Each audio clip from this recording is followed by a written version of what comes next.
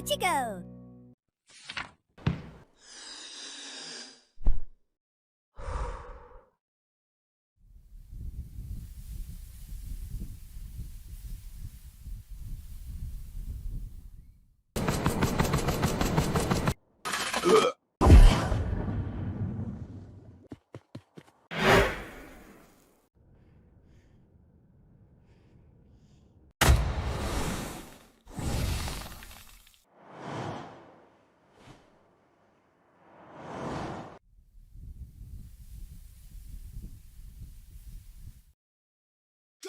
Drop. Earn.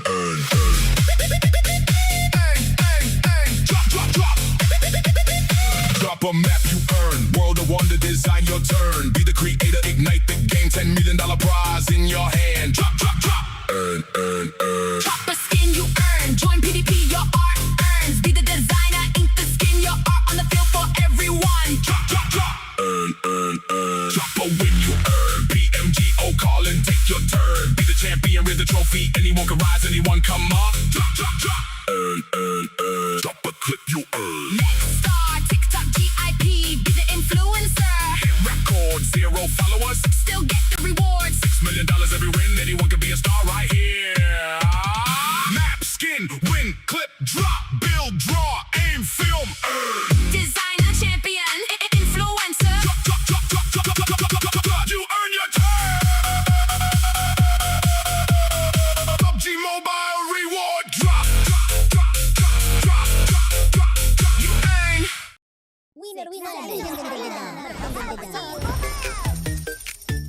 Steal a Brain Rot gameplay. Collaboration with PUBG Mobile. 6, 7,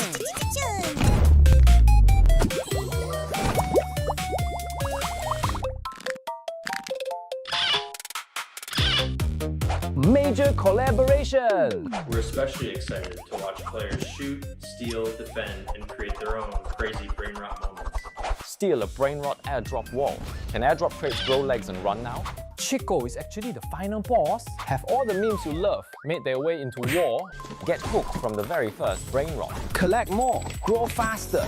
Every respawn is an absolute blast. Return after respawning. I'm still the ultimate Brain Rot collector. Strongest weapons, super Brain Rots. Luxury base, I want them all. Be careful, the greatest danger may come from a friend. Protect your base. There are also special surprise egg stages. Fortune favors the bold. Pull the super rare Brain Rot in one go, or get sent flying by a boss. It's all up to your skills. For this official collaboration, aside from the team at Do Big Studios, we've also invited many experts to discuss game design together. More gameplay ideas for the future.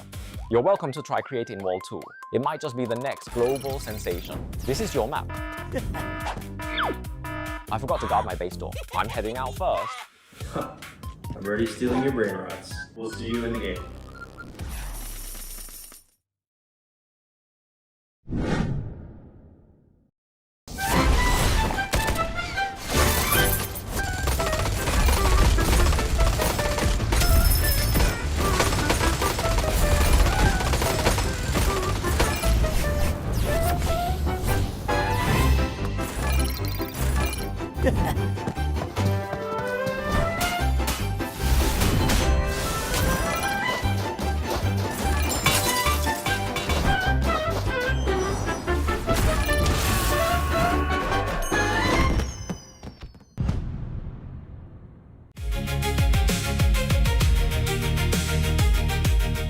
Last year, on the 2025 PMWC stage, Yangon Galacticos made history, Myanmar's first ever world champions. To honor that journey and carry it to every player in the world, the PUBG Mobile team and PDP creators worked with YG to build an exclusive in-game outfit, a piece of Myanmar inside the game. This outfit draws its soul from traditional Myanmar attire. The lines of the tight pawn jacket, the gold thread running through the long yi, the flame motifs rising from the hem. ဒီရောင်ဒီအစင်ကိုထိလိုက်ပြီဆိုတာနဲ့ဒီမြန်မာပြည်ကိုတန်းပြီးတော့ခံစားရပြီ။ဒီဝတ်ဆောင်ကကျွန်တော်တို့အတွက်ဒီရိုးရိုးအင်္ဂလိပ်စကင်တစ်ခုတည်းနဲ့မဟုတ်ဘဲနဲ့ကျွန်တော်တို့ဘယ်ရလာလဲဆိုတော့ပါကိုစားပြုပေးတယ်။ပြီးတော့မနှစ်က PMWC ချန်ပီယံဖြစ်ခဲ့တော့အချိန်လေးကိုပါကျွန်တော်တို့ပြန်ပြီးတော့သတိရစေတယ်။ But winning the World Championship does not make every match that follows easier. Yet Yangon Galacticos kept showing up anyway, because Myanmar's first world champions do not put the crown down. ဒီနေ့ကတော့ကျွန်တော်တို့လွယ်တော့မလွယ်ဘူးခဲ့ဘူးဒါပေမဲ့ကျွန်တော် survey 5ဖို့အတွက်အခွင့်အရေးရှိရဆိုတာကျွန်တော်ယုံတယ်ကျွန်တော်ဘယ်တော့မှလည်းအရှုံးပေးသွားမှာမဟုတ်ပါဘူးကျွန်တော်ဆက်ရှိနေအောင်ပါ For YG, being champions was never only about the day they raised that trophy. It also belongs to the days after. They were the first to raise it. They are going back to defend it. မြန်မာယဉ်ကျေးမှုကိုအခုလိုမျိုး game နဲ့တည်ယူဆောင်လာပေးရဲ့ပတ်ချင်မှုပိုင်းတင်ကိုအရင်ပဲကျေးဇူးတင်ပါတယ်ဒါမဲ့ Paris က PMCL တန်ပွဲမှာလည်းကျွန်တော်တို့ဒီဝတ်ဆောင်ဝတ်ပြီးတော့အကောင်းဆုံးရှင်းပြသွားမှာပါ Fight till you make it.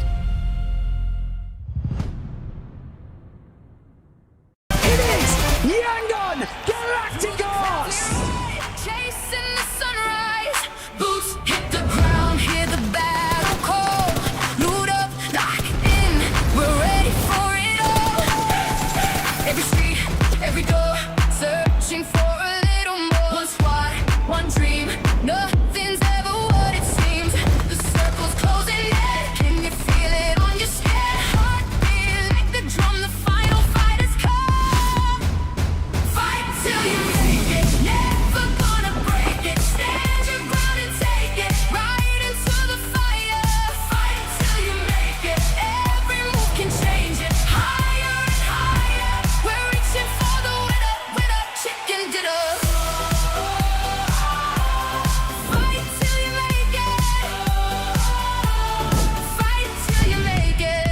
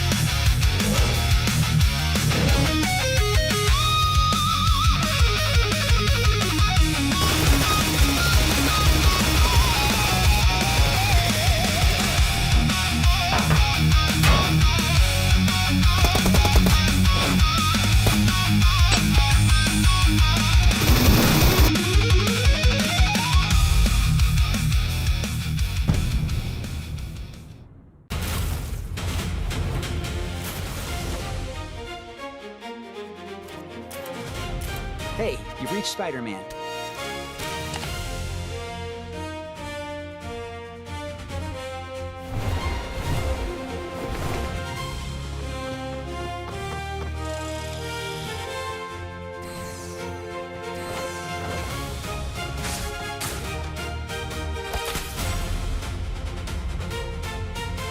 If you're short on supplies during this final phase, our rescue service to the rescue. It's okay, you're safe. How about we take the stairs next time, okay?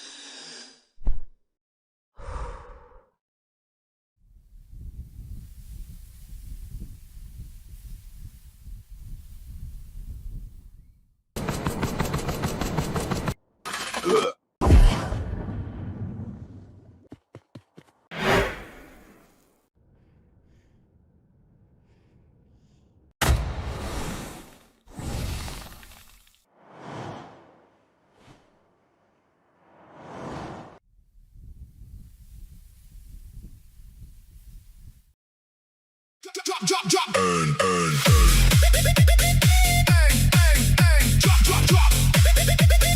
Drop a map you earn. World of Wonder, design your turn. Be the creator, ignite the game. $10 million prize in your hand. Drop, drop, drop. Earn, earn, earn. Drop a skin you earn. Join PvP, your art earns. Be the designer, ink the skin, your art on the field for everyone. Drop, drop, drop. Earn, earn, earn. Drop a win you earn. PMGO calling, take your turn. Be the champion with the trophy. Anyone can rise, anyone come up. Drop, drop, drop. Earn, earn, earn. Drop a clip you earn. Next star, TikTok GIP.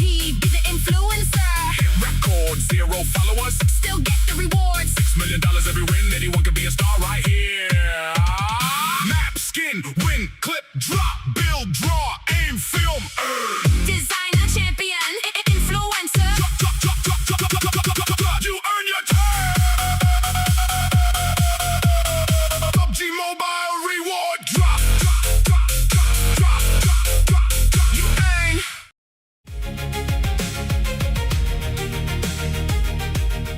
Last year, on the 2025 PMWC stage, Yangon Galacticos made history, Myanmar's first ever world champions. To honor that journey and carry it to every player in the world, the PUBG mobile team and PDP creators worked with YG to build an exclusive in-game outfit, a piece of Myanmar inside the game. This outfit draws its soul from traditional Myanmar attire. The lines of the tight pawn jacket, the gold thread running through the long yi, the flame motifs rising from the hem. ဒီရောင်ဒီအစင်ကိုထိလိုက်ပြီဆိုတာနဲ့ဒီမြန်မာပြည်ကိုတန်းပြီးတော့ခံစားရပြီဒီဝတ်ဆောင်ကကျွန်တော်တို့အတွက်ဒီရိုးရိုးအင်္ဂလိပ်စကင်တခုတည်းနဲ့မဟုတ်ဘဲနဲ့ကျွန်တော်တို့ဘယ်ရလာလဲဆိုတော့ပါကိုစားပြုပေးတယ်ပြီးတော့မနှစ်က PMWC ချန်ပီယံဖြစ်ခဲ့တော့အချိန်လေးကိုပါကျွန်တော်တို့ပြန်ပြီးတော့သတိရစေတယ် But winning the World Championship does not make every match that follows easier. Yet Yangon Galacticos kept showing up anyway, because Myanmar's first world champions do not put the crown down. ဒီနှစ်ကတော့ကျွန်တော်တို့အတွက်လွယ်တော့မလွယ်ဘူးခဲ့ဘူးဒါပေမဲ့ကျွန်တော်တို့ Survey 5ဖို့အတွက်အခွင့်အရေးရှိရဆိုတာကျွန်တော်တို့ယုံတယ်ကျွန်တော်ဘယ်တော့မှလည်းအရှုံးပေးသွားမှာမဟုတ်ပါဘူးကျွန်တော်ဆက်ရှိနေအောင်ပါ For YG, being champions was never only about the day they raised that trophy. It also belongs to the days after. They were the first to raise it. They are going back to defend it. မြန်မာယဉ်ကျေးမှုကိုအခုလိုမျိုး gain နဲ့ထိယူဆောင်လာပေးရဲ့ PUBG Mobile တင်ကိုအရင်ပဲကျေးဇူးတင်ပါတယ်ဒါမဲ့ Paris က PMWC တန်ပွဲမှာလည်းကျွန်တော်တို့ဒီဝတ်ဆောင်ဝတ်ပြီးတော့အကောင်းဆုံးရှင်းပြသွားမှာပါ Fight till you make it. It is Yangon Galacticos! Chasing the sunrise. Boots hit the ground, hear the battle call. Loot up, lock in, we're ready for it all. Every street, every door, searching for a little more. One squad, one dream, nothing's ever what it seems. The circle's closing in, can you feel it on your skin? Heartbeat like the drum, the final fight has come. Fight till you make it.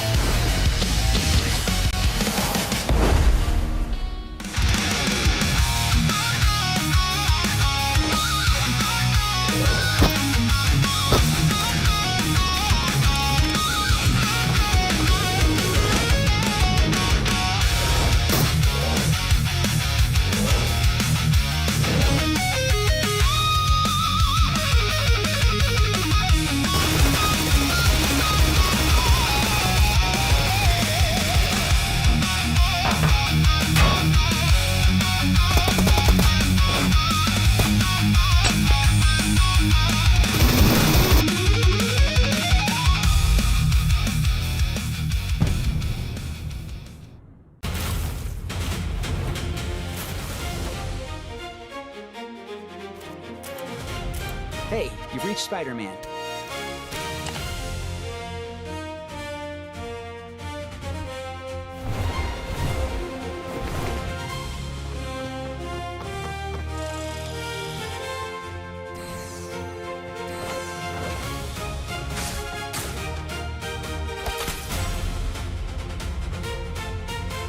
If you're short on supplies during this final phase,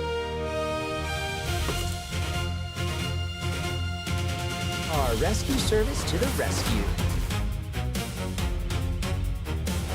It's okay, you're safe. How about we take the stairs next time, okay?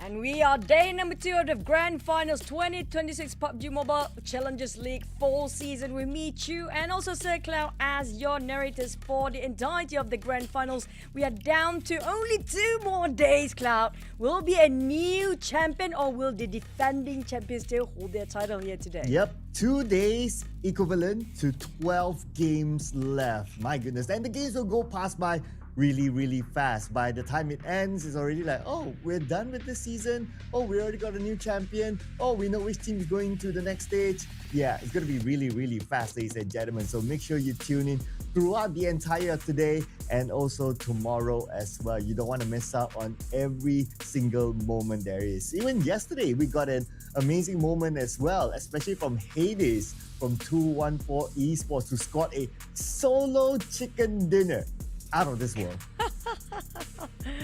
That was just amazing. Cinderella story that we barely can actually see in all the past season is a rare case, by the way. But I have to give his perseverance, his patience, that actually gives so much value for the team. And after that, he scored himself a back-to-back chicken dinner as well. So you cannot say it's a fluke.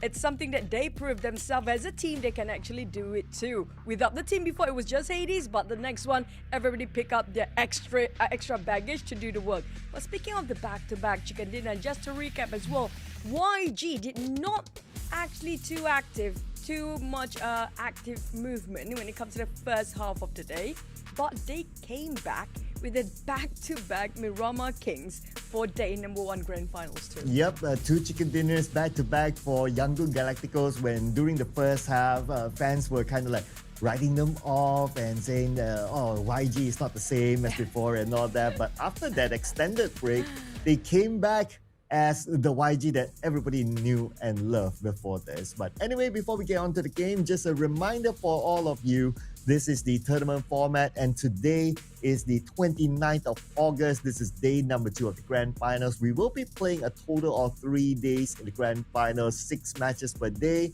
and it's going to be up to tomorrow.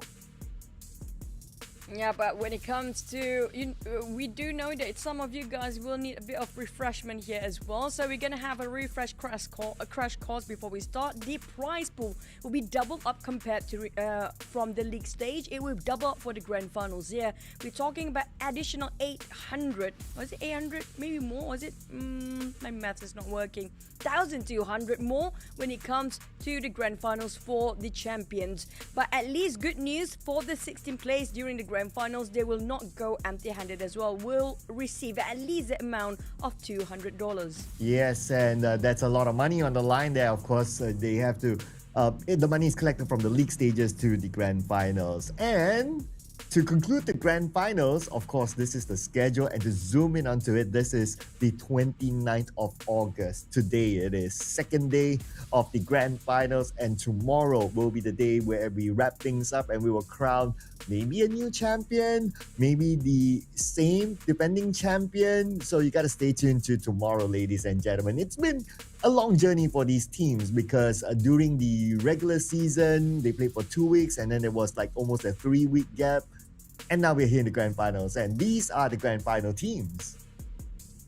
Yep, speaking of the top 16, and the one that you do not see during the league stage, they do not make it. This is going to be our top 16 right now, but we talked about this yesterday, and the teams that need to have really a grind, it's going to be Vanix, one of the teams that's struggling as well, including ABC. Now, Elevate, they're starting off as the bottom teams before, but they just give such a good run second half day yesterday as well. But we do see a lot of improvement and growth when it comes to the teams. Now, we can compare based on the head start points or the bonus point. Now, the one that having the least amount of a head start point is going to be 214 Pro, who happen to be only with 8 points as a start. But they are able to catch up right now. They are number 2 and they are 33 points behind Yangon Galacticos. They even overtaken Hive International, who at some point yesterday they held that number 1 spot, but they kind of dropped the ball towards the end, and now they are at number 3. In fact, they are sharing the same amount of points as NGGZ, so potentially they could be pushed down further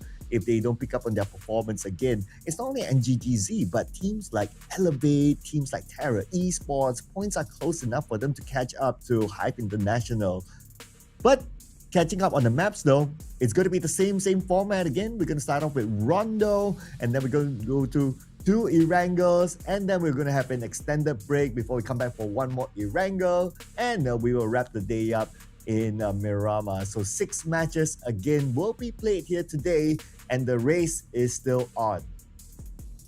Yeah, to recap what happened in yesterday's Rondo, it wasn't the best that we've seen during the league stage. We do know when it comes to the record-breaking number, 21 I think, or maybe 24 was the most out of all the league stage of Rondo maps. But yesterday, a lot of team scores in the teens. Now, we don't see the best of YG when it comes to Rondo. They are the one that breaking the banks when it comes to the numbers and eliminations. So I'm going to put up YG again. I feel like they definitely already warmed up second half day yesterday. And Hive, definitely bruised ego yesterday. I feel like they have something to prove when it comes to day number 2. Yeah, and you do like good fellas as well. I mean, they came close to scoring the chicken dinner in one of the Irango matches, right? So they definitely have something inside of them.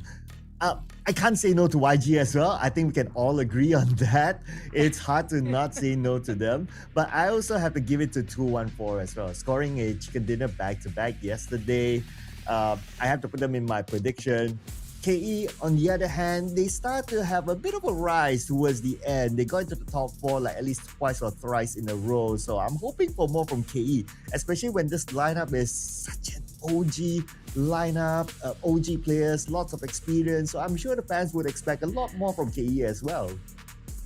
And the moment when the cards is overpraised, it's going to be a problematic start problem for the team. But it's not going to be a problem for you guys because there's more mode in the game itself. Don't forget to try out the Brain Rot Challenge, where we do have the $20,000 prize pool in the bank there for you guys. Make sure you guys try it out. But also, it's only available until the 21st of August. I think for the prize, it's already done, but you guys still can play the mode. And I do know a lot of content creators are trying to break the world record as well. Do tell us if you are one of the highest world record holder, and do tag us if you are playing this mode too. And when you create any content, don't forget to hashtag steal a brain rot as well.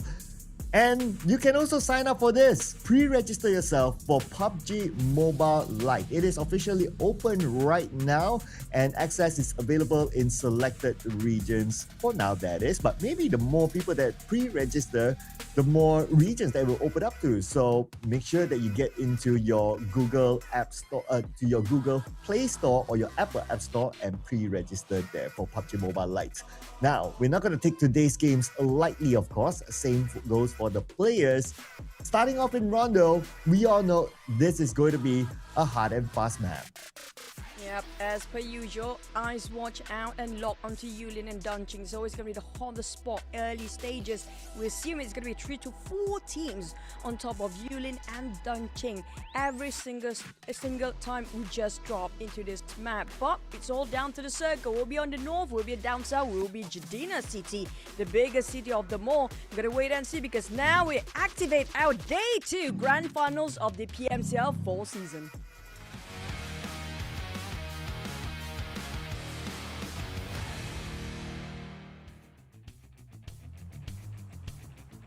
Day number 2, game number 1, and we are back in Rondo again. Overall, this is the second Rondo that is played inside the Grand Final, so whatever data that the teams had, they can only depend on that one Rondo yesterday, where we saw a lot of fights happening in Yulin. Not much happened inside of New York's factory, and there was a double flight path yesterday, but today, good to see a singular flight path. Maybe teams might go back to New York's factory.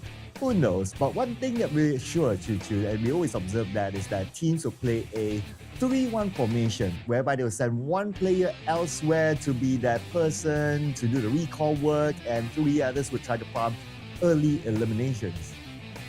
That's kind of true. It's a must at this point for the players to play a 3-1 formation, minimum a 3-1 formation. I would like to suggest a 2-2 formation is not too bad either, because there's always trouble for the reviver for the team, the one that's doing the recall.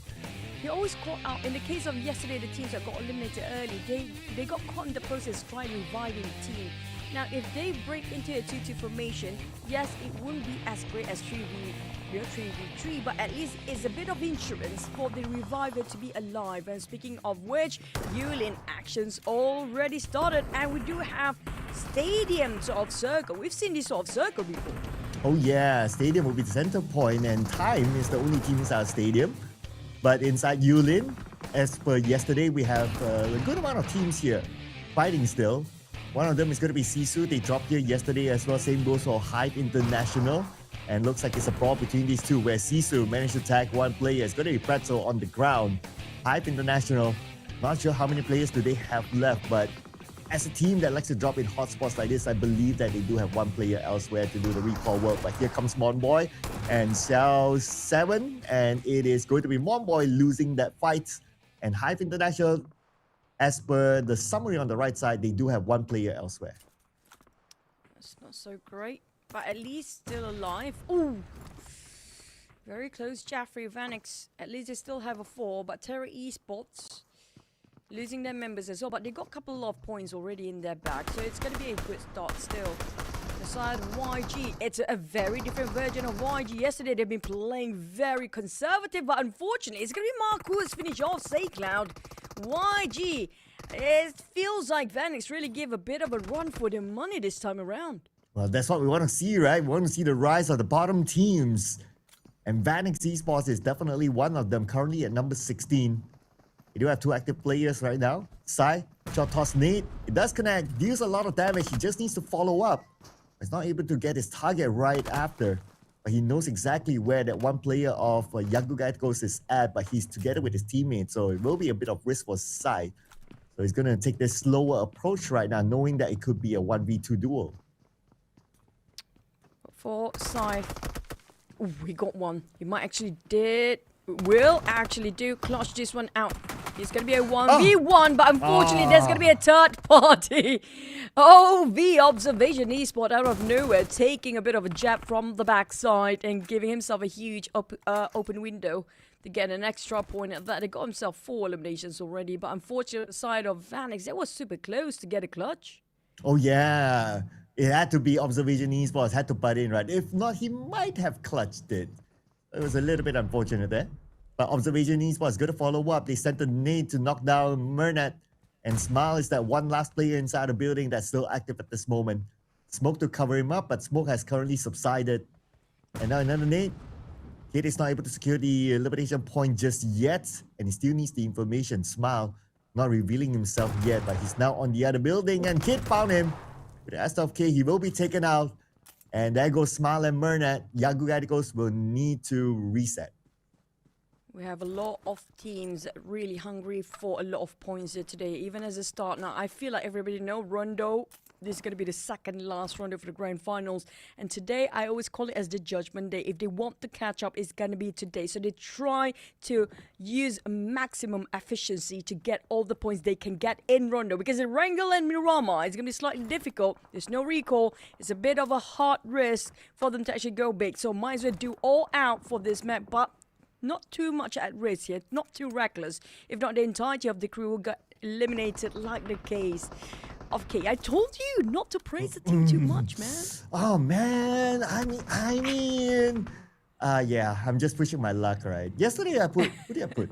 I think, who did I put as my third pick was it yesterday? Yeah, I need to remember that. But yeah, I mean, I try, KE, I try.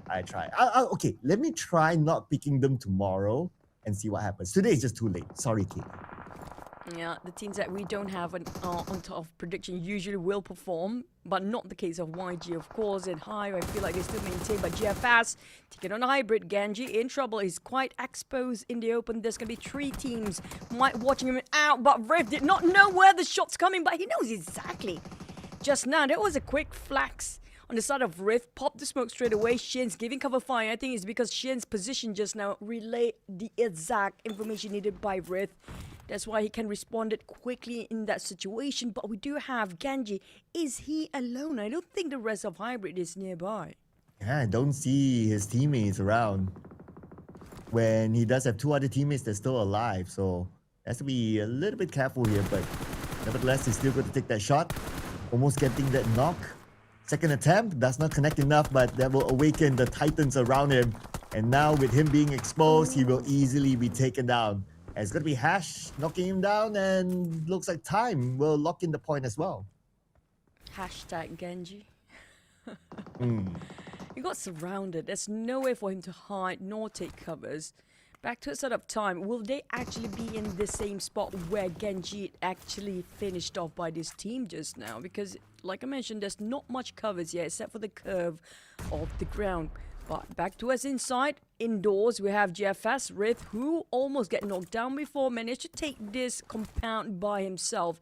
Now, they have to deal with Time if they want to dominate over this area right now. But Shin straight away taking some actions on the go with an AUG sprayed over another Time player. DOS straight away hop onto that vehicle. I think there's going to be a 2v3 moment for the side of GFS. Make it 1v3, but there's OV there. Here there's time as well wanting to collect their elimination points out of GFS. And Goodfellas, one player still down, and there goes Kid. We're locking that elimination point. Dale on the other side. You do see the players of Observation Esports, but Observation Esports with a high ground advantage. Looks like they'll be able to take out the final player of Goodfellas, and that's going to be another point for them. Already 8 elimination points for Observation Esports. Ooh, not breaking any sweat, doing things very swift. Quick work done by Rax and the gang. It's always going to be Rax going for the entry trigger and the main damage dealer, but unfortunately Hash again taking out all the star players of each respective team, and Hash not pausing at all. Keeping the pressure on the side of Observation Esport. He's the pivotal play for the team right now. I don't see Damon anywhere nearby. Where is Time Friends? Oh, they're gone? Is that it? I think they still have one more player. I think that one last player, Damon, is actually go for that recall tower. Yeah, hopefully he can still make it. Okay, there it is in Stadium. And this is the perfect spot because at least for Stage 1, Stadium is somewhere in the middle of the circle. And Stadium is still in the circle.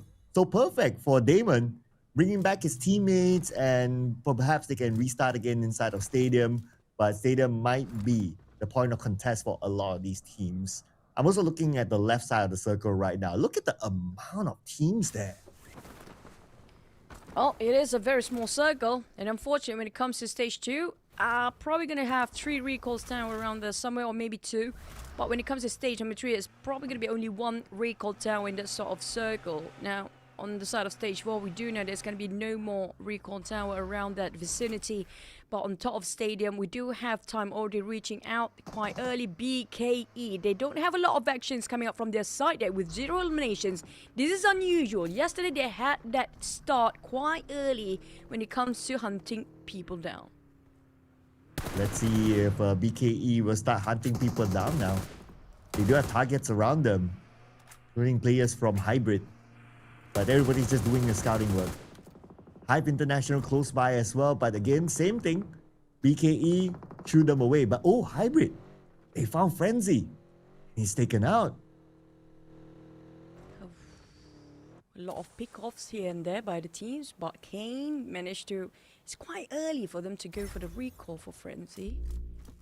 But maybe due to, you know, EMP zone here, so there's chances the team try to avoid, so they know they are alone. But speaking of not so alone, 214 Pro have to fight against the entire crew of MSI. They try to split apart with One-Say, try to open up the angles, try to beat the flank, but being caught off guard just now. You can be sneaky, not so much for One-Say. Here comes Nate Flame, what feels like a perfect trajectory.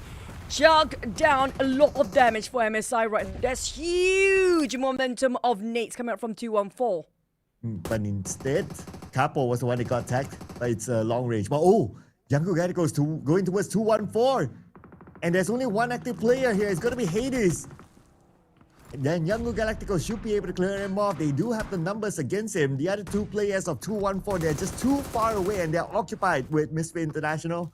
But Hades, he still fights back. He gets Smile.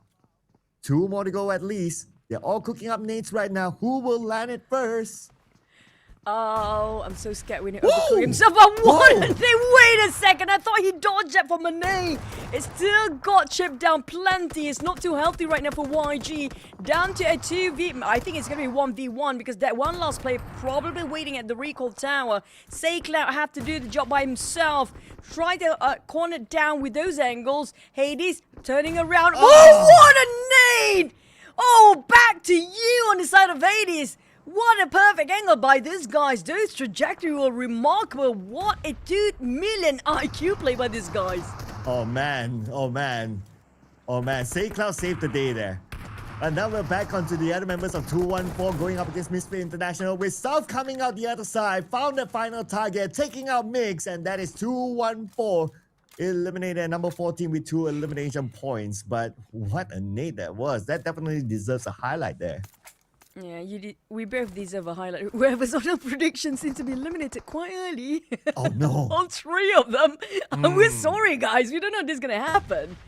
But the one that's coming in super late is going to be Sisu, but the actions is not done yet when it comes in the center of the circle. And GTZ Red versus Hybrid is going to be a 3v2 situation right now.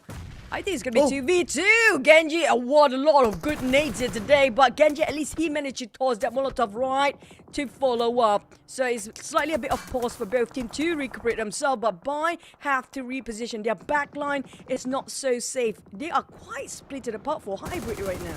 Oh, Bai is saying bye to his opponent. Yeah, don't want to extend that fight, especially with the fact that they're on the outside the circle. But long range knock onto Miner. Beautifully executed by Yu. And Yu will secure the elimination point onto Kane. Now looks like BKE, Frenzy is trying to get away. And so far so good. But unfortunately, he will need to leave his teammates behind, but he'll be able to survive for the team. Couple of teams inside of the blue zone after the recall try to play it safe, so they recall slightly further than the rest. But Terra Esport, Elevate, Genji in trouble again after being recalled. Elevate, on the other hand, have to meet the Terra Esports players. Vanix back to it. I see a different version of Vanix here today. Very proactive compared to yesterday. Yeah, I do like it as well. I mean, right now they have 3 eliminations still with the full team, so Vanix is looking good. They probably looked at the overall charts and tell themselves that they don't want to end, whatever it is, they don't want to end up at number 16, the dreaded number 16 that nobody wants to be at. So it's great that they're pushing themselves up here. And though ABC is still in the game, but the other good news for them is that Goodfellas, they have been eliminated. With the current points that they have collected, there is a chance that they can get out the number 16 after this round. Yeah, I mean, everybody try to push each other out. Like, we don't, it's fine if we don't get the championship, but we don't want to be last. On the side of YG, a different spectrum. At the other end of the spectrum is totally a different tier right now. There's nobody else to reach out to YG when it comes to competing for their scores. 2-on-4 Pro already got eliminated quickly just now. And inside of YG, they have all men well and alive, looking super healthy and with healthy amount of eliminations. But the one that might be catching them up is going to be Observation Esports. Look how they're just actively running and hunting every single team that they can spot on. Yeah, I know, right? They are already at 11 elimination points, and with a full team, they can still bring in more eliminations. Now, with this current shift for the circle, another opportunity is presented to Observation Esports. With the fact that ABC is in front of them, maybe this could be another fight. And if they do, they win, that's going to be another 4 points for Observation Esports, bringing them to 15, and looks like they will start the fight now. Observation Esports managed to get that one small compound for now. That's going to be retreating back for ABC. Oh, ABC, always be cheerful. I hope they are still cheerful right now. But they need the points, like it or not. Every point will be treated like a diamond at this stage. When it comes to day number 2, it's going to be the make it or break it time for these guys. But for ABC, at least they are stocked up with their resources, so not to worry about them extending their fights here and there. But the ones coming out from the northern side, the last I spotted out, it's going to be Time Esport. That's a high value compound around the stadium they actually have. And the last recall tower that's still in stage number 4. Usually stage 4, hardly you're going to have any recall towers, so they will try to secure that one out. But speaking of the teams not inside of the circle, well, Sisu Dragon, where would they go? Everywhere is occupied. Yeah, they just like, okay, let's close our eyes, close our ears, and just rush into the circle, because that's going to be their priority right now. But the moment they landed into the circle, they bump into Young Galacticos, they will lose Ho Xuan to them. That's going to be 1 player out and 1 more point for Young Galacticos. Now Hongs is also on the ground as well. And look at this. Young Galacticos actually is really far away, but still they're able to tag Sisu. So it's just more of the positioning of Sisu is really not safe now. Yeah, it's quite a flat land there. They need to cross over that lake. It's be slightly safer and have a couple of rocks to take covers. But on the side of YG, it's a clear view for whoever's trying to get into the circle from the playing fields back towards those indoors. The one that around the compound area on the northern side feels like a bit of a struggle. OV, they had a great run. Unfortunately, I have to back out, but at least good news for them. They've got themselves the most out of this board right now in this lobby with 12 eliminations, but unfortunately did not get themselves those position points. Yeah, 12 is still pretty sweet for Observation Esports, right? So I guess they wouldn't be complaining about the point haul in this round. Though they're still in the middle pack, but who knows, right? You collect those points, it is a marathon, not a sprint, and something may come up at the end of the day, or at the end of tomorrow, for a matter of fact. Well, now we'll be focusing on to the other teams, it seems, and on screen is going to be one of the highlight teams here. Hive International, currently with only 2 elimination points. They do have Elevate in front of them, and since Hive is playing on the inner side, it is Elevate's call to decide on whether they want to come towards Hive or not. Come on, Hive. I've been waiting for them warming up since yesterday. We don't see the best of them yet.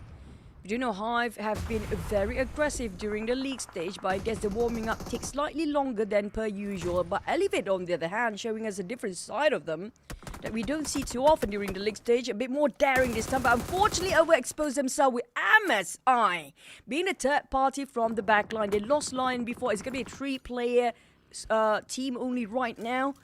But in the meantime, them picking a fight over Elevate, where both of them not inside of a circle, might be slightly dangerous because right now they are known. Plus, they might get gatekept by Hive, who's waiting it from the inside of the circle and just wait things out. Whoever's trying to come up from the northern side. But South, on the other hand, this time, slightly vacant than per usual. Yeah, a lot of teams focusing on the north, right? And I do like Hive's position as well. Can potentially collect elimination points from there. But Terra Esports now getting into the fray, and they secured another elimination point. But one of the players, unknown, just got eliminated. So teams just trading off each other right now. And time approaching. Hive International. Look at this. Hive even sent out range just to scout so that they kind of know whether it's still going to be worthwhile for them to stay at their current position or not. And I'm sure after getting that information, they will still hold that position because potential points might come at them. I think Range probably not just giving a lot of information. He's probably waiting for any desperate players trying to run away from the blue zone. Right now, 3 teams have to pinch their way into the circle. So there's no other choice. They don't have time to rotate the other way around towards the southern side anymore. I don't think their vehicles are that healthy as well. So like it or not, for the teams like Elevate, Time, including Terra Esports, they have to force the fight against Hive, but it's all about timing. If all 3 teams happen to be moving in at the same time, now Hive will have to face 3 teams at the same time. There's a huge hurdle for Hive to hold their line there. But Time managed to squeeze him somehow, I think because Hive are a bit over-occupied against Terra Esports right now. And Time, and they might as well try to jet whoever they can see from the sidelines here. And now just waiting for Terra Esports to move forward. Or maybe they want to rotate somewhere else. Well, we'll see. But very likely that they will just go straight onto Hive, looking at the current situation and the current timing. We'll check on them later because right now we're going to have Elevate here against Misfit International. Long range by Misfit International, in fact. And through the long range, Misfit International and Sisu both combine powers to take out Elevate. Elevate, unfortunately, they did not calculate the ones coming up from behind, but I don't think MM can actually try to camouflage himself. Nice try, but you're being found out by MSIV and the gang. And GGZ will be bowing out at 10th place now, where the points start gaining by these teams for the positions, yeah. Time, Terra Esports, Master Ichi on the ground. The Axe Burmese Go players now have to face the entire crew of Hive with only 2 players remaining. And Time tried to take advantage from the sidelines as well. Very sneaky Damon.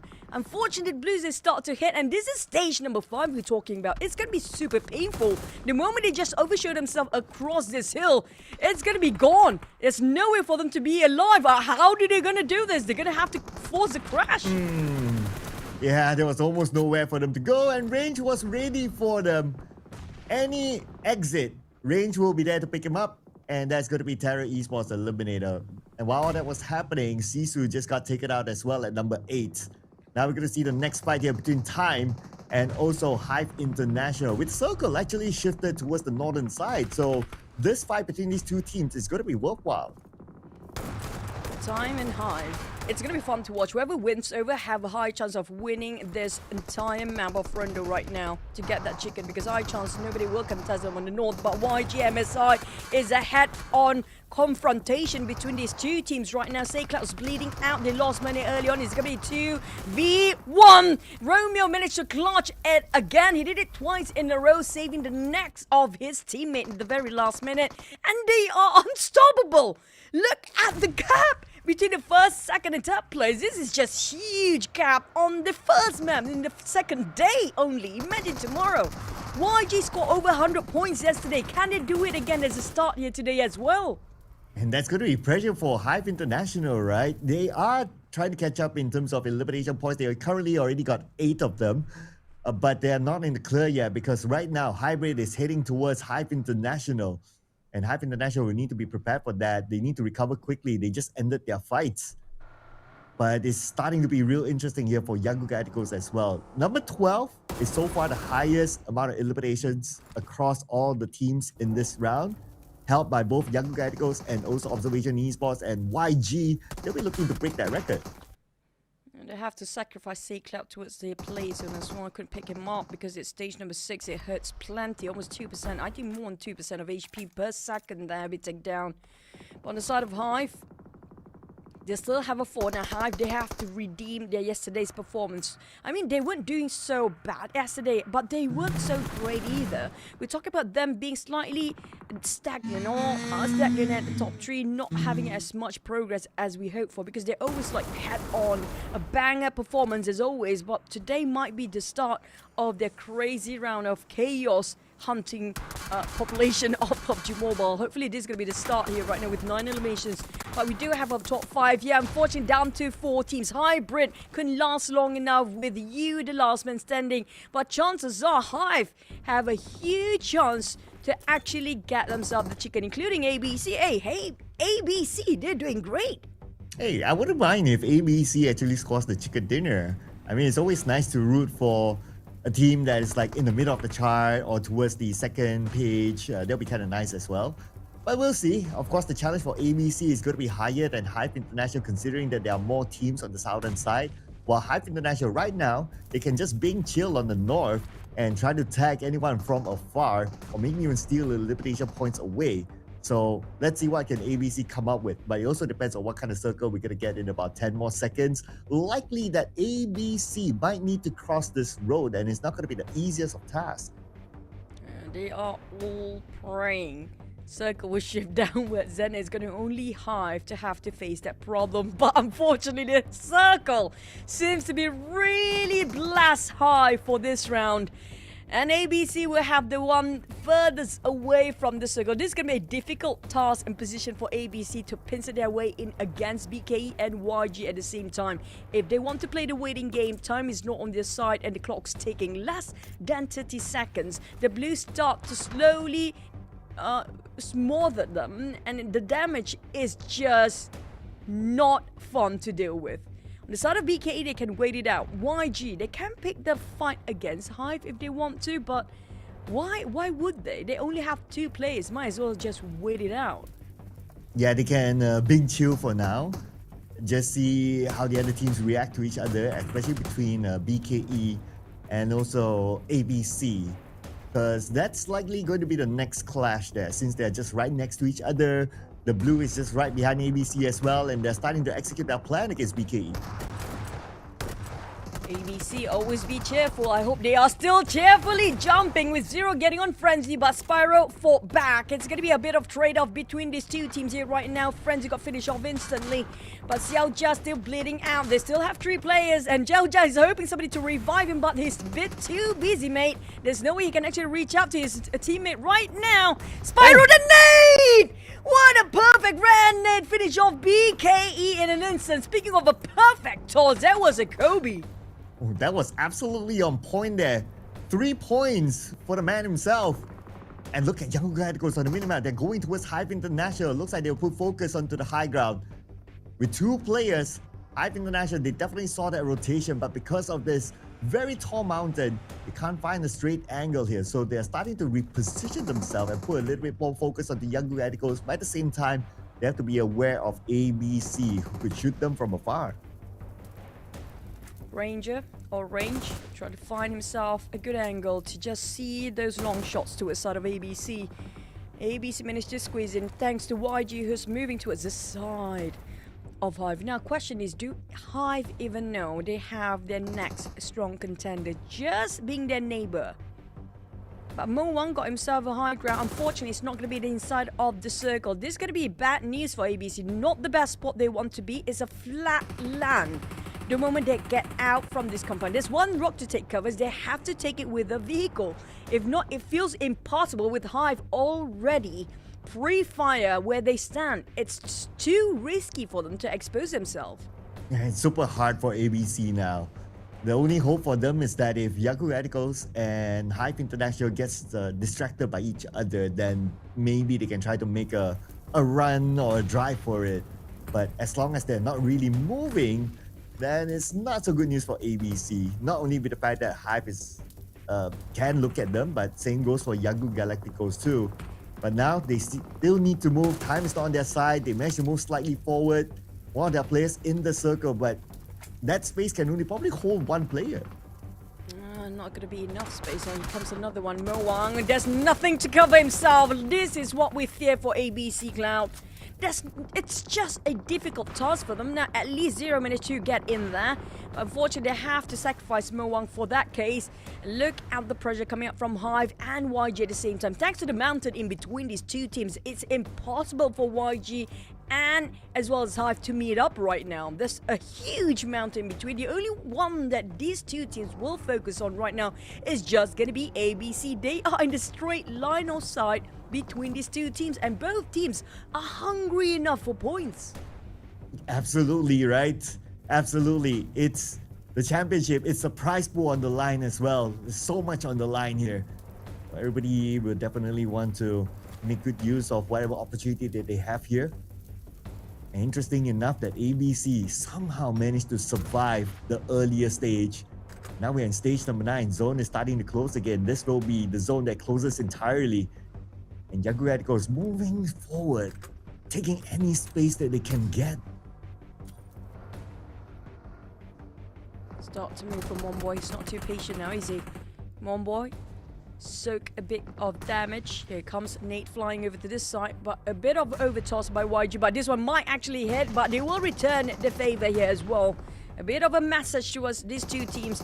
Now they're a bit busy themselves. ABC can actually try to push forward. The Blues have stopped to hit. YG Romeo is on the ground, leaving YG to go down first. ABC, a 2v4 Hive. This is it. This is the start of them starting off their engines and getting it strong with a chicken dinner as a start of day number 2 of our grand finals. And the restart worked for Hive International. Nothing could stop them from that kind of situation. I mean, you have 4 players, you're on the clear, you have a little bit of elevation, your opponents are nearer to the blue, they have lesser space to play with, they're out in the open. Hive International took their advantage and they took it clean. And at the same time, while collecting those elimination points, they did not lose a single player. So they didn't give away any points to any other team, which is crucial for Hive International. So welcome back, Hive International, with this chicken dinner. And I do want to tell out their scores and eliminations because we've got plenty of teams that score themselves a double digit, including OV, who got eliminated slightly early. YG, I think they scored themselves a double digit as well. But when it comes to Hive, they scored it big with our curtain opening match here at 14 eliminations. Now that's plenty of double digit, well, thanks to Rondo. But how much this will push them in the overall rankings? Yeah, we need to see that one, right? Because 2-1-4, they only got like 2 elimination points this round and no placement points. So there is a chance that Hive might move up to 2nd place. While Young Radicals, obviously, they got a good amount of eliminations and a 2nd place finish in this round. So their points are pretty okay. Let's check out the highlights before we get on to the points.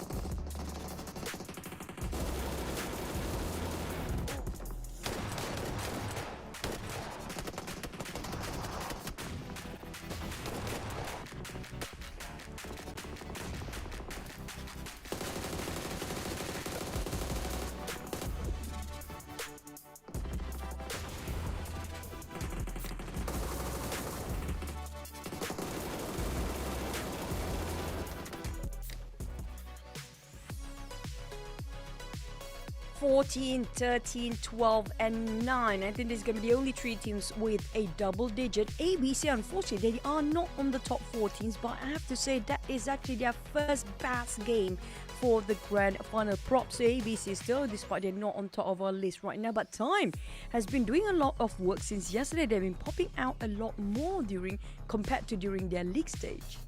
Yeah, and who knows, Time could be one of those surprise teams, so we gotta keep an eye on this team as well. But I do agree, I thought that ABC would have made it into the top 4 teams here, but perhaps their elimination points aren't that much. So we'll get a confirmation on that in a little bit more. But before we go on to the match numbers, here's our MVP, Monboy again, with 6 eliminations, 464 damage, 4 knockouts, and a maximum survival time of 28 minutes and 1 second. Monboy, 2 match MVP so far. This dude, so consistent for the team. Yeah, I think he is eyeing for the daily MVP here today, because we want to see when it comes to the tournament MVP by end of our grand finals. I bet he is one of the top contenders up there. If you have your top 5, I mean, okay, we're going to put it at top 3. YG probably going to have, 1, 2 players up there, but when it comes to Hive, definitely Mombo will be on top of it. Who will be your top 3, by the way? I'll probably put... I want to put Hades somewhere. I want to put Hades somewhere as well. I think he kind of warrants it. Even in this round, yeah, he almost put up a clutch, but Observation Esports had to butt in that sort of situation. If not, it might have been Hades' moment. But here's the answer to ABC, right? So they only scored 10 points this round, so they're only 1 point shy to equal the amount of saved points with Time. But yeah, kudos to Time though. 9 eliminations brought them to 11 points, and they're part of the top 4. And no team went out with 0 points this time. Now, what's important is going to be the overall rankings, and welcome back Hive to number 2. That's going to be a 35 points different. There's still a huge gap due to how YG managed to get himself quite plenty of eliminations in the last map as well, just maintaining the safe distance between them and number 2. But Hive, I agree, welcome back, but they are aiming that championship here. And by the way, guys, to remind you, the top 3 will get the slot to the PMGO SEA for the next level or next stage. But on the side of across the board, at least the gap starting from the 2nd place down to possibly, I think, the 11th place is still, catch-upable for these guys. But what is catch-upable for all you out there is the $20,000 prize pool here. And this is the current event featuring the PUBG Mobile Next Star program, still a brain rot challenge, ladies and gentlemen. So this is the opportunity for you to gain a part of this exclusive prize pool as well. And if you want to know more, and if you want to join, you can scan the QR code that is currently on this page as well to find out more information and to see how you can be part of this new content that can bring you part of $20,000 prize pool. Now, next up, if you guys do have issues before because your phone is a bit potato or your device having not enough space, whatever, for you to download PUBG Mobile, now we have PUBG Mobile Lite. The pre-registration is now live, and mind you, this is not going to be the final version. So the closed beta is already open for certain regions, selected regions, for the pre-registration. Make sure you guys check if your region will be available or not, because it's a huge improvement. Yeah, the full version of PUBG Mobile is great, but if you have not so much of a memory, it's going to be the best time for you to download the PUBG Mobile Lite. But before we get into our series OG classics of the ranked maps, I'm going to take a bit of a breather. See you guys after this.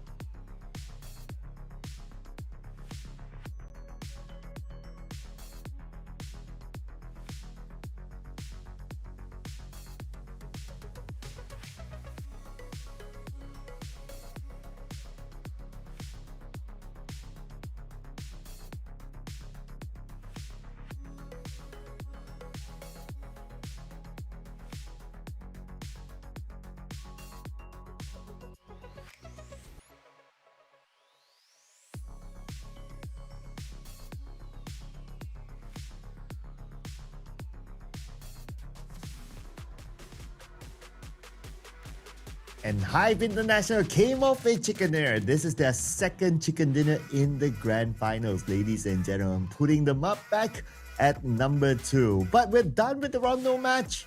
Now we're going to go through the OG match. The Erangel map is coming up next, ladies and gentlemen. And last we checked, inside of Erangel, there weren't really that many early encounters, maybe just a small one in one of the Erangel matches. So maybe this Erangel match might be a nice start to all the teams.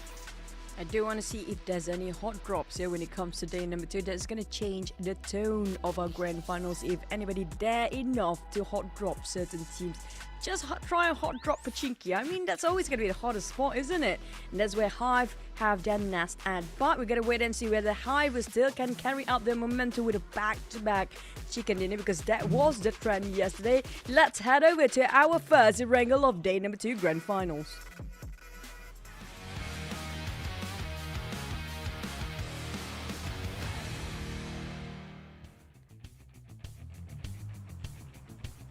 And here it is, whether there will be a team dropping inside of Pachinki and try to challenge Hive International or not.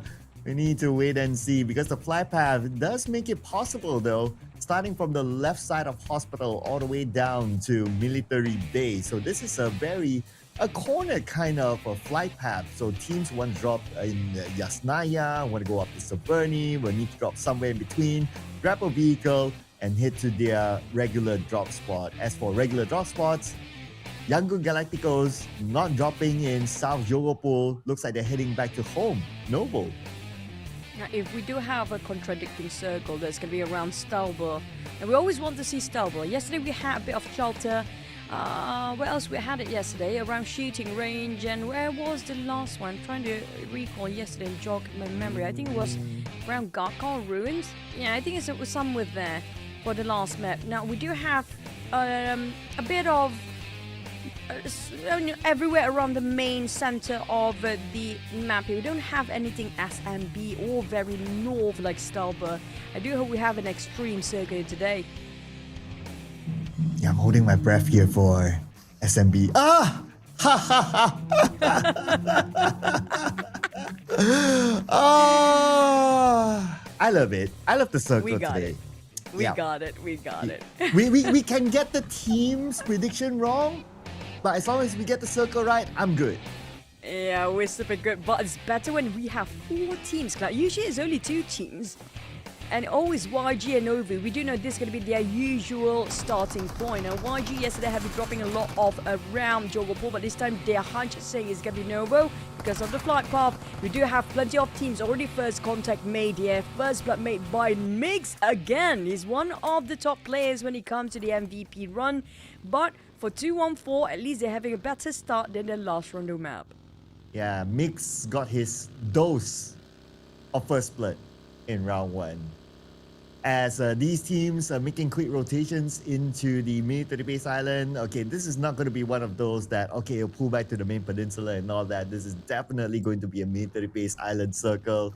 So teams just rush in. I got a kudos to the extra 2 teams who dropped directly into military base. But I was kind of thinking of like, because they drop inside military base, so then the amount of resources inside military base will be rather scarce, especially for those teams who follow up later, even if they think that, oh, we made a quick rotation, there should still be enough for us. But by the time they arrive, it's like, oh, it's looted because there's already 4 teams that drop directly. It's not going to be fun. They say sharing is caring, but I don't think the player care enough to share their loot at this point. That's kind of true. To divide into 4 teams, it might even 6, because we only have 2 teams rushing towards the left side of the bridge just now, including 2-1-4 coming in. It's not going to be a pretty start for the bottom teams at around the SMB area as well. And YG gatekeeping this one. Manet, despite only got himself a micro Uzi, he got himself an extra stash to level up his gears as well. There's going to be a huge bonus for YG. Now, we talked about how they have to share.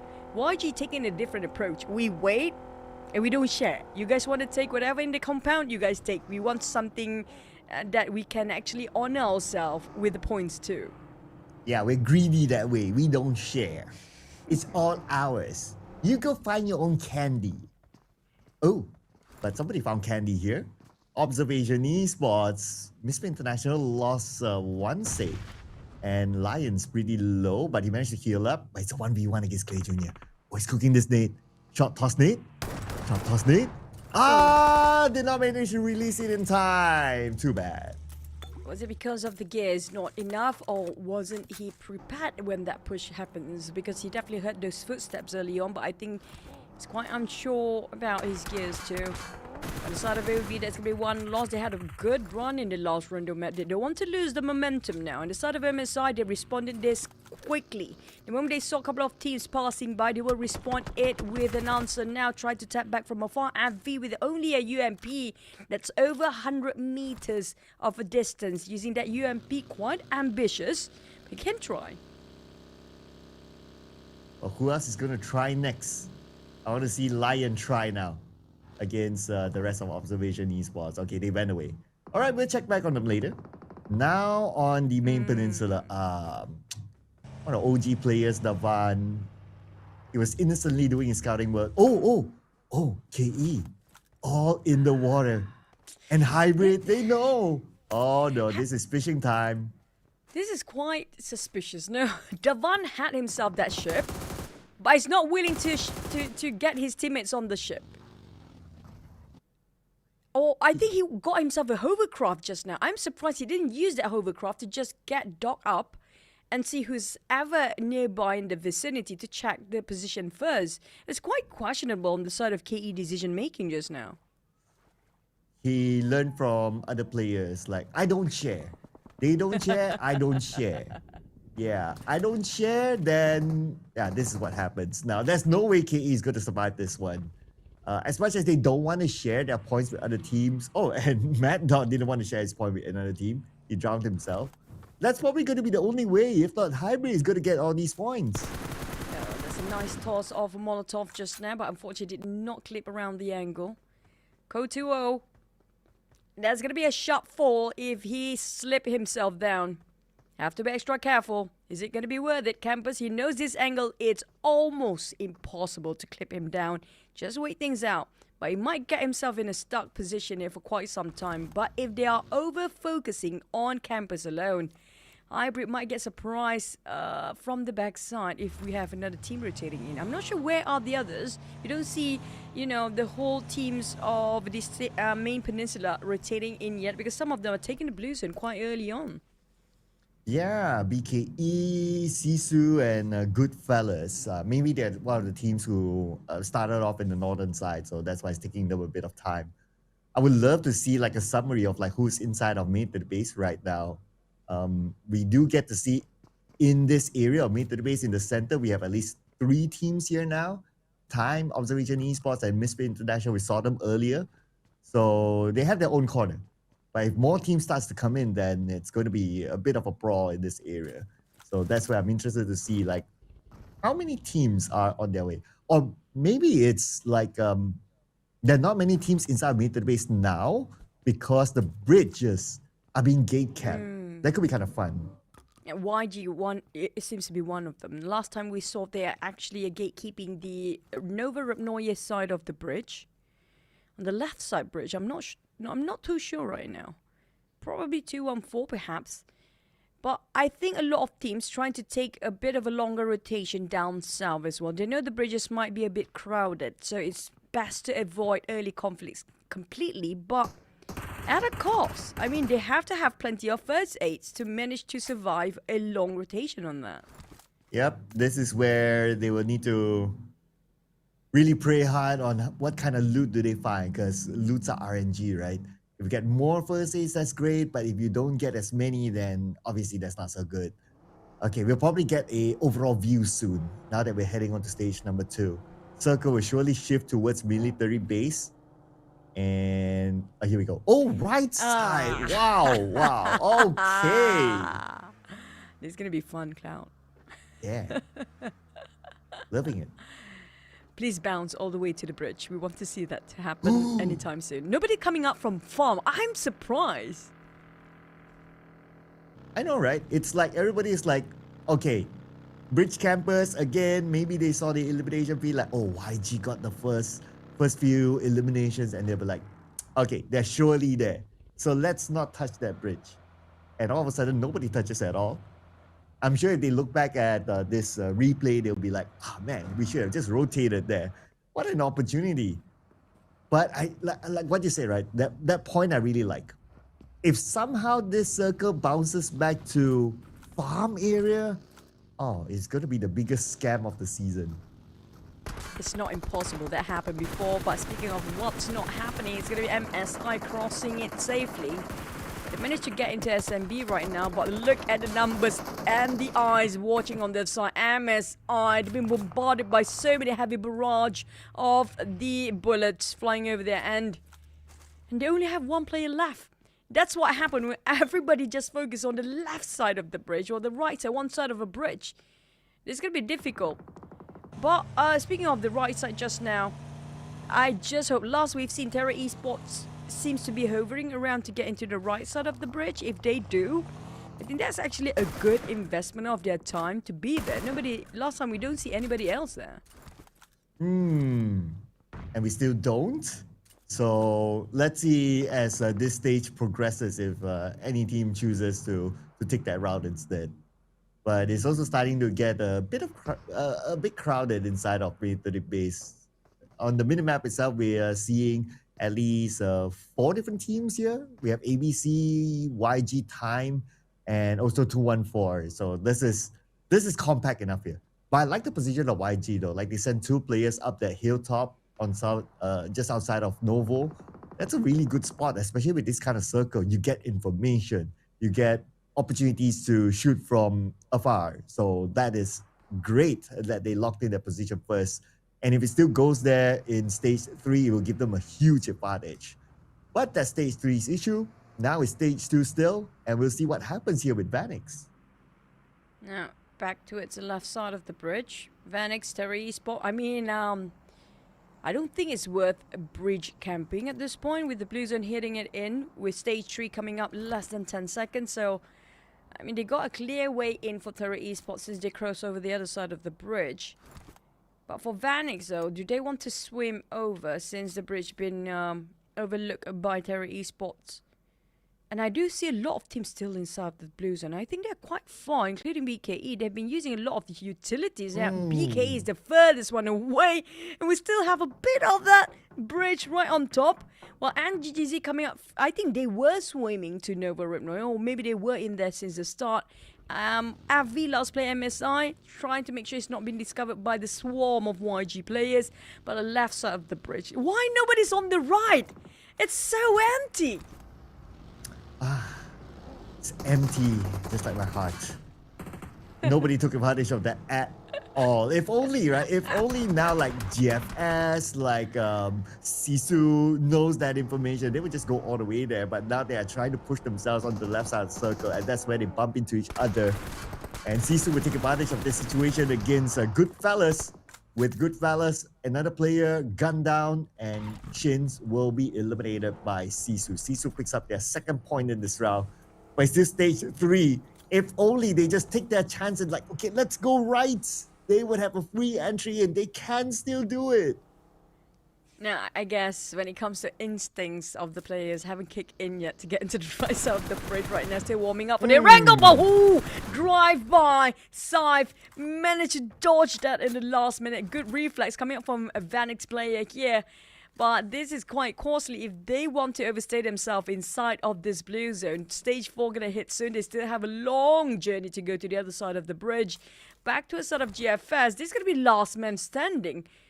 Did they got eliminated by the Blue Zone, or were they being attacked? I think probably attacked by Vanix or Sisu. Yeah, both of them. Vanix got 1 and Sisu got 2. So Goodfellas now down to only Riff. And he has like what? Okay, he has 4 first aids. He can still heal for now. But when he reaches like stage 4, that's where it gets very difficult for him. But BKE is still on the main peninsula as well. And here's BKE and Sisu, with a baby one side getting Hoshuan, leaving Sisu with 2 players here that we can see on the minimap. Frenzy fires on, and Frenzy sees a bit of damage, but then again his teammate is there to follow up. Oh, Spyro on the ground. Frenzy has to follow up when we have Riff on the other side. He almost stole that one, did he? Oh, he did. He got Spiral. Was got another one. Friends, he didn't know where the shot's coming out from. He's trying to target it down. Denying the mobility with trying to puncture the tire from afar. Rith, he has to watch out for his HP. On the side of a baby one side, he still got himself 3 first aid, so he's still bearable within this blue zone. But for Rith, he is everything the team's got right now. He needs to secure at least a bit more forward positions, because right now it's not so great to place himself at 14th, but at least he got himself a couple of points already. But for BKE, this is overextended, over welcome stay for the teams in the blue zone. They are basically digging their own grave here by taking too long and too deep of a dive of the blue. Yeah, on purpose, they left Kane behind while the other members of BKE went across. They are in the mid to the base island. But this circle, okay, we got a circle update. So it looks like the mountain outside of Novo is still within the circle and is still held by the 2 players of Young Good Galacticos. And I noticed as well that on the right side bridge, look who's there. Sisu sent 1 player there, and finally he noticed that, hey guys, it's actually clear. Finally. I think they probably face palming themselves. Why did not we go through this rotation? This, rotation this side before. Nobody's here. But on the side of Terra Esports, they managed to squeeze in. Avi is still alive. The last man standing for MSI. Now, I'm surprised YG did not spot him out just now. And the YG, despite this is their turf, we do know OV and YG are super comfortable in SMB sort of circle. This always been their hot drops as well. Their initial drop. They're not doing as much action as we hope for. They can actually gatekeep a lot of teams before this. Yeah, and they're playing the patience game this time. So they will allow other teams to be in action against each other instead. Now we have ABC and 214 trading it off, but Mo Wang being the last player of ABC, eliminated by none other than the man of the day yesterday, Hades. But now he's the only player left. If you can pull off another solo chicken dinner, that will be historic. I don't know what kind of lucky charm he actually have on himself if he actually pull another one, but it's going to be a ranger or range on the side of Hive. Finished off Sisu, who just discovered, hey, this side of the bridge there's nobody. The moment they thought there's nobody there, there's an entire crew of Hive bridge camping this side. YG, the only reason they're not taking action is because they got themselves one of the highest places in this vicinity right now. So they're not willing to give it away and try to make sure they got it very tightly.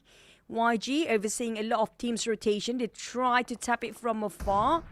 But unfortunately, Mane's been over-tapping too much. He barely got enough when it comes to the magazines, the reserve, and the bullets.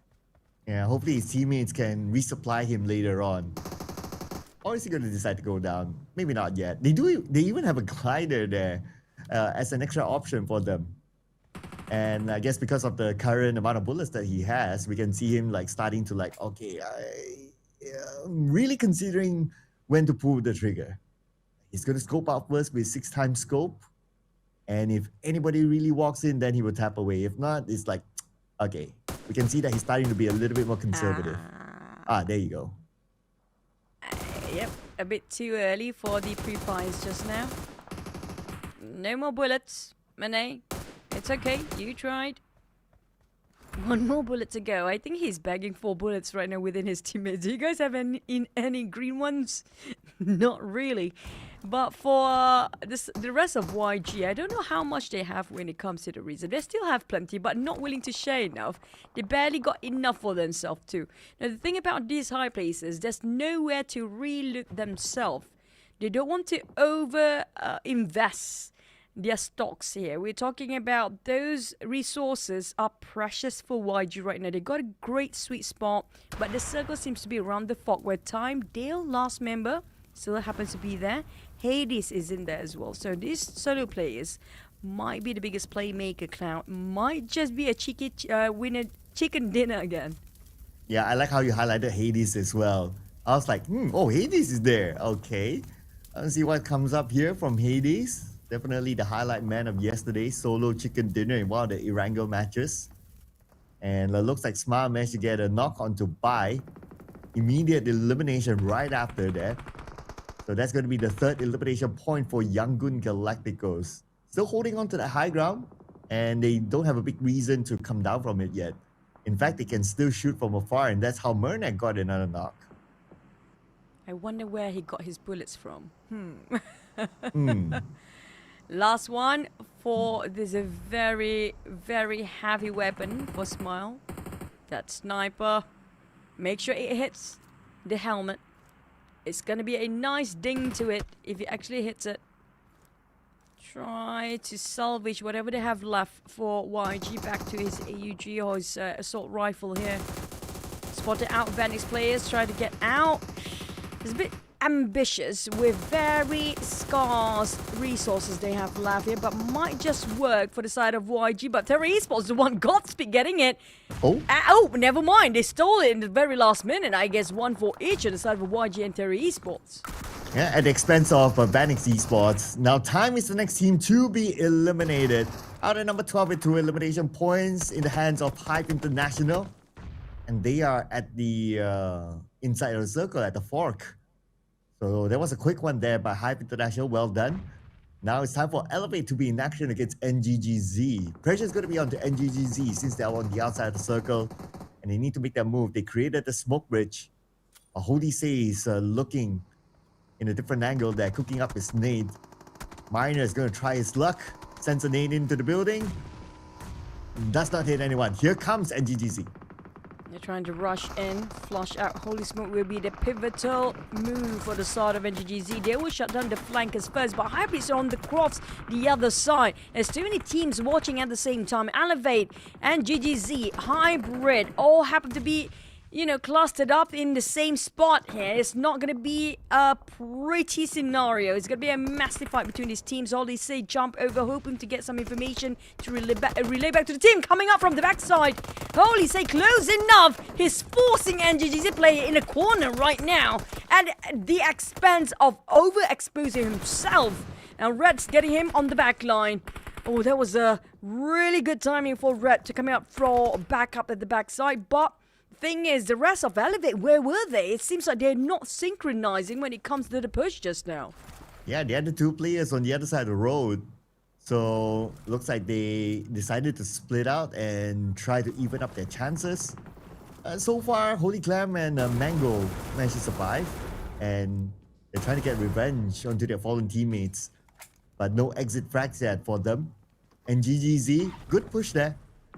On the elimination field, we do have Terra Esports. Looks like they're in the fight against BKE elsewhere. And a couple of their players have been eliminated.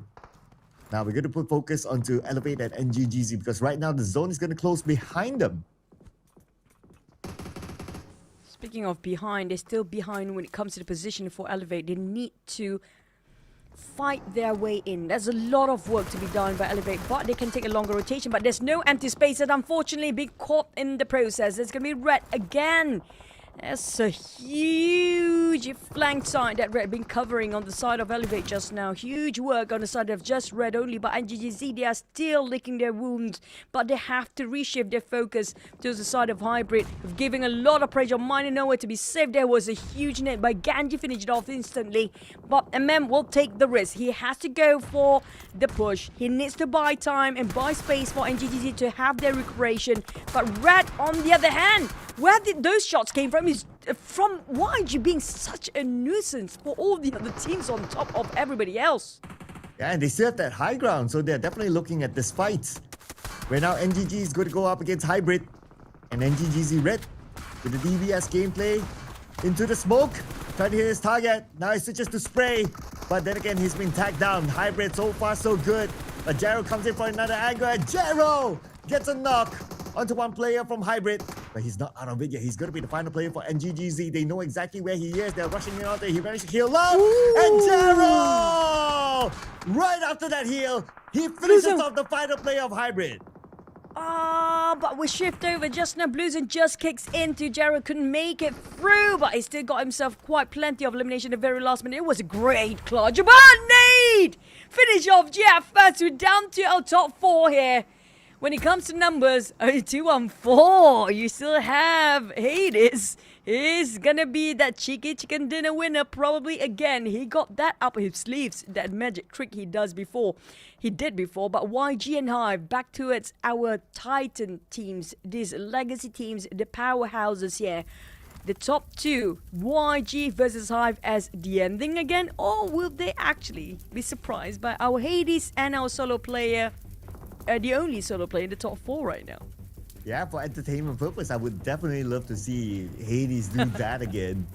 Yeah, bring it on, Hades say. But let's see if stage 7 would favor him. Okay, so it shifts slightly towards the middle part. Hades, he doesn't have the circle. Okay, it's gonna be a big one if he's able to survive this stage. I think YG have to climb down their high horses. I don't think they have enough when it comes to the resources, but speaking of Lady Luck, it really bless YG. There's 2 airdrops right across, but if they take these airdrop, it might be just a good trap set up by Hive, waiting for them to reloot themselves while climbing down. They have to rethink twice whether they want to go for the airdrops or not, but Hades, the biggest playmaker and troublemaker in here. Nobody from Hive spot him out. Never mind. I think when they spot him out, it's going to be tough for Hades to survive to make another big chicken dinner by himself again. Yeah, and he's not in the circle yet. So he still has to make a run for it. He does have smokes, but smokes can only protect you that much. Smile found one. Unknown will be eliminated by SayCloud. Another point to Yangon Galacticos. They are at 10 elimination points right now. They're also keeping an eye on to Hive and Hades. Oh, he didn't make it. Okay, that's it for Hades. Now it's between Yangon Galacticos, Hive International, and the last player of Terra Esports. It was a crispy spray from Managers, now almost pinned out entirely on range. Here comes another tap for SayCloud. They're keeping the pressure on range only right now. He couldn't cross despite the bridge of smokes already popped out. Ooh, backfired their plan. Seems like Hive not going to give them easily pinned down like that. Refire shot, but Godspeed. These solo players are going to be the biggest troublemaker for Hive right now. From the flank side, they were just focusing on too much on YG. Bluezone hits in. I mean, Godspeed, you're running from the blue, but you want to drag Hive down as well. If I'm going down, somebody will go down with me. And that's going to be Godspeed dragging the rest of Hive to go with him back into the lobby right now. And Hive, out of the 4 players, down to only 1, thanks to Godspeed. And this is huge for YG. Oh yeah, and they're going to take advantage of it. Look at this. Yakuga goes getting down the hill, starting to plan the next move, whether it's going to be against Godspeed or against Hive International. But the circle is against Godspeed, shifted away from him. Hive International, they still have the circle. But then again, they had to use resources to heal up again, thanks to Godspeed.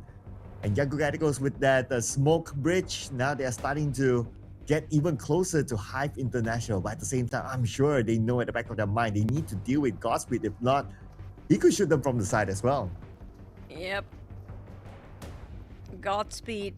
But sadly for Godspeed, it's not going to be his circle. It's going to be a high circle. They still got himself a compound. It's super open here, Clown. There's just no cover whatsoever if they climb down this hill. The moment they try to get down, Mombo already pre-fired, exactly his crosshair where the entry point will be. So there's no leeway or no way an entry for YG to rush. It's a huge long journey, but Terra Esports, that's gonna be it. Yeah, Hive International got their revenge there. Oh man, okay, yep, I guess they'll be happy with that. But now it's going to be the top 2 teams against each other for this chicken dinner. Will there be a repeat of chicken dinner for Hive International, or will Yakuga score this one and extend their lead even further? Now with both teams, one with the high ground, both with the circle, one with the compound, it could be anyone's game, especially with the fact that Pretzel got murdered. It's a clear view. There's no way he can actually run down from that hill. This is huge advantage for Hive, despite it's slightly lower, it's definitely low ground, but due to the open space, YG got chipped down by the blue. There's no way they can actually get out of this. The only way is for them to have separate 4 vehicles to rush in at the same time, but they don't have enough cars. And the best case scenario right now, all stock up together, clustered up together on the left side, and maybe try to rotate around behind, but the wall will give Hive plenty of space to wait them for their incoming ambush. But Romeo got it. Great off angle there to work things off. Down to a 2v3. Numbers wise, YG got it, but when it comes to the circle, it's going to be the favors on Hive. Will be circle play or more firepower play here? But after getting that tag could just slow down the movement of Hive International though. Let's see here. Young Galacticos just taking a slow approach, trying to get as close as possible into the middle of the circle while the blue is doing its work against Hive International. Monboy managed to go out. They saw Monboy, even though he had a ghillie suit, sending a nade across onto him. Nade! No, he went to the nade! Oh no, Pretzel! Pretzel walked into the nade! Perfect nade! Oh, this is slowly chipping down. Monboy barely can get. Oh, he's trying to revive, but I couldn't pick it up. Monboy! He's trying to hold on, but it's gonna be despite Hive favored a bit. YG! There's no stopping this, guys, Clown. This is just, I don't know how much a difference. Back then we had 35 points. Is it 50 points now? Maybe, right? Maybe. I mean, this is their third chicken dinner. Now they are breaking the record of the PMCL Grand Finals with the most chicken dinners in hand now for Yangon Galacticos. And if anyone is saying that, they're only good in Miramar, they can only score the chicken dinner there, now they're proving it to everyone out there that they can score a chicken dinner inside of Erangel as well. So great work here again by Yangon Galacticos. They held a very, very good position within the circle, came down and wrapped it up against their closest opponent in the overall charts. There's Hive International.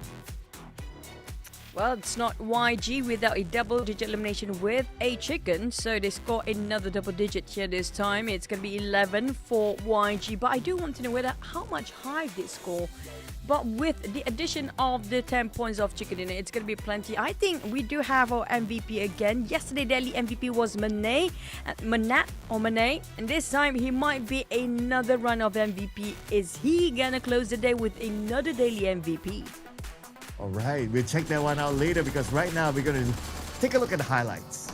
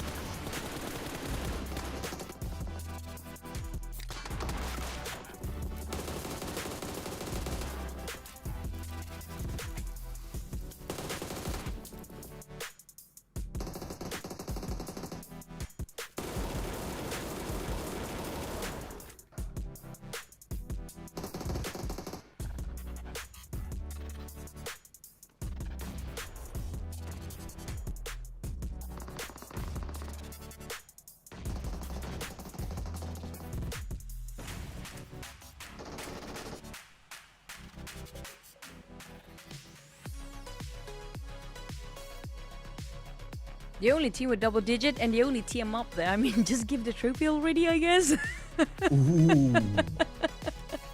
I mean, yeah, the gap is surely very far right now for Yangon Galacticos, no doubt.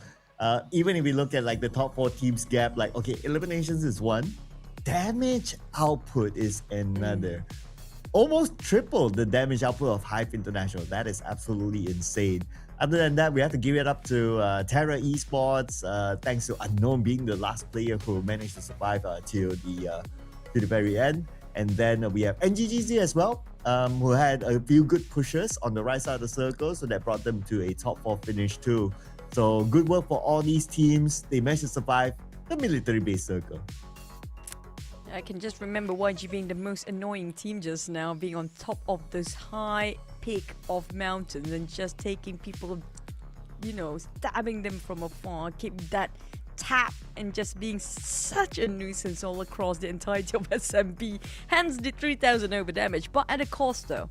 They barely got enough munition for that reason, but lucky enough for them, they lasted long enough to survive till the very end. But I love the fact that we had both YG and Hive always in our finale here today. Something is brewing and I feel like the beef is on between these two teams. But like I mentioned before, Monet with 5 eliminations, 1,200 over 1,200 damage. He was yesterday daily MVP. He might have another run for it. Will he be our season's MVP this time around? And I'm also counting, since they already got 3 chicken dinners, right? 3 of them have different match MVPs. So the only one without a match MVP now is Romeo. So we can kind of, I don't know, I'm just putting out a prediction here, right? So if they score a 4th chicken dinner, maybe it's Romeo's turn to get that match MVP, and then everybody will have their own match MVP. And then it will be a question of within them who's going to be the actual FMVP by the end of this tournament. While we roll down the games, we'll look at now the points. So 21 for Young Galacticos, 14 for Hive.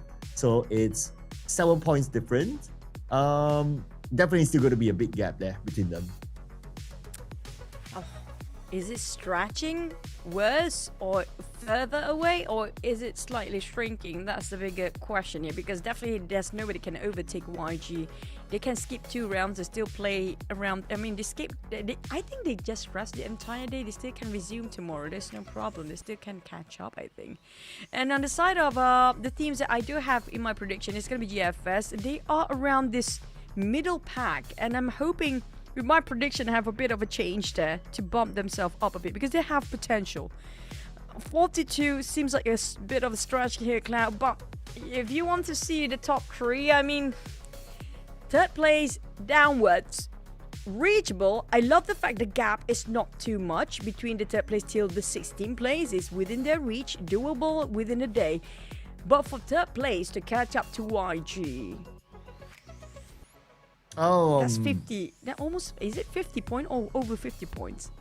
Yeah, I'm mathing right now, right? So it's like what, 63 points. That's like 63 points is like if you really perform within a day of 6 games, that's like 60-ish points. So that's going to be really, really hard. Hive, even for Hive now, it's like 43-point gap. That is absolutely insane at this moment. But we still have games more to go, ladies and gentlemen. We're going to take a short break. When we're back, it's going to be another Erangel, so stay tuned. See you guys after this.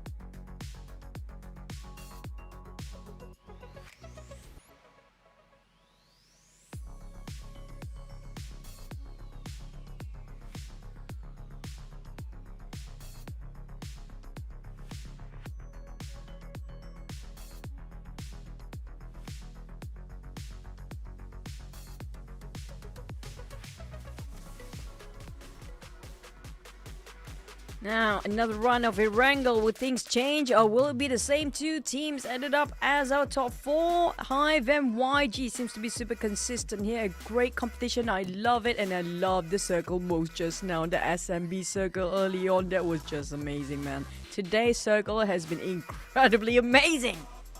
Yeah, bring us more. Bring us more. Meet to the base circle. And we're still on the first half of today. Of course, we'll have this Erangel coming up next before we go for an extended break after this. So if you want to go grab your popcorn, go get a pizza with pineapples on top, make sure you reserve that moment for after this match, ladies and gentlemen. So let's see what might come up here in this next Erangel. Will it be another interesting circle, or we're going to go back to normal circles? We have not seen much of a drop clash yet, but who knows, things might change because we're heading on to the half of this tournament. Let's go.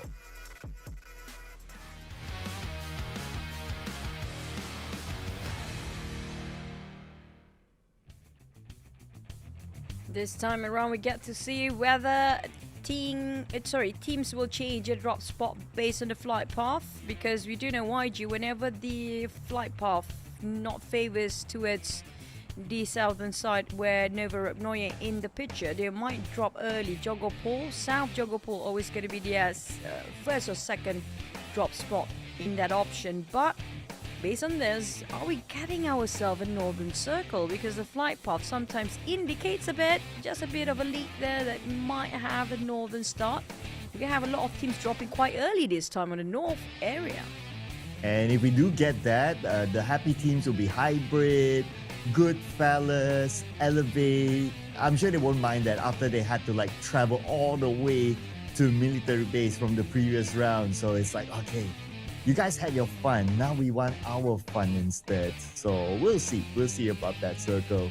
But like what you pointed out, Yangon Galacticos, if the flight path is far away from Novo, they won't drop there. They will go towards Southern Jogopol. And that happens to be where Sisu is heading as well. But Sisu might drop inside of North Jogopol. So we don't expect a drop clash between those two teams. But we're going to get a okay circle centered around school, so that's fine. If it's a school ending, I wouldn't mind that one. I do like school endings. We did have Medusa intersection slightly a bit around shelter, that bunkers area yesterday. I don't know if we're going to repeat that today. But Potato Hills or Pachinki might be another second or third checkpoint hotspot for anybody trying to pass by to get into around the junction. But I agree, school might be a good place to start for certain teams that feels like they want to play the center of the circle, and you do have time or even maybe Terra Esports to do so. They want to stay there. But the ones that are outside of the circle are always still opting towards SMB. They don't care. I mean, like, it's flight path far or no far circle, is SMB or not, they're still gonna stick to their guts there. On the side of KE, now KE didn't do so great compared to yesterday, thanks to the other teams start to rise up, including Hive. Yeah, maybe KE is one of those teams that only does better in Miramar.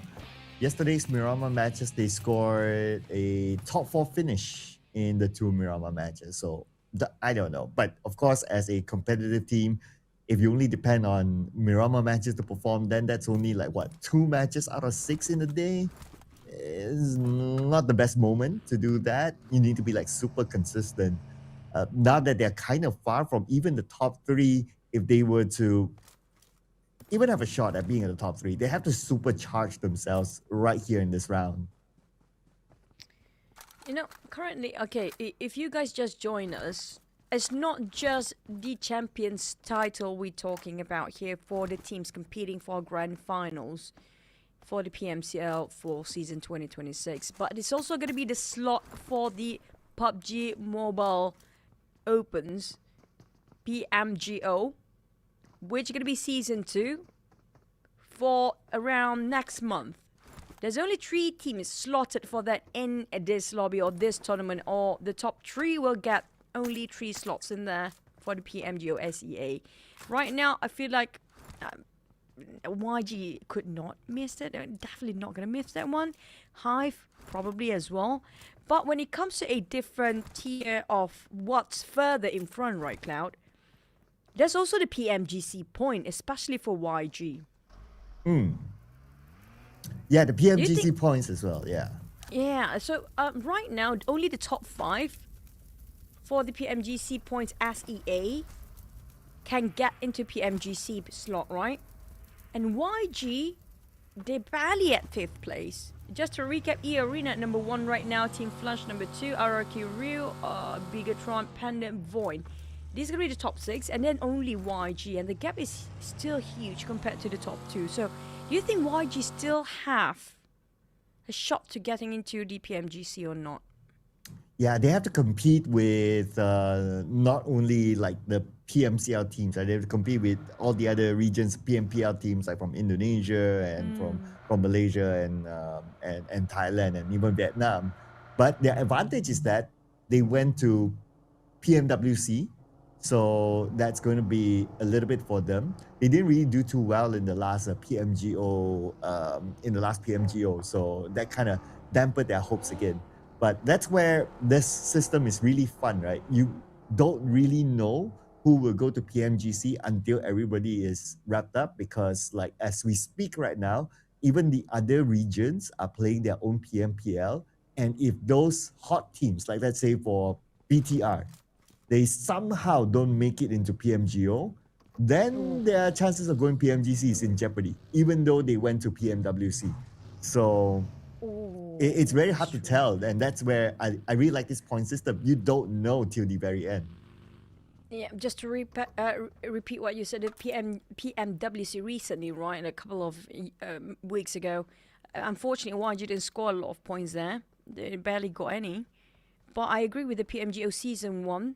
It didn't turn out quite what they hoped for. So that's another loss. Now, like it or not, by hook or by crook, YG have to have better performance in PMGO this season, Season 2 for the SEA region to get those points. And I agree, I love this system right now. They have multiple layers, not just for their defense, but for their offense as well to get into the global stage. Yeah, so what's interesting for teams that if in case you missed out on like the PMWC and the points from the previous stages of PMGO, the second half of this year, the PMGC points, and there's so many acronyms here, the PMGC points is double. So it will give chance for teams to come back to collect those points. So that's why it's still like very, very hard to tell.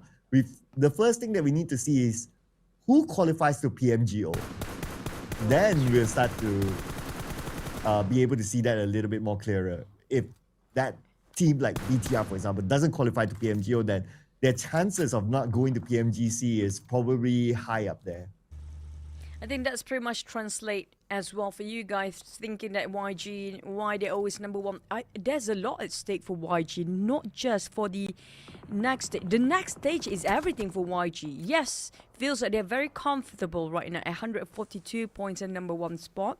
But being the champions, they're not just going to be, their end goal yet. Their end game is getting into PMGC.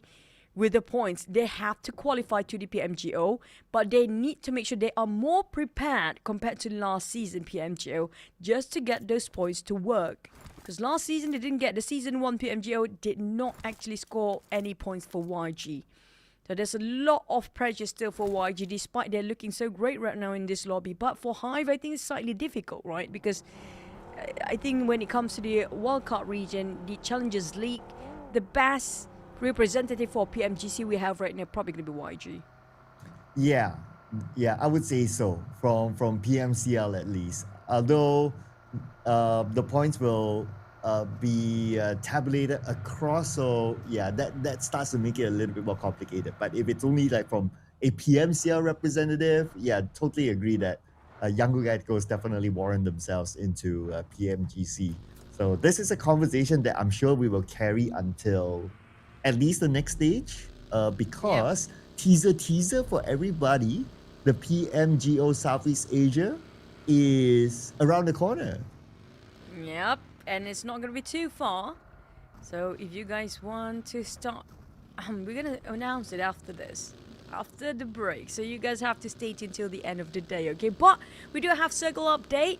It's gonna be, is it just Naya Poliana or Skull or maybe the Medusa intersection? No one knows, but everybody are hovering and rushing into that circle, trying to find themselves a spot to work with. We do know there's not gonna be a lot of compounds if everybody seems to be not willing to give away their bodies for the teams to take their points. Some teams decided, hey, we want to be a bit later. That's going to be KE and BKE because they both know everybody must be rushing towards a circle right now. They want to take their own sweet time and just avoid those early conflicts. Yeah, and this is, for the record, the slowest first blood that we have seen so far. In every previous round, in the first stage, we would see at least one, but till now, we're already at stage 2. Nobody went out yet.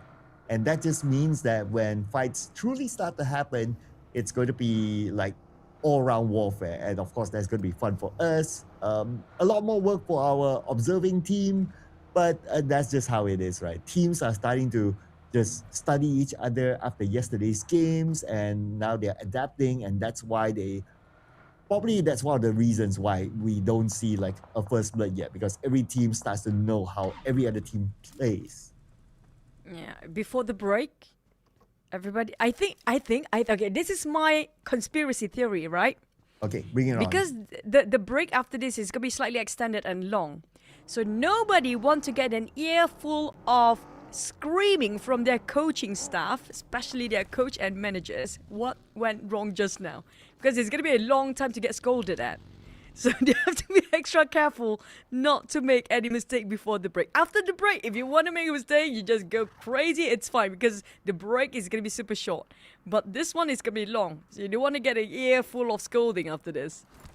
Yeah, it's better to get like 2 minutes of scolding than 15 minutes of scolding, right? 20 minutes of scolding. 20 minutes, yeah. Wow, you're not giving them any room, right? You're like, okay, full 20 minutes is 20 minutes of listening to somebody yapping at you.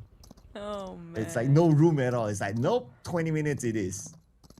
So everybody have to be extra careful. Go back to the horsing game. Frenzy.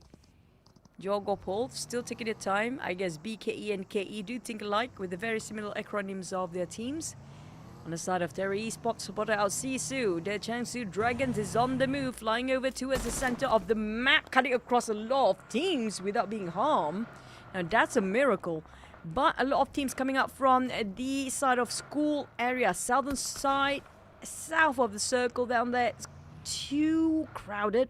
A bit of tension start to rise. We can see a couple of shots being exchanged, probably by, I think that's going to be Elevate with time perhaps, or ABC. There you go. Okay, so stage 3, finally we see the first few eliminations, and it happened to be from the 2 players of ABC. Maybe a third one soon. Now that with the fact that Zero's been knocked down, and looks like a Misfit International actually stole that point away. So the point is distributed, while Elevate, they wish they are able to secure this one. Okay, there you go. So that's going to be the final few members of ABC eliminated. First team to be out, no points at all after surviving up to stage 3. Can you imagine this? Like, you survive this long and you become the first team to be eliminated, no points? It's just hard. Now that's the 20 minutes of shouting from the coach. Yeah, plus another 20 minutes because we only at stage 3, by the way. We're not done with the game. It's going to be extra 40 minutes in total for ABC. But when it comes to who follow pursuit ABC footsteps after this, it's going to be soon because we do know it's a bit cramped up with this very small circle right now with 15 teams alive. And we only have one team ousted, and it means 60 players crammed in a very small circle. The moment they picked out, there'll be somebody shooting. Somebody can see anybody at this point. Every single pixel that start to move, these guys will relentlessly start to shoot. When we mentioned cramped, spotted out Capo, 214. We don't see a lot of Capo moment here when it comes to the grand finals, don't we? Yeah, he's been capping himself so far. Or his teammate, like Hades, actually took the spotlight away. Okay, either one, I guess. Hopefully we get to see more from him and his team because 214 is also one of those high potential teams as well that I do look forward to seeing their performance.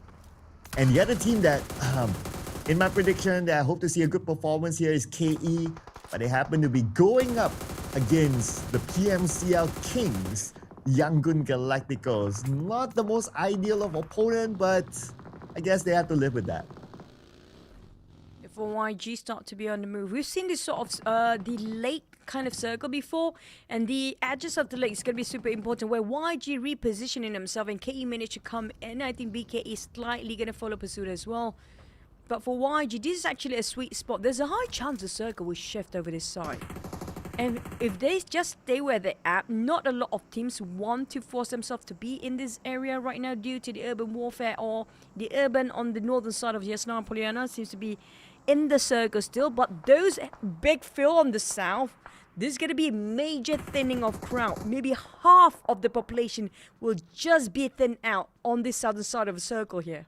Yeah, especially with so many teams there. We have a couple of teams from the north, but we'll check on them later because right now it's going to be 2-1-4 versus Elevate. Both teams trading off with each other. Elevate, 2 players currently down. And from afar, it's going to be Mango, but he has to close the gap to give support to his team. But unfortunately, his teammate is down as well, leaving him the final player for Elevate. And from afar, he will be eliminated. Elevate becomes the next team to bow out. They're sliding down when it comes to the overall rankings for day number 2 here.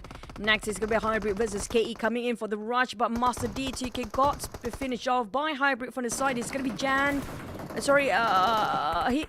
Back to a side of KE, Devon, reloading, hoping to find himself by. Managed to get himself covers. On the side of Hybrid.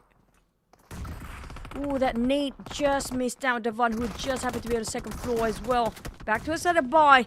Ganji couldn't actually make it happen. Nah, he needs to revive first. He's pretty low himself. Oh, on the side of Devon. He's trying to force the fight out, but they managed to get the reset on Hybrid. Back to its 2-player. It's a 2v2 right now, but we do have a lot of third and fourth party outside waiting it out. And Campus making himself known as well to Hybrid. Popping a nade across the room. Going to be a smoke popped out by Hybrid themselves. And Campus lofts a molly, hoping to flush out anyone, but not able to land it at all.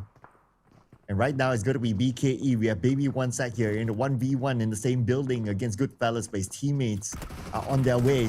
But Baby One Sack will fall to the hands of Shako. Immediately eliminated. Shako is the final player for Goodfellas. And the rest of BKE will be on their way. Straight. Oh my god! Oh, he dodged it with the door! With that door!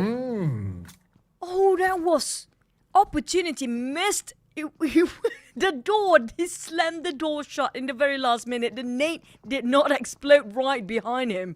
Speaking of timing, but unfortunately that swing wasn't big enough for the side of GFS. Unfortunately, didn't do too well today for GFS. I was expecting more with how they built up their momentum yesterday. But it seems like KE is doing still okay, not the best compared to yesterday, but they're definitely slowly building up as well. Down to 2v2 with Hybrid still. Seems like they are at a stalemate. Yeah, so that's why our cameraman is like, okay, you guys can be on the stail, we'll check on you later. Well, now Hive, oh, they're losing players to the hands of Terra Esports. And it's as if like Terra Esports from the last round that were eliminated by Hive International. Right now, they want to have a hand against them. But here comes Misfit International as well from the back against Terra Esports. Hive International. One active player left and he's picking up his teammate, I believe, or maybe not. Oh no, Rage is in the side of the circle, so looks like Ramon will be left out to dry. And South will be the one to steal away that point with the nade.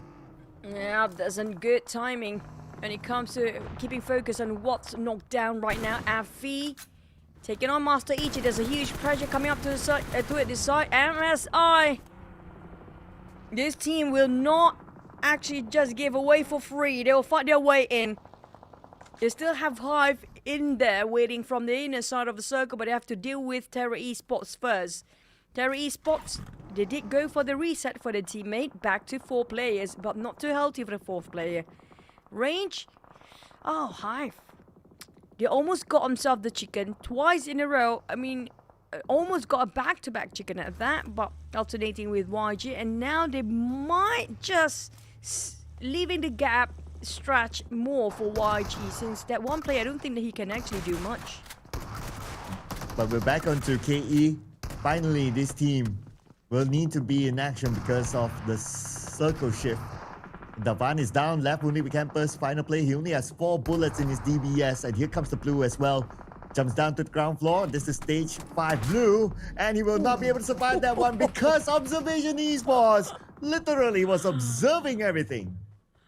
Oh man, that's over 200 meters. A long shot, by the way. These guys are always ready for the steal. On the side of OV, it's going to be Rex. It's going to be the star player for OV right now. Rex definitely going to be the hugest, the biggest, the most expensive asset on the side of Observation Esports. But Leo bleeding out Kit. He needs to pop the smoke first. I mean, Leo definitely needs the smoke, but there's no smokes being popped. Kit, he didn't have any. Hence, that's why he couldn't actually save his teammate. Go back to SD. The field fight with A-stacks in between only. OV managed to secure a couple of shots against MSI just now. There's going to be 1 point given. The MSI still have a trio. So far, BKE. Back to MSI, Kid. Finally got one, a bit of redemption for revenge of his teammate. They got plenty of eliminations right now for OV, leading the chart. Nice spot there. And now it's going to be NGGZ trying to spot out the members of BKE, both of them in the same building. Not flushed out yet, but that's what MM had in mind. Sending a nade inside the building. There's Miner as well on the second floor, so they are a little bit spread out. Let's see who will cancel out each other, or would it be Observation Esports who's observing from the other side of town? On the elimination field, we're getting a Yaka, maul it down Hongs from Sisu. We're right here on the second floor. Okay, that nade did not land, so he's still A-OK for now. So we'll check back on him later, because right now it's going to be Terra Esports and Sisu, with Sisu Ting and Hoshan, the final 2 players. Sisu, they've been pressured by the blue zone. Terra Esports, this is a huge defense wall for them.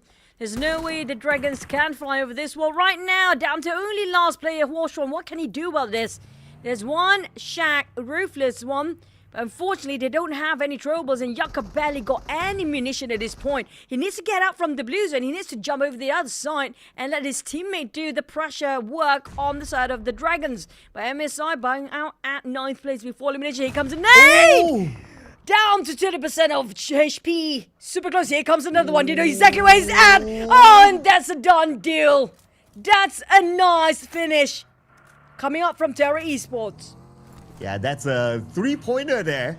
10 elimination points as well for Observation Esports. Oh no, make it 12 for Observation Esports. Okay, all of a sudden, stage 6.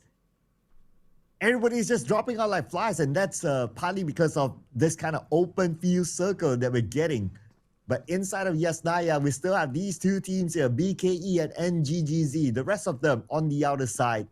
So these 2 teams will need to settle the score. Who will be the final team inside of Yasnaya town? Everybody's looking at each other for now, waiting for whoever's going to make the next move. But you know what, Chu? While all that mess was happening, actually Yangon Galacticos got eliminated somewhere in between. Oh, that's too messy. We barely got time for YG even. But at least this is huge news for Hive. A lot of players got finished off by the play zone though. Due to how flat the field is right now in the middle of the circle, nobody wants to step in too early. But the problem is, when you are forcing at the edge, the blue zone is not forgiving at this stage. It's just too painful. But for BKE, both teams pretty much inside of a circle still. They don't have to force the fight. There's multiple levels of building, but I mean, only one will emerge victorious here. So like they have to force the fight either sooner or later. But they can wait it out for a bit just for the sake of placement points. Or at the end of the day, the team that wins is the team waiting on the outside, just waiting for those exit frags. Who knows, right? Because on the minimap, we do see that there's one team at the bottom just looking at the Yasnaya town. But on the other side, we do have Ranger alone against Observation Esports. He got Rex down on the ground, and Ryuji was the one that stole the point away. But Observation Esports, they had the last laugh against Range, and Hype International eliminated at number 6. I guess the gap is shrinking just a tiny bit, a teeny tiny bit. But back towards the team that's still alive now. 214 is back in the game, Clown. They lost, slipped down, and now they are back. But it's going to be still the fight between BKE and GGZ. It has been going on for quite some time now. They need to wrap it up with Spyro and Frenzy left on the side of BKE fighting against two player of NGGZ back to equal field of 2v2. Frenzy trying to find his teammate, at the same time not confusing at all with the enemy positioning due to the footsteps, but the Blues are just not going to be forgiving at all. We're talking about now a lot of the players for both sides might losing major problem for both BKE and NGGZ, but Nate! What a nice angle, Nate, there. Here comes the jump shot from Frenzy. He gets his second one, looking for his third one. And it's going to be Frenzy with 3. One more to go on the other side. It's going to be a 1v1 at this moment. Frenzy looking for his clutch against Red. Red with the jump shot, and Frenzy with the clutch against NGGZ. Time's not on his side. Have to make it quick. They don't have time to recuperate yet. Blue Zone's kicking in, and it's too close. Did he cancel out that revive? No, he did not, right? Shift over in the last minute. I hope he did not. Yeah, he didn't manage to reset on that. But OV, last member, on the side of BKE, winning over NGGZ was huge, but I'm scared to talk about this. We've seen how this one particular team had a huge blunder before, despite having a full squad. I'm not going to talk about this. On the bright side, we have seen one individual coming up with the chicken dinner. Now I'm looking at Kid. I don't know if this is going to be another Hades moment here. Okay, what does he have? Okay, he does have a bit of cover. He does have a vehicle. And teams not really putting attention to Kid.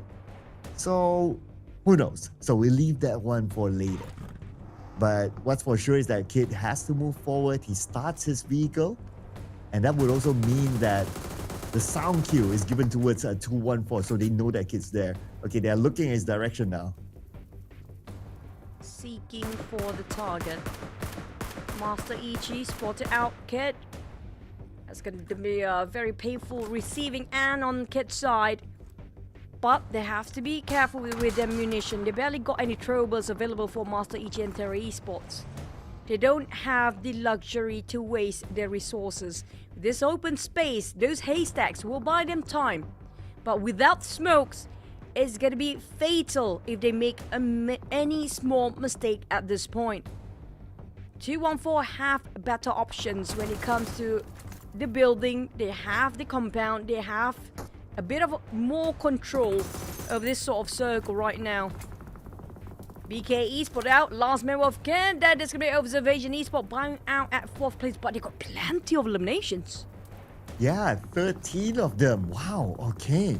This is a team that is capable of bringing a lot of eliminations, and it's not the first time that they did this.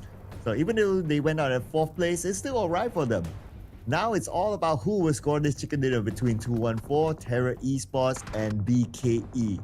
A team with the circle is 214. They have the circle, they have the numbers, looking good for them. And they will finish off a frenzy there. That's going to be point number 7 for 214. And it's hard for them to drop the ball, right? I mean, you have the circle, you have 4 players still intact, and you have open space between yourself and the teams in front of you. Come on. It can't be a Terra Esports situation, right?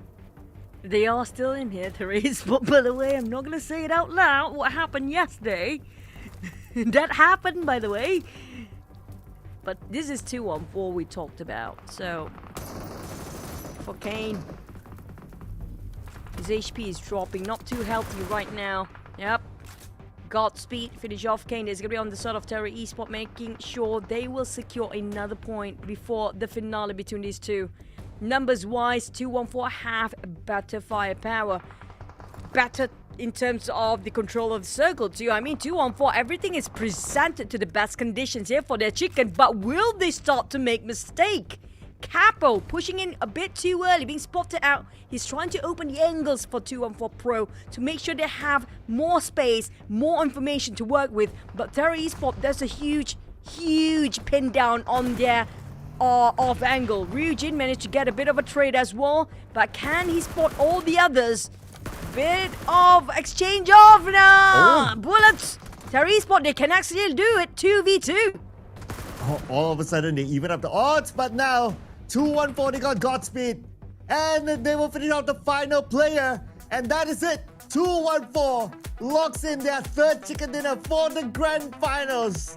This is a team that is telling everyone out there, don't write us off yet. Wow. They are competing for chickens to get the most out of this tournament for today.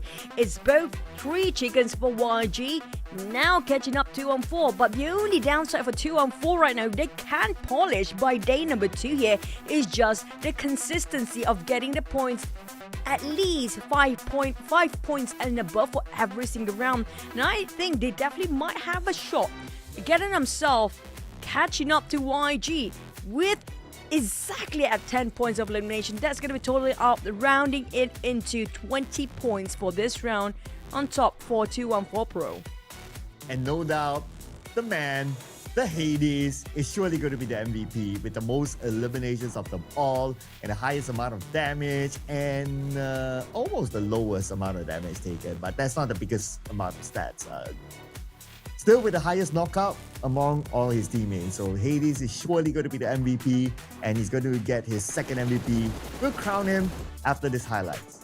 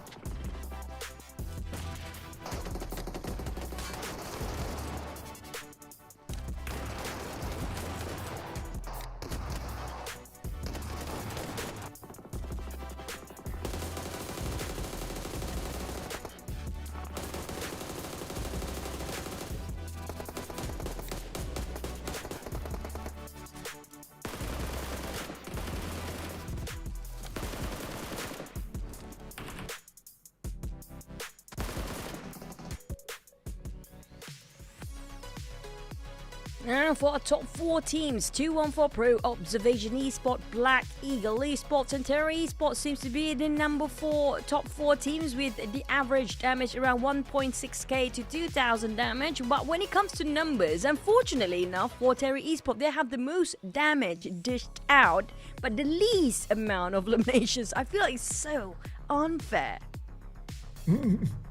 I mean, yeah, it is what it is, right? So, yeah. But Observation Esports, you know what? It's as if I really want to see how many placement points they got in total, right? Because there were many times where they didn't finish like top 3, top 4, like in the match, but they got a lot of eliminations, and because of that, they ended up, after looking at the scores, they are in the top 4. So this team knows how to bring in points through eliminations. Maybe not so much on placement points, but eliminations, they are masters of their craft. So I really want to see how many placement points they got so far. I like the fact they don't put all eggs in one basket just for the position points. They're diversing their points by getting on 2 sides both at the same time. Right? If their plan A didn't work, at least that plan A is getting more points. But when it comes to Hades, it's always going to be plan A, B, C, D, E, F, G until Hades is there with 6 elimination. This is the biggest flexing MVP you can actually have in the entirety of this series and this tournament. Hades, your whole org should give you a lot of good dinners for the entirety of the month at least, starting from September, of course. He got himself the match MVP for this time. Starting from he got the team that chicken dinner, definitely boost up a lot of the morale for 214 Pro as a whole. For all you know, if he starts collecting more MVPs like this, he might be picked up by other orgs. So I'm just saying, right? Maybe a Federalist might happen. You know, I'm just putting out that like that. But yeah, good job for Hades. And I believe that he is the first person in the grand finals to get 2 match MVPs. So yeah, if that's if my math is right there, then great work for this guy. Let's see how many more he can get. But points-wise right now, okay, only the top 4 teams scored a double digit, but we have 3 teams with a 0, including my prediction, KE. Yeah, but before that, I think Momboy got twice as well, no? Today Oh. and yesterday. Oh, yeah, So, yeah. That's going to Yeah, be he another got good twice. contender as well. Now, you want to mention KE. Maybe The I should name is not mention Kill- KE. No. Because I just have a bit of a swing towards the comment section just now. Somebody said KE mean kill points. That's gonna be KP. But for me, instead of kill enemy right now, I feel like they are kissing enemy instead. They love their enemy so much, they're not willing to get the points to eliminate them. So I guess that's gonna be the case. I'm sorry, KE. I just need to drop that one, okay? But when it comes to the race of the chicken, now Hive, do you want to join the 3 chickens up there? At least one more point away for 214 Pro to join the elite league of the hundreds up there. Oh yeah, only 1 more point. Okay. And okay, they started off with 8 points in the grand finals as well. So that's something to highlight. For Observation Esports, okay, look at this. Observation Esports only has 7 placement points. Only has 7 placement points. Yeah, still at single digit, but they are on the first page. So yeah, that kind of tells the story of Observation Esports. So that's an interesting stat there for Observation Esports. If they can somehow boost up their placement points, then yeah, maybe they can join like the top 3 teams. But yeah, there's still games. I was counting when it comes to the numbers. That's 80 points of difference between where OV's at number 8 to number 1. Yeah. So Good luck, KE. I don't know how many more enemies they want to kiss, right? So, oh man, now I'm starting to have all this imagination of Davan, you know, and I shall not make it graphic, okay? I will leave it to imagination. Hey, at least they are a very loving people, so I guess it's not too bad. It's still a positive side to it. Speaking of positive or not, we'll have to take a breather for a bit. See you guys after this extended break for more action.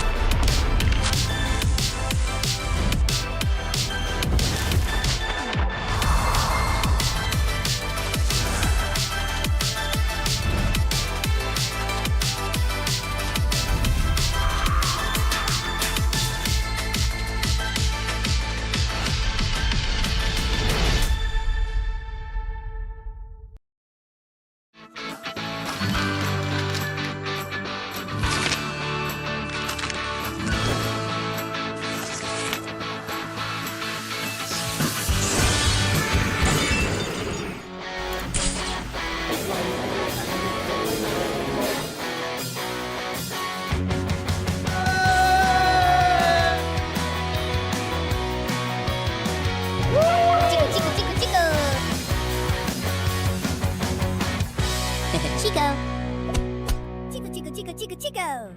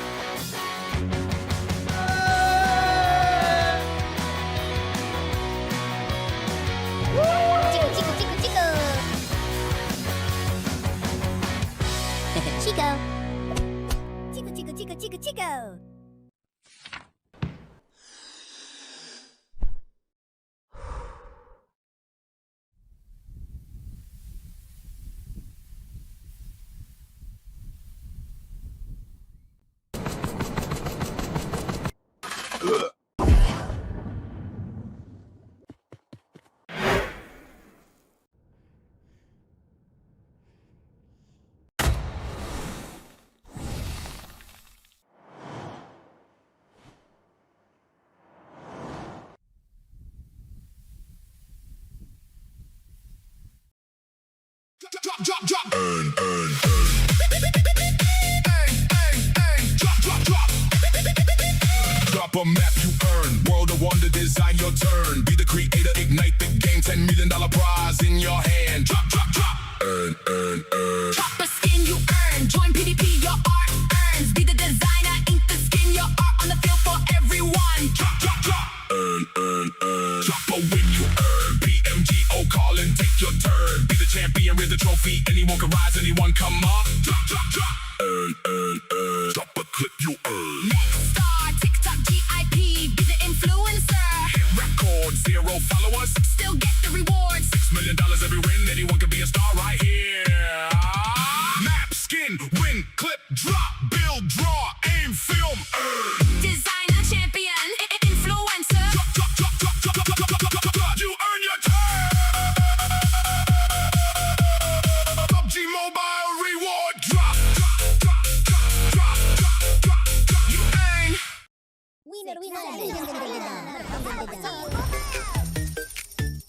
Steal a brain rot gameplay. Collaboration with PUBG Mobile. 6, 7.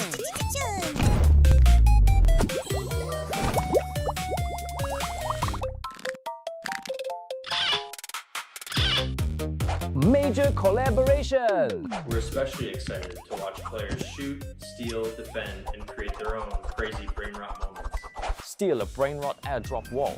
Can airdrop crates grow legs and run now? Chico is actually the final boss. Have all the memes you love made their way into war? Get hooked from the very first brain rot. Collect more, grow faster. Every respawn is an absolute blast. Return after respawning. I'm still the ultimate brain rot collector.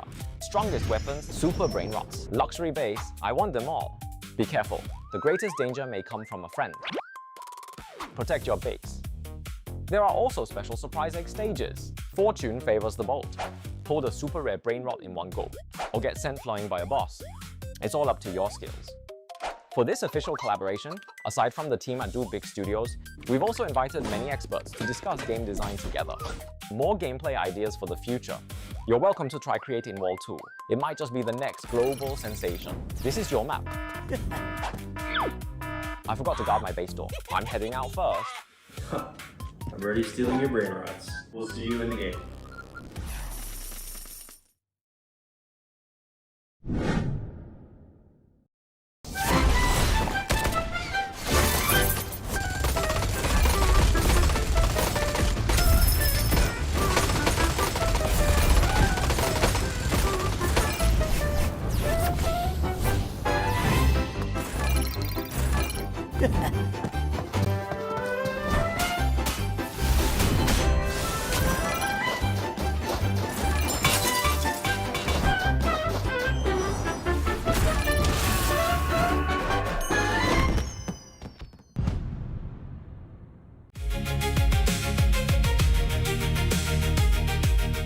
Last year, on the 2025 PMWC stage, Yangon Galacticos made history, Myanmar's first ever world champions.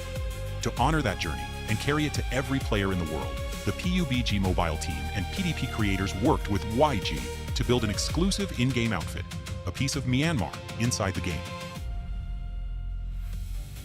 This outfit draws its soul from traditional Myanmar attire. The lines of the tight pawn jacket, the gold thread running through the long yi, the flame motifs rising from the hem.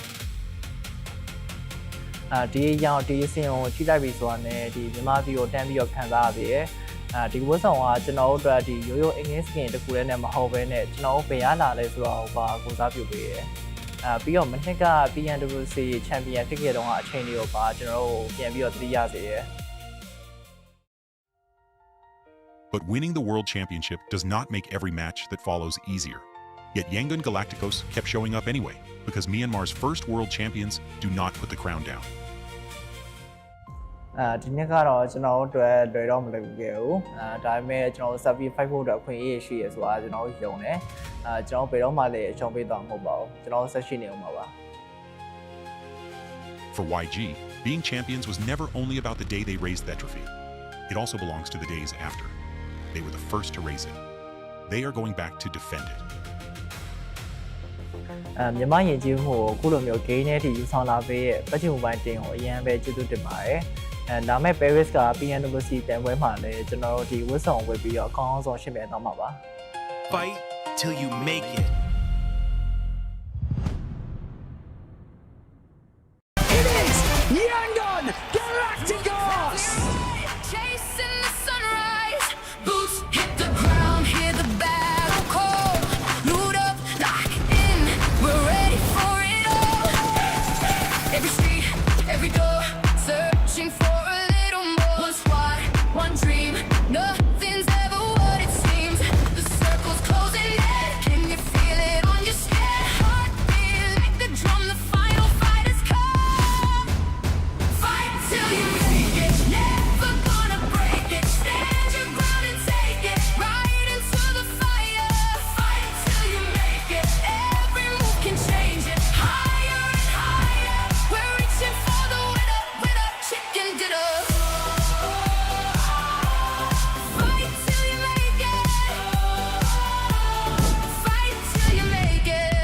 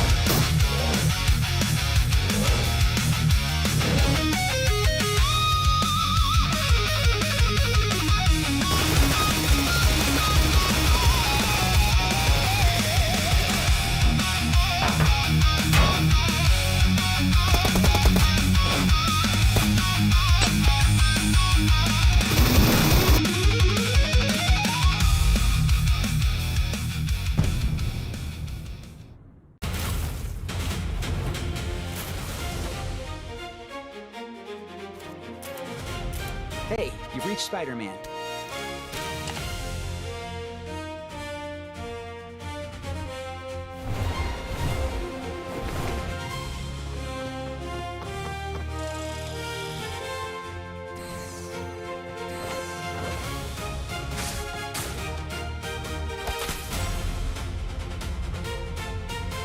If you're short on supplies during this final phase, our rescue service to the rescue. It's okay, you're safe. How about we take the stairs next time, okay?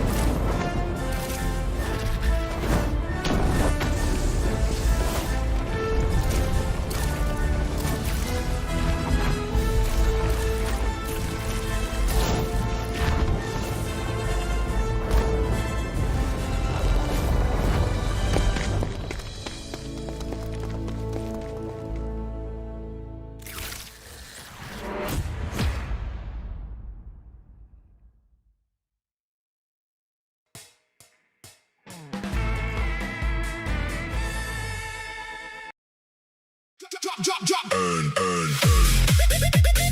Earn, earn, earn. Drop, drop, drop.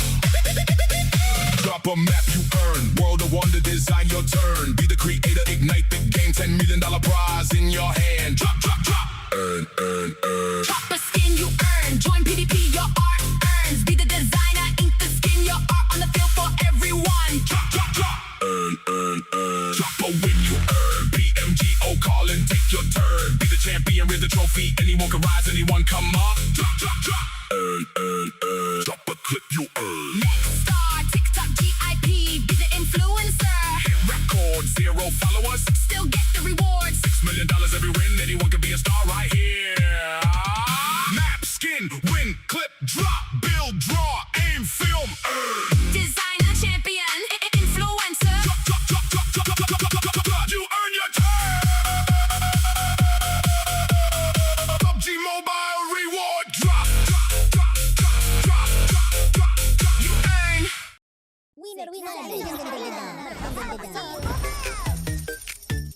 Steal a brain rot gameplay. Collaboration with PUBG Mobile. 6, 7.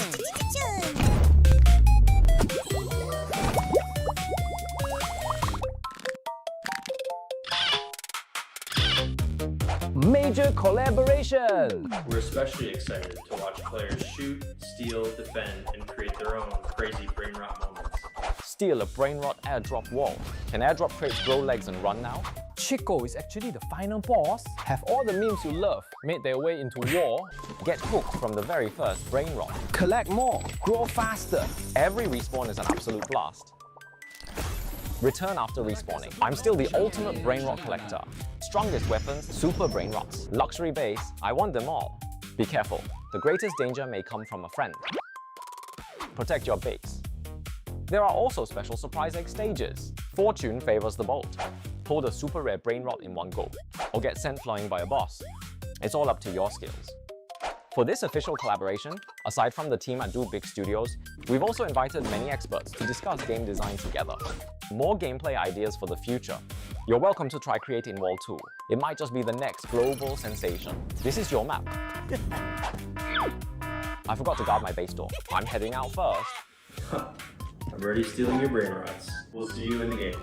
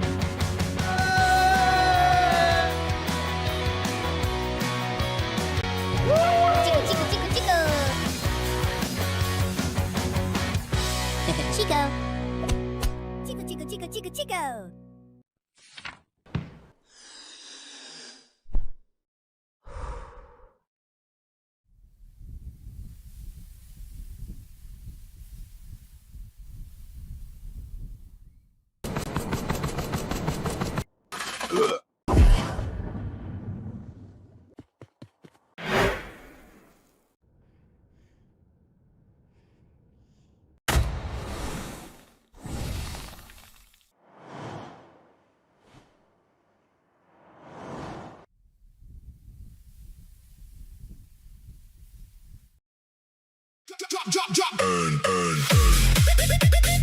Earn, earn, earn. Drop, drop, drop. Drop a map, you earn. World of Wonder, design your turn. Be the creator, ignite the game. $10 million prize in your hand. Drop, drop, drop. Earn, earn, earn. Drop a skin you earn. Join PvP, your art earns. Be the designer, ink the skin, your art on the field for everyone. Drop, drop, drop. Earn, earn, earn. Drop a win, you earn. PMGO calling, take your turn. Be the champion with the trophy. Anyone can rise, anyone come up. Drop, drop, drop. Earn, earn, earn. Drop a clip, you earn. Next star, TikTok GIP. Be the influencer. Hit record, 0 followers. Still get the rewards. $6 million every win. Anyone can be a star right here. Map, skin, win, clip, drop, build, draw, aim, film, earn. Designer, champion, influencer. Drop, drop, drop, drop, drop, drop, drop, drop, drop, drop. You earn your turn. PUBG Mobile reward drop, drop, drop, drop, drop, drop, drop, drop. You earn.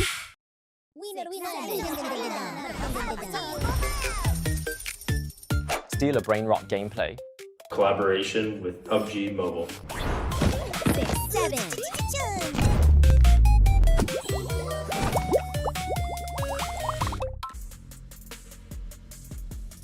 And we're done with the first half, ladies and gentlemen. And speaking about the half, this is the exact halfway mark of our grand finals here in the PMCL for 2026, ladies and gentlemen. We're still here with you as the storytellers. My name is Sir Cloud, together with the amazing Choo Choo and 214. They came up with their chicken dinner, putting themselves up there to be remembered. Oh, this is not so close when it comes to the top 3. Yeah, I mean, when it comes to 2-on-4, at least you hit your target here today for your team prediction. It was a bit of a roller coaster ride for us regarding who we should put our predictions here today. And for me, I was still hoping GFS to actually push slightly forward. We can see the potential, but it's just, it feels like they're having a mental block whatsoever going on in this lobby. But when it comes to YG, who can take YG down? I think that's going to be the challenge for all the lobbies. I mean, all the teams in this lobby right now. Who can challenge YG? Can Hive still do it with this big of a gap? Yeah, mathematically, we still have, including tomorrow, 9 games. Yeah, it's possible, but the fact is that YG is still consistent.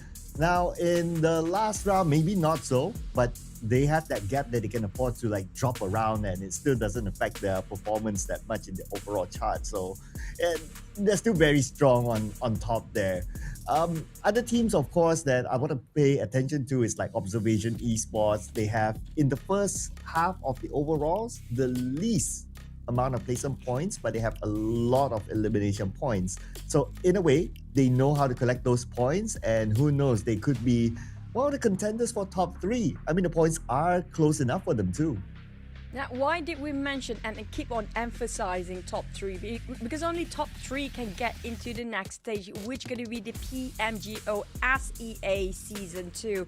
That's only open up for 3 slots for the PMCL from this PMCL Grand Finals. Now, speaking of OV, they have high chance, I agree, but teams that seems to be on the top 5 is not making it any easy, but it is easy for you to just open the game and collect your brain rot and also gain your prize here, because right now there's a lot of things going on. I love the animation in this mode right now. It looks very engaging, very creative too, and it's fun to play. Yeah, it's very cute as well. And this is your opportunity to gain part of the $20,000 prize pool. So if you want to know more information or if you want to join, scan the QR code that you can see here on screen. And if you happen to create any content, don't forget to hashtag steal a brain rot, hashtag PUBG and brain rot, hashtag PUBG mobile, hashtag PUBG and wow, and hashtag PUBG and wow 450. But wow! This is the announcement, ladies and gentlemen. The location of PMGO Southeast Asia Finals will be just 5 minutes away from me. Really? That close? By that walking? Close. Yeah, it's closer than the last time. Remember they had this, I think it was the PMSL last time? Yeah, it's even closer. Like if I really, really, really want to walk, I could. You should. I would be you and just walk, instead of the traffic and the parking, of course. But there's going to be plenty of parking. And it's going to be at LG Oval Concourse at 1 Utama. So you guys have to be close by because right now we're flying straight into our last Erangel map of Grand Finals Day 2. I like how we skip the timer and just go straight into the game because we are definitely ready for that. And this is the last Erangel for day number 2 of our Grand Finals. Very, very different flight path. Nearby Novo, and we know where Yangon Galacticos is going to drop because of this flight path. And it goes all the way up to the side of shooting range. So we had a very peaceful Erangel up to stage 3 in the last round. I don't know what we're going to get this time. But the last Erangel was kind enough to be quite... but it wasn't easy when it comes to the stage number 6 onwards. So I give them that. Even though the circle seems to be very generous at first in the center of the map, but the ending was incredibly tough for the last 2 teams, of course. We haven't got ourselves Northern as in Stalber Circle. We already covered SMB. We don't have any circle on top of Quarry, Therapy and Primorse yet. Last season, during the league stage, not last season even, during the league stage we have had plenty of Quarry. Oh. Okay. Okay, that was just a vehicle stolen. Okay, that's fine. You just had to mention Quarry, right? We're gonna get that circle around there, at least for phase 1. So if the circle ends at Quarry, it's super fun because Quarry is so challenging for these teams, and if it's challenging for them, it's obviously fun for us. But wait, what's happening there? Who's that from Hive? Is that Raimon? Yeah, that's Raimon. Okay, they left him alone. Okay, that's fine. I think being a scouter in Erangel is going to be the toughest start for these players. We have seen a lot of scouters being picked off early on in stage number 1. The moment they drop, the scouters have to think about their survivability first because they're always going to be the victim for all these other teams trying to have the same objective, to find vehicles, to find any information, or try to make sure that the coast is clear for the teams to go for looting. But when it comes to Hive, that was close. Yesterday they had their scouter, I think, was it Ramon? They're being knocked down early multiple times yesterday. Yeah, the one where he landed on the roof, and I think it was Goodfellas that took him out. So yeah, but lucky for Hive this time, at least they start as a full squad because they need it. They are now way behind Yangon Galacticos, so they could use all the firepower that they have. With this kind of circle, it slightly favors them a little bit more as compared to Yangon Galacticos because as they start in Pochinki, they start within the circle, so they can kind of take their time to still loot up and move to their next location later on. Still within reach, 2 maps I think is very doable for Hive, but provided the condition that YG get eliminated first. There's a lot of conditions to be met there. But for YG, I want to see whether they can challenge themselves compared to their yesterday's version. They scored themselves over 100 points in a day yesterday, including when it comes to the head start points. So basically it's around 80 points they scored yesterday. Can they score more than that today? That will be their challenge, right? So we'll continue to observe that one. Okay, besides the obvious teams that we've been talking about, right? Like Young Radicals, Hive, 214. What other teams you think can maybe spring a surprise? And GGZ. And Hybrid and OV, of course. I mean, BKE, they're more balanced on both when it comes to position and elimination. They did not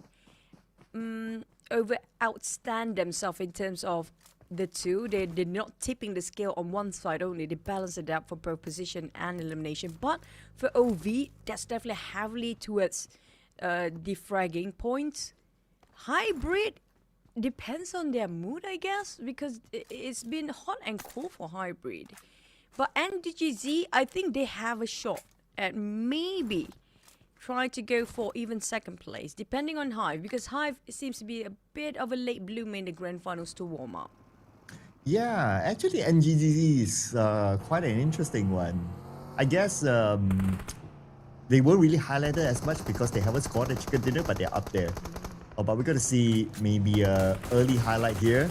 Here's the chase by Elevate. They almost got him. They almost got that one player from Terra Esports, but the moment they saw the rest of them come, I think they are starting to question their decision should they continue on or not, and they decided not to, which I think is a good decision. Bit too early for them to get early conflicts, but they might want to commit to it. Elevate, make it or break it time. They got Terra Esports.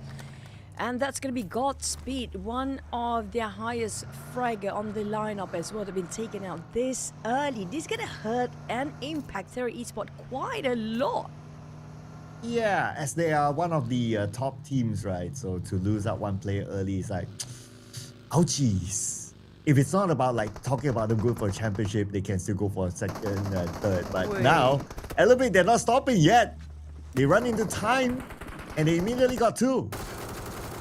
All time caught off guard here. Nobody see Elevate gonna go all aggressive. All of a sudden, you just let hell break loose for some reason and decided, you know what, we're overthinking too much. Maybe after the break just now they had a bit of a talk and thinking that we were playing too safe. We're being too overthinking to the case it did not do a lot of stuff in the first half of the day. And just, you know what, let loose everything, just play our usual self, and they are doing just that. And the best part is that in the overalls, Elevate and Time is just next to each other. So this would like send a signal to Time is that, okay, we will always be above you. Then it's great, right? I mean, with the 3 points collected, they put themselves closer to the top 3. I mean, still quite a gap, but we still have a lot of games. But this round, looks like it's not going to be a quiet round, Chu. We're going to have fights elsewhere as well, involving Misfit International and Vanix. And we had BKE and Sisu as well. So I guess teams had a good meal and now they're up for the game. I think coming up from ABC downwards, ABC, Sisu, GFS, KE and Vanix, they really need to step on the gas right now. It's whether they will try to trade the gap or not, still have a shot or not. Right now is the time to prove for themselves that they're not going to be the last, at least. With MSI now stepping up the game, they're definitely hunting people down. Look at how MSI proactively trying to search for any sort of eliminations. But this might be too reckless. Jaffrey caught soft cages now. Jaffrey might get chipped down to not that healthy anymore. Mark was going to do this work next, but Bluesen happened to be reaching at the same time. But lucky enough for both teams, it's still stage 1. Yep, it's still tankable to a certain extent. Also depends on how much healing utilities do Marcos have now. He is the one and only active player left for Vanix. Or is he going to try to deny away those points by lobbing those nades onto his teammates? He almost got out. Yep, there you go. 1 point denied away. Marcus, you sneaky Marcus. Petty Marcus. But yep, at least he's trying to get another point. But never mind that. They will deny any way for him to get a point. 0 elimination. Well, they managed to take away, but still 4 elimination points on the side of MSI due to they managed to catch 1 player before of Terra Esports. I mean, not that big of a loss, but it's still out of the box thinking coming from Vanix. Back to the side of YG. Why is Romeo there? And he's not in his hovercraft, so there was like different angle fire onto him, I guess, and his hovercraft was about to blow up and he had to jump out, and unfortunately he goes out. So yeah, we kind of talk about like, okay, we just need Romeo now to fill up the match MVP list for Yangon Galacticos. And looks like no matter what, it's not going to happen this round. Denied. Denied. But on the side of YG, if they happen to be crashing into another fight, this might be great news for Hive to start to catching up to their numbers. Because YG, I think that was a completely exploded hovercraft just now. Hence, that's why he was being knocked down midway during his rotation. But for Hybrid, feels like they're still tailing YG. They're not going to let them freely pass by. But they might overlook too much towards the side of their front. Because right now on their backs, it's going to be observation esport. But immediately Bai responded to that. Going straight towards Leo. Whoa, that's very bold. Ooh, that was so close. If his back tire was punctured there, he would have been gone. And obviously, as a team, as Observation Esports, like how we look at the stats, they know how to gain elimination points. It would be really scary. As for Young Galacticos, they are safe and sound within the circle, away from most other teams. But without Romeo, it looks like their strategy will change. They will be playing a 2-1 formation for now. Just getting more information across this open land around them, which is great. You take advantage of the high ground, look at the open land so that you will have a preemptive information on your team were to come to your location. Speaking of location, I feel like YG still undecisive regarding the location here. Since they lost Romeo, it's going to be slightly difficult for them to get slightly bit more information. But we do have a couple of teams taking on Blue Zone. KE is one of them. Now, I expect this is going to be the last Erangel map of the day. So I expect the bottom teams to actually go, you know, let loose themselves, wreak havoc, because they have nothing more to lose at this point by just trying. So KE, I'm surprised how they just sort of pull back from yesterday's performance. Yesterday is just the perfect tone for them to have the start of the grand finals. It's just it feels a shame that to see them, you know, having good momentum and now shrinking back to their usual self. At this point, I guess they can't wait to switch over to Miramar, where they did better yesterday. And yeah, this happened to be the last Erangel match, but no matter what, you still have to go through it. I'm trying to look at the bright side for them, right? They're not at number 16. That's the one bright side I can think of right now. Other than that, yeah, it's tough for KE. Like, Vanix, please take that spot. No matter what. I mean, Vanix should definitely have a wake-up call right now. I'm like, they don't want to be the last one again. Worst case scenario, they got eliminated. The first one to get eliminated as well. And there's going to be a long, long pause for them right now. At least they get time to discuss about their Miramar map. But back towards Hybrid versus Elevate is just not stopping, Cloud. Since like minute 0 until now. Look at this, guys. I think they've been possessed by, you know, demon beasts or something. They've been possessed by Observation Esports. They're like, hey, I want some of those eliminations as well. And going around and getting them. And because of that, now you are, and you is about to run into Observation Esports. That team that is able to get elimination points. Oh, man. But, YG in a fight. Okay, but we're going to see if you survive the... Oh, back tire punctured. YG been taking Elevate from the back line just now. Getting on 2 of them on the ground. Not finished off. It was actually a very long shot from YG. I think almost 300 meters or slightly over that. It's going to be a very long sniping from afar. But for OV, a bit of a respite. Elevate. Elevate is focusing on Hybrid. YG is taking advantage. I guess YG back towards being careful, knowing that they lost one member before, not giving away their positions easily. But the circle, on the other hand, is going to be a tricky one to play. That multiple levels of terrain will be hard to spot. Whoever gets slightly high ground is still not going to be easy due to the curves of the ground and the hills in between. Make it so hard to visualize their opponents. Observation Esports, on the other hand, they did not spot out you. Hybrid, you being a ninja. One with nature. And on purpose, he sends that smoke into the next bush so that they think that he's there. Look at this. That nade is into the smoke, but haha, joke's on you. He's not there. And he's like, okay, waste your nades. That's okay. I'm still alive. Okay, they don't know. But it's getting closer though, Cloud. It's not easy. That's a lot of trigger discipline by you. But YG's on the back line. Or say Cloud. He heard those gunfires before, but back on top of this warehouse fight, NGGZ, we talked about them before. It's going to be a bit of 1-to-1 trade between GFS and NGGZ right now. They try to flush out the rest of GFF's Goodfellas Gaming. They have to hold their ground. This is their big fortress. They have to defend it as much as they can. Barely touching the rim of the circle. They need to deal with NGGZ. What a nade! Shins double down. I did not know today's a discount day. And make it a big one at that. Down to only Gerald left. GFS, they got big opportunity with that nade just now. Oh man, that was huge, and because of that, now they have a big advantage against Gerald. Oh, but Gerald's being shot at from the side. Is it BKE that butted in? And GGZ is out anyway without any placement points, and it happened with yes, maybe one sack that shot Gerald down.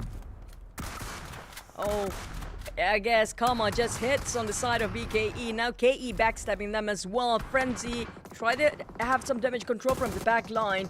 Trying to find himself a good spot to open fire. Davan trying to push to a side of Frenzy. Frenzy, he knows this is coming. He needs to secure that one elimination, yet he managed to do so before Davan took him out.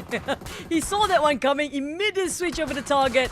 Make sure he got one more point, but this is going to be Davan for survival. He barely alive now. Soak in a lot of damage, trying to run away from the bullets raining over his side. Almost exploded that buggy. He needs to leave. But Baby Wontek also parting ways for BKE. Now trying to wrap around the other side of KE. Davan being spotted out. They're still not letting him go. Oh man, I thought that they want to like, okay, let's focus into the circle. But no, they want that point out of Davan. And being alone in this building, it's a lonely feeling. And no matter what, if Davan steps out, if it's not a BKE, it could be Goodfellas. So, I don't know. Davan, vehicle smoked up. He's not in a good position. There's a big chance that he could be eliminated in this stage. Well, we talked about kiss enemy. Oh. Which enemy wants to have that last kiss before the inevitable? Yeah, I'm thinking Davan kissing Goodfellas. Okay, never mind. Don't visualize okay, it yeah, that yeah, way. Mike, what is wrong with you? Okay, yeah. Yep. I mean, Davan's pretty cute though. Just, yeah, but never mind. Yeah, yeah. Anyway. Let's speak OV hybrid. Oh, wait, wow, what just happened? A team that, interesting enough, and just got eliminated. Okay, so now we are having like a couple of the middle chart teams eliminated, right? Like NGGZ, like even Hybrid as well. And we kind of talked about these teams' potential of like breaking into the top 3, but if they drop games like this, then it'll be kind of scary for them. It's kind of true. We did not expect NGGZ to get crushed early due to the sandwich position they were in just now. But Fast, it feels like their warehouse. I'm not sure if they left the warehouse, but wait a second. What a nade! It was right on top of SayCloud. Why do you have to respond this very quickly? Because Kid might just got the point. He's getting it to a side of SayCloud. He tries to secure the clearance to get them finish off the elimination point. But GFS versus MSI, they're just wanting to leave that warehouse. The moment they start to leave, that's where all hell break loose. MSI is waiting right across them. What happened to YG just now? Oh, this is not great news for them. Yeah, another one out. And are they totally eliminated? Okay, need to see. Okay, Smile is still in the game. Okay, so he's going to be the last player for Yangon Galacticos now. The good news is that he is in the circle. The bad news is that his opponents kind of know where he is. So that's going to be a bit of a risk. Oh, but look at this, Chu. Davan left the house on the left side and he's still alive now. Feels like the other team seems a bit too over-distracted. Especially, was it Elevate that actually chasing Davan down just now? I think so. Or was it, never mind, it was BKE, but they're a bit busy with MSI. That's why they have to leave Davan out. But Smile popping out all the nades he can do. Try to clutch a 1v2 right now. This is going to be a tough one, but YG, with the experience that he has, this is still, never mind, not doable anymore. That nade. Well, I guess this leaves that number 1 spot kind of open with Hive still in the game, with 214 in the game, with Terra Esports in the game as well. So let's make this Grand Finals race interesting. Now it's up to Hive International to see how they can close the gap against Yangon Galacticos. and also the other teams, of course. And the moment I mentioned about Hive International, Range just got knocked by Misfit International. No follow-up yet. So many anticlimactic endings for these guys when we finally get to build up the stories. But on the side of MSI, this is a different version of MSI compared to earlier today. Sudden rise, MSI. I mean, we saw Elevate going crazy just now, but the same goes for MSI with 8 eliminations already in their back. And BKE, baby, once they tried to steal it, being very sneaky about this. And BKE, they lost Spyro, and that's going to be the loss of them as well. MSI just wiped clean Black Eagle Esports. That's going to be another team out, and oh, look at this. 10 eliminations already for Misfit International. Looking good so far this round. And on the northern side of this circle, so far so clear for them. All the teams are in front, so all they need to do is just focus on whoever's in front of them. Next is going to be Observation Esports. Leo getting on the elimination charts by knocking down a player from Elevate. We don't see a follow-up yet. Could be a long-range one. Observation. They can actually catch up to the top 5 if they can score the chicken here. Knowing the fact they can get plenty of eliminations here as well. Still have around 23 players, excluding themselves. But for Sisu, I think this is their best performance here today. Same goes for ABC if they manage to get themselves in the top 4. MSI on the other hand is not showing any sign of slowing down. Look at how they are bulldozing Hive out of nowhere. But Elevate OV seems to having a go still. It's going to be a 2v3 right now. OV do have better numbers, but Terra Esports in the way for MSI. It seems like that side a bit more interesting with trifecta teams going on against each other. Back to the side of Elevate. Bring around the Rosie. They go in. A jump shot finish things off. What a nice touch by Clay Jr. Absolutely beautiful jump shot there with his DBS now. 7 elimination points for Observation Esports. And we have a circle update here with one of our top performing teams this round so far. Misfit International in the circle already. And Hive is rotating in from the left side. So there's a chance that they might meet. On the right side, we have Terra Esports here. He'll be playing a bit of a gatekeeping role against Observation Esports. So there's going to be another interesting one. 4 teams coming up from the right side. Another 3 on the left. Where in between is going to be 2 of them meeting up each other. That's including Sisu and MSI. Oh. But for Terra Esports, they need to deal with the rush coming up from OV, pushing in towards the side of Terra Esports. OV taking the lead, but a bit of exchange of hands for the players. 1-2-1 trade. Yakka trying to find. Here comes Kit. Ring around the Rosie. No, never mind. Trying to zigzag himself. Finish off all the execution first. Securing elimination for Yakka. Getting on to one at the back. A bit of a big swing for Yakka to do all the job alone. Where is the rest of his teammate?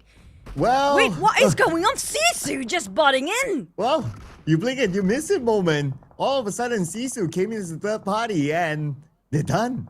But we still have Clay Jr. though for Observation Esports. And he's just right above Sisu. And Sisu have these smokes deployed and they're looking for Master Ichi. They kind of have a hunch where he's at. But they need a good view. While Clay Jr. is going to be one with nature now. And by him popping up this smoke, that will give a clue to his opponents on where he's at. But they are going to focus on to Master Ichi for now. While the fight between Misfit International and Hive is happening right now. With the sudden rise of Misfit International, 2v1 right now, last man standing. One boy tried to retrieve a pretzel. Reaching out the hands, trying to rescue, but not going to be enough. 2v1, nice double, looking over. Picking to the same target, seeking the last member of Hive with double manpower to maximum efficiency. But we have ABC just got wiped out by 214 Pro as well. Here we got ourselves a top 5, but a lot of solo players on the side of Terra Esports and Observation Esports. But I think this is MSI's game. Yeah, right now they're the only team with a full squad. And they already have 14 elimination points. So they are having this groove right now. Plus, on top of that, they have their own corner within the circle, so that's pretty nice. While Sisu is going to focus on the Clay Jr. Now Clay Jr. gets a first knock against Ho Xuan. He's able to secure that elimination point. Looks like no, Ho Xuan can still be saved. Ooh, pretty low. popped the smoke a bit too close to themselves, so that's going to be giving away a lot of information. If they just randomly spray within the smoke, it might hit and connect towards Sisu players. But MSI, there's no stopping these guys. I think they will finish probably near to 20 eliminations here, Cloud. Last we've seen themselves, they got around 14. Out of nowhere, after that long break just now, something happened. MSI just changed to a different version of themselves, which is a bit more scary this time. Not a bit is understatement. Basically terrorizing Terra Esports, Sisu and 214, and they are looking scary. I'll be definitely scared of them as well if I'm on the battleground right now. They have their own corner, full squad, they have a good vision of other teams. And everyone else, they're going to cancel out each other because they're clumped up on the right side of the circle, as we can see. With Sisu still circling around, trying to gather information. Now he knows where exactly Master Ichi is at, and Master Ichi almost got that knock. But now he has revealed his position as well. And here comes 214, a team that's eyeing that top 3. Master Ichi attempt to get closer towards the side of the circle, but Huoshan, he definitely knows exactly like last he've seen him. Estimation for his position for Huoshan, but there's going to be a high value hand grenade. He has to save it up for later as well.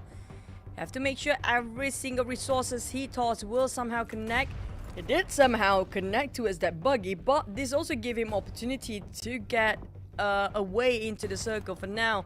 Sisu and MSI, they might cancel each other out. It'll be fun to watch if Master Ichi can pull a Hades this one. Oh, Master Ichi pulling a Hades.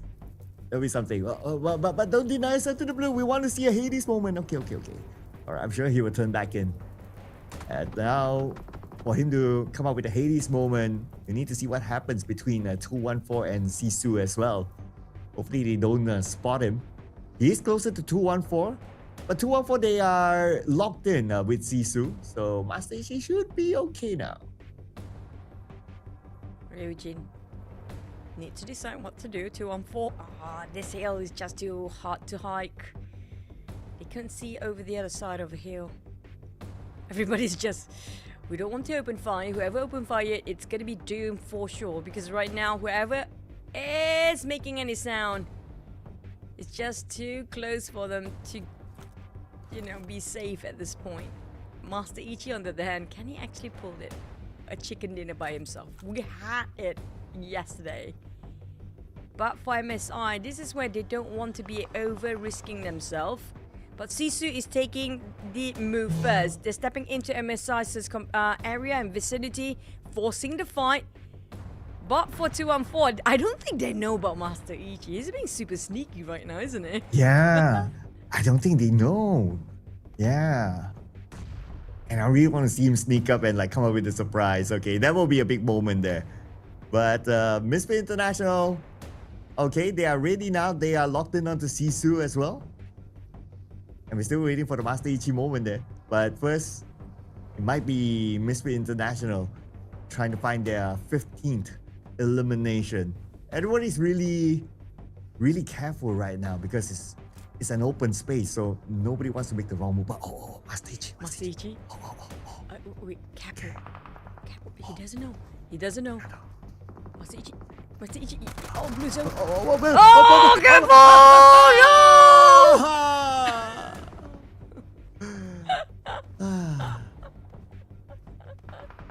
It's the blue spot, Chu. It's the blue spot. Yep, it's always going to be the blue spot this time. We want to see that, but we still have Hades, so he might actually pull another Hades moment. But 214, 3v3v1. Sisu is down to only one player, despite they had plenty more before. Not looking healthy for the Dragons right now. But for MSI, they're doing great. I mean, it's going to be a flawless run for them. All 4 members are alive. There's a big chance right now for Misfit International. Lion will lock in that elimination point by taking out Cell 7. That's going to be 15 eliminations on a rampage right now for Misfit International. And we're at this moment where it's 4v3v1. Huoshan final player for Sisu. While Capo gets an 8 on the 1 say, South is down as well. Oh man, the tides might turn right now in favor of 214. Oh no, they had everything in the bag just now. Unfortunately, it's still not over yet for MSI. And AV got burned and barbecue. Southgate still bleeding out. Hades been tagged by Horseswan. This is going to be the opportunity for MSI to reset themselves. They need to make it quick. Ryujin will not let them have the space to recuperate. Hades taking on Southgate. Caesar's down first. MSI 1v2. Lion, show us why you're the king of the forest. 1v2, Master Lion! Oh. Lion cannot make it. Still 2-1 for Pro. Back-to-back chicken dinner. What is going on?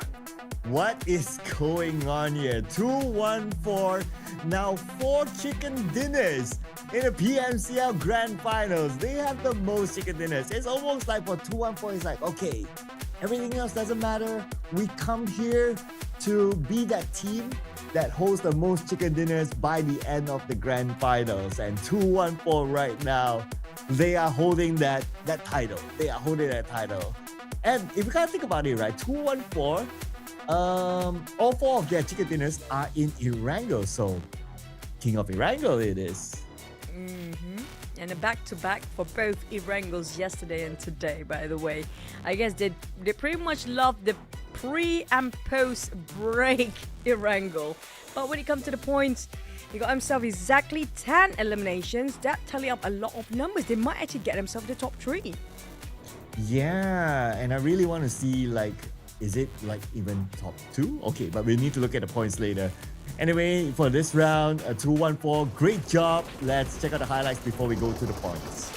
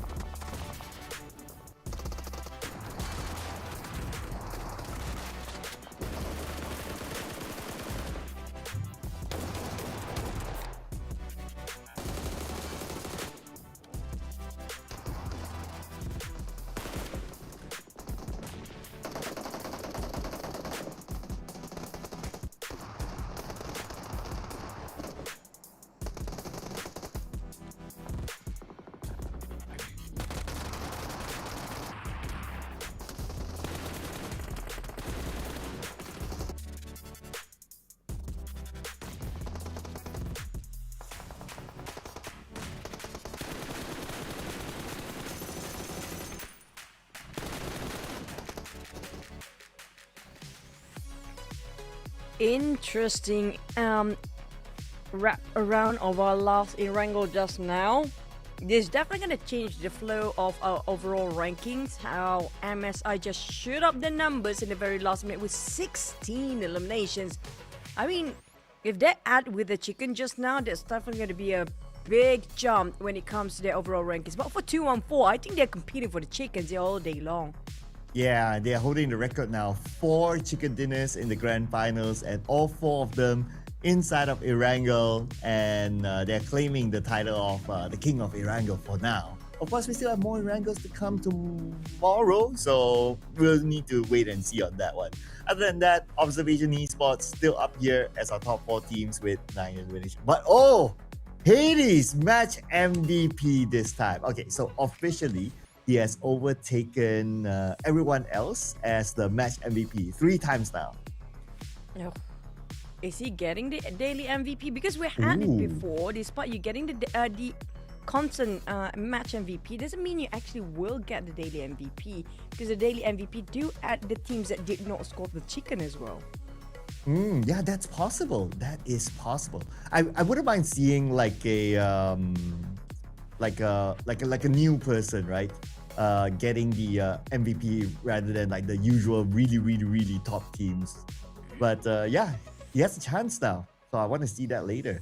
But now we're going to see the points first, right? So MSI 22, 1-4, 19, Observation Esports 12. Elevate, although they're in the top 4, but they only scored 9 points. That's okay. We have 3 teams without points this time. So Time, NGGZ, and Vadix Esports. So yeah, these teams, especially for NGGZ, since they are in contention for the top 3, yeah, they can't afford to drop these kind of games. Yeah, this is the issue between Hybrid and NGGZ, you know. They go really hot and really cold for the next one, which is make it so difficult for them to be constantly pushing the numbers up. It just pull them down a bit and going back up again. It's why hence it's hard to say they can catch up to number 1, but maybe be in the top 3, yes. But here comes the overall rankings. It feels like YG slightly stagnant when it comes to their progress of points. So I think they're definitely going to be firing back up for their Mirama run. But where is MSI? Oh, they just entered the first page. Welcome to MSI with that huge jump. Oh yeah, just right at number 8 there. And they are 2 points behind Observation Esports and 6 points behind BKE. So looking good for this round. Glad they are in there. Now, on the other end, of course, it's still Vadix at number 16, KE at number 15, and Goodfellas at number 14. So that's the drop that nobody wants to be at. Stay away from the number 16, of course, for a lot of these teams. But I'll be looking forward to see right now 214. They'll be just behind YG by 26 points. So that's going to be something really interesting for us to keep an eye on. But you guys would also need to keep an eye on PUBG Mobile Lite. Yep, if you guys have issues before you couldn't play with your friends because they have high-end device, this is your time to shine. Now, noted that it's going to be only selected regions open for the closed beta pre-registration, but do check out the PUBG Mobile website whether you are being covered there or not. And don't worry if there's some things that are still not completed or you feel it's not a finished version, because it is not. It's still a work in progress and not finalized. Just have fun and make sure that you guys try out the PUBG Mobile Lite, because the smoothness of the games and the graphic is just optimized for the best of it. But we talked about not just having a news of PUBG Mobile Lite, we also have the PMGO finals, SEA finals when it comes to the location. Make sure you guys are flying over if you are outside of Malaysia. But if you are around Malaysia, make sure you guys meet up with Cloud, because it's just walking distance to your place, right? yeah, it's an extended walking distance. Okay, for the record, I bought new running shoes, so I can walk that far with the shoes. Okay, right. But we're still going to get a tip and trick here from the PUBG Mobile X Naruto collaboration. And thanks to NGGZ for sharing this with us. So find a solid house with second floor before fighting the 9 tails. You can solo kill it. Oh, okay. I guess what they mean is that you get that elevation and then you try to win against the 9 tails, the fox with literally 9 tails. It is a 9-tailed fox, isn't it? I don't know. You know, based on the myth, I'm not sure whether the 9-tailed fox is actually a villain or actually a hero at this point, because some recreation of drama actually make it a good person. And finally, this is what we talked about just now. We're going to put that 9-tailed fox a pause for a bit, because 11th to 13th of September, these 3 days, Friday, Saturday, Sunday, I think we both will be in the PMGO Season 2 SEA Finals at One Utama Shopping Mall. So if you guys are worried about accommodation, there's plenty of Airbnb nearby as well. And it's a huge place where you have a lot of good food, because I like going for OU's food. There's just too many options.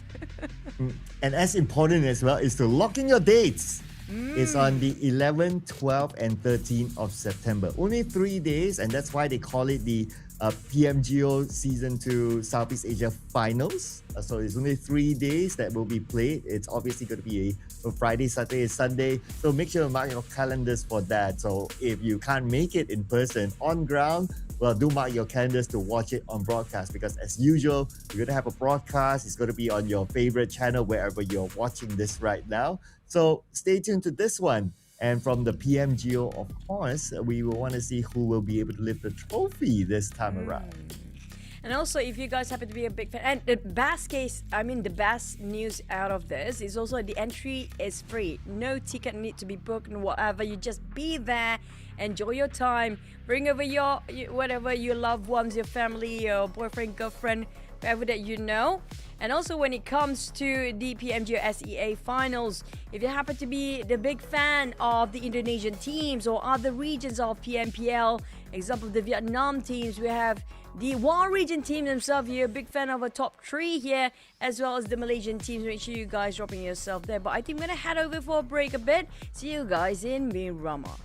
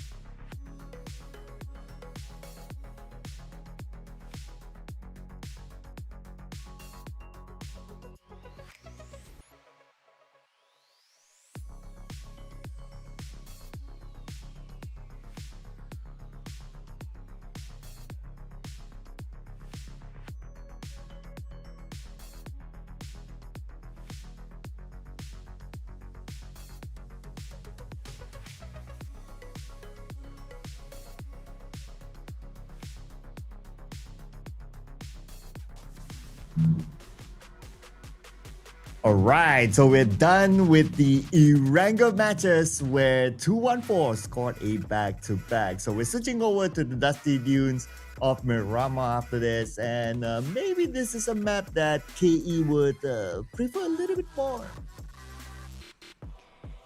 Not... yeah, KE do prefer this one. YG as well. 214.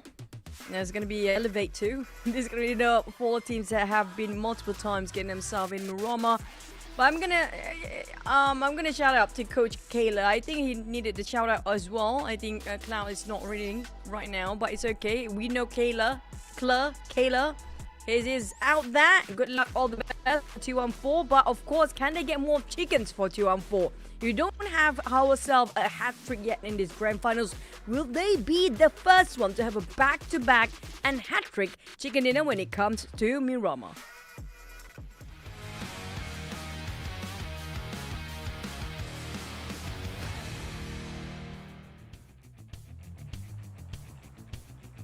I like how the coaches show up when the team is performing.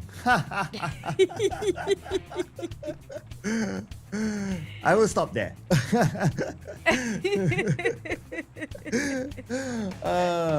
Okay, anyway. Hashtag done claim. Yeah, if you know, you know. IYKY. Yeah, IYKY. If you know, you know. But if you know, you know. Puerto Paraiso had an early fight yesterday. So, flight path nearby Puerto Paraiso. I'm keeping an eye on that one. Yesterday's circle we have some Chumasura power grid as well, just around the center. But we don't have a lot of too many fights, right? Other than Puerto Paraiso, slightly a bit of a clashing initial fight. Depending if they want to go for the crash again, it might be between Elevate and GFS. There's gonna be another second run. Yesterday, who won between those fights? Yesterday, all my troubles seem so... Okay, oh man, testing my memory on that one. I don't think anybody remember. actually win, right? I think they parted ways and took too long, I think, because we couldn't remember exactly who's winning over that one. Oh, I think I remember. I think it was... I'm starting to doubt myself. I think it was Elevate.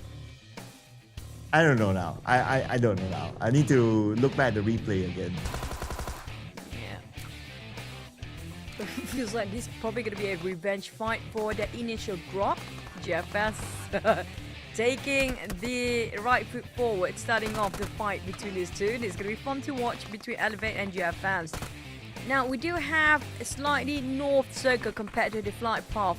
So nobody coming up from the northern side. It's a good news for the teams already dropped themselves in the circle. They can actually try to occupy on the north of the circle because nobody's there as fast as they can be. Back towards the fight between these two of the Alpha of Puerto Paraiso fight. And they don't have the circle. So that means this fight, if it prolongs, it's going to be a lose-lose situation. So far, no knocks yet. Shaco did take a little bit of damage, but he's still A-OK. And Chewy's going to join up with Shaco just to give him that high five. But the rest of Elevate, they are more stacked up towards the south. But oh, here comes Holy Say. Next to that building. Okay, I'm not sure if that's part of the plan though.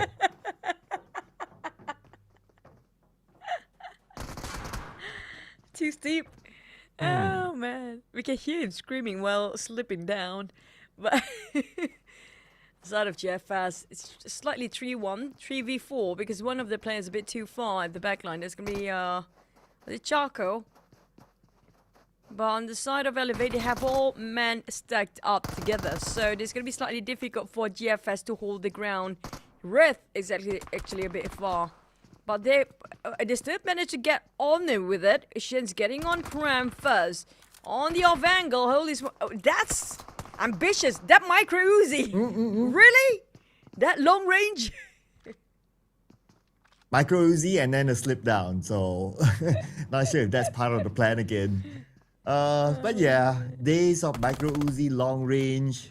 It's been a while. And nice to see that coming back again, at least for the start of this round. Let's see if Mango can land this nade. It's actually quite nice. With that jump, with that land, major damage of the Shaco. Pretty cool. But he couldn't get a knockdown yet, but pretty low, not looking healthy for JFS. I don't think they have any first aids nearby, so it's going to be a band-aid game for them. Holy say, keeping the pressure on with his UMP, but be mindful about their resources. Of course, barely got enough. But good news, at least they're geared up for their vest and their helmet. But on the side of GFS, I don't think they have that gears to have extra protection of armor in case they get a headshot from a mid-range distance. But Shins still try to loot up to make sure he got a couple of throwables to make sure he can open up slightly a bit more space. But I don't think he should be that worried about that micro Uzi right now. I don't think that micro Uzi can actually reach at that point. Yeah, or if that micro Uzi has enough bullets now, because of the firing rate, right? Like if you spray, it's like, oh, all of a sudden like your bullets are out. Something to consider. But speaking about bullets, Riff is low on bullets as well. Although he has that high ground, but if he only has 6 and he's out of it, then yeah, nothing much you can do except for giving information. But here comes the side. No. Holy say. That's Shaco. I don't know what happened to Chewy. He was supposed to be watching from on top of that. He just landed them. These guys get in there, breach in. I'm surprised that Chewy froze for a bit on the second floor. He was supposed to be the one that giving them a bit of pressure. But instead of elevate, they take every advantage and opportunity they can. There's an opening they will take to use their best. It's going to be a 2v4. As Elevate managed to reset on their 4th member that knocked down early on.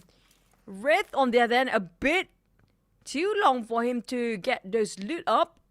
Still couldn't find any more troubles. At least landed himself with an SLR.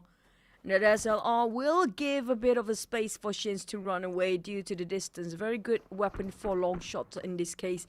And Shins only got a couple of rifles there. Not the best one. But Elevate, I don't think they want to commit to this anymore. They're probably going to pull back.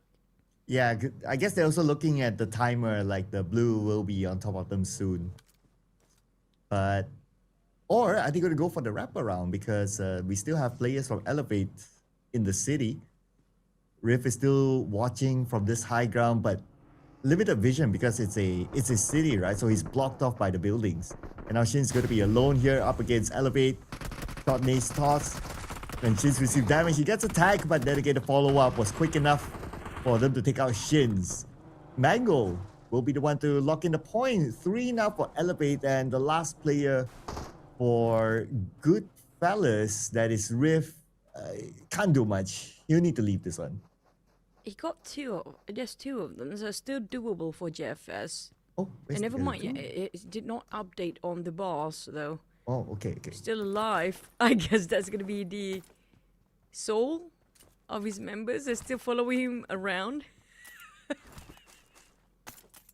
Yeah, it's like them, like all of them whispering to his ears, like, okay, leave now, Riff. It's okay. Leave us behind. It's okay. The bar's not updated, so be mindful of that, guys. Back to its Jeff. No, I definitely question what happened for JFS because Chewy did not stop anybody from breaching in just now. That's always going to be the issue when you have put your full trust for your team members, but I think he froze a bit. I don't know what happened. On the side of, I'm scared right now, I'm not going to lie.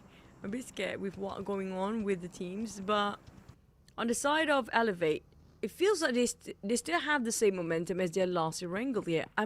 Is MSI going to pull the same stunt again as well? Ooh, if they do, it'll be kind of fun. I mean, at the end of the day, right, we'd like to see like a nice race till the end of tomorrow. Not like the obvious teams are too far and then no one else can catch. Then maybe like the last game or the second last game doesn't really matter so much. They'll be like kind of meh. But if the points are close, then that's going to be fun. So I do hope that, like, you know, the middle pack teams like MSI, like even NGGZ and all those teams are able to really boost themselves up to make things more interesting for the last day tomorrow. They would have a chance depending on how you see it because a lot of teams are on the south. So that's opportunity that can present to them to gain those elimination points. And we know teams like Observation Esports, they are very good at gaining those points. But the major crowd coming up from the south, it's not going to be easy for the teams that just had their run. Just now elevate NGF first though. Back to a side of hybrid. Ascended the Patron. I do have a very different circle this time. Xiao 7. What a good nade. Perfect execution as well. Clean. Looking big and looking strong. There's going to be Sisu, a hybrid in trouble right now by Ganji going against the others of Sisu. Sisu still have a full squad. A sudden change of tempo here. Never mind. It's actually just 3 players remaining. Hong's being eliminated early on. Ganji hoping to hold on his last lifeline there. Just 1 HP left. Looking very unhealthy. And that's going to be... And that just happened. And even if he wanted to heal, he has 9 bandages, no first aid, so that would take him a while. So yeah, I guess he just like did the best that he could against Sisu. And that is Sisu gaining those points. So good for Sisu, a team that is looking to break into the first half of our overall charts. And then maybe they can start to think about like, okay, whether we can catch like the top 3 and so on and so forth. So let's see what else can Sisu come up with in this round. 214, definitely one of our highlight teams here for today. 2 chicken dinners, 4 overall in the grand finals. One of the strong teams to potentially maintain their spot in the top 3 at least, or if a big surprise can come, maybe the championship, but it's still quite far. They not only need to keep themselves at pace with their own performance, but they also need to be able to somehow cancel out Yangon Galacticos because they're also still gaining points. Now, it's going to be awkward if YG didn't get the slot for PNG or SEA. I think they're definitely going to get into it, right? Feels like Hive probably going to be in the same boat as YG. Now, we're going to talk about the contention of number 3.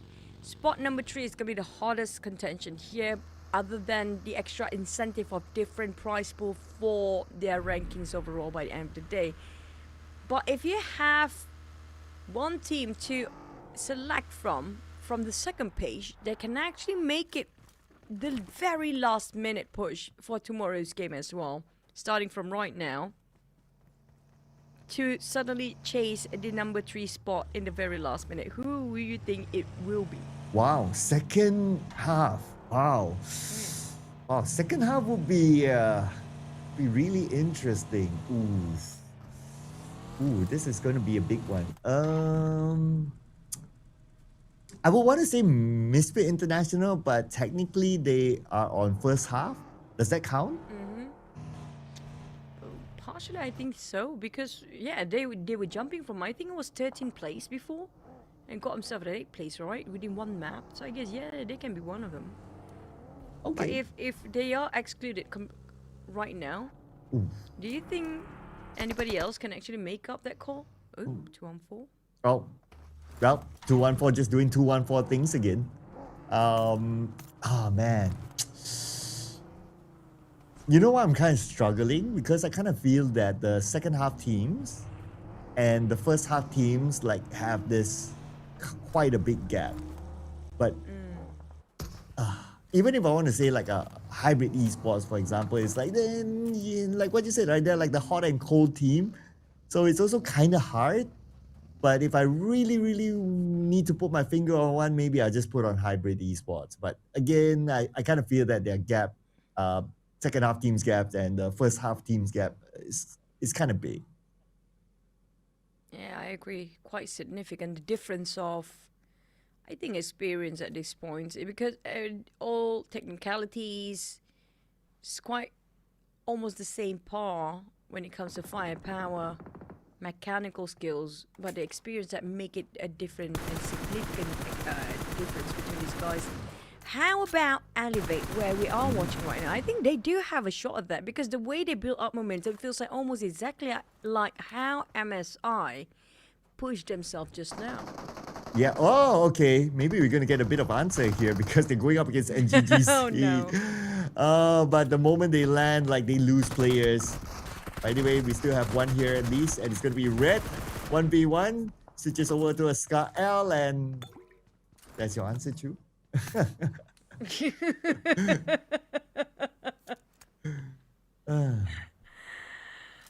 I was hopeful a bit, just a tiny bit though. I guess not anymore. But now next is gonna be always be cheerful. I don't know, are they cheerful right now for ABC? Because they're definitely not having a great time when it comes to the grand finals. It's a 100-point difference between the first and 13th place. I like how we just hovering around the 100 difference of point gap between the number 1 and the 13th place. Exactly where we're watching their gameplay right now. But back towards the teams.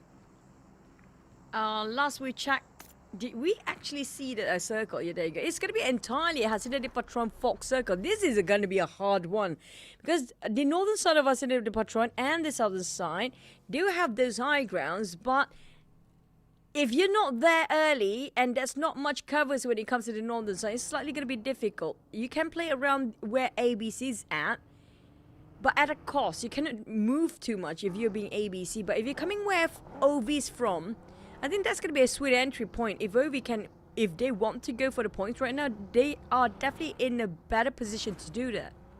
And they are a team that knows how to go for elimination points. So that's a good advantage for Observation Esports. Now that we have the point chart refreshed again, we can see the live score here that Observation Esports is behind BKE by 4 points. So they can potentially go up one more. If they do well, NGGZ and Observation Esports is 12 points. Can potentially go up one more. If they do so, they'll be in the top 5. So it's kind of nice to be Observation Esports now. They just need to bring in the points like how they normally do with the eliminations. It's doable, very doable. Very close as well when it comes to their points, but 2-1-4 is not making it easy. Hive is definitely a huge tall order for the teams below the 5th place too. And OV, we talked about them, and now they're taking the blue zone. I'm not sure about the position here right now, whether it's a great news or not. They're taking their sweet time coming up from the southern side. There's somebody's gatekeeping there. Now, Terra Esports, what happened to them today? I mean, yesterday slightly have a better start. Today, first half of the day feels okay. But then, I don't know, it feels like they're definitely struggling here. Yeah, now they're struggling against the Yangon Galacticos as they try to open up that space a little bit more. And Yangon Galacticos is going to close them down. They're on the other side of the hill, only the hill, separating these two teams. And Saycloud is on his vehicle on the left side, repositioning himself away from those nades. But then they landed on the Saycloud by Master Ichi. That is huge. Saycloud need to be saved, but Romeo couldn't actually reach it on time. Another nade dropped by Ichi. Here comes another one. They have a bit of trade between the players. But YG they've been cornered down, not just by the players of Terra Esports, but by the blue zone as well. They are caught in the trap. Wait a second. Romeo just turned the table over. But dropping a big nade over on top of the players Terra Esports. Yakka in trouble, bleeding out still. Well, YG repositioning with their trio members left. It's going to be a 2v3. Yakka cannot be reached up to Master Ichi. He's breaking his brain juice right now. Trying to think how to revive his teammate, but Monet giving away his position for free. It's back to 2v2 between these two teams. Ooh. Okay, and now Yangon Galacticos only one player left. And he has to leave this one. He has to leave his teammate behind. So Smart will be taken out. It's going to be Romeo, last man standing for the team. If they go out now, they only have 1 point. And 2-1-4 already has 2 points.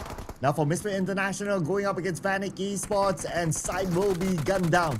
South from the other side. Trying to land his shots.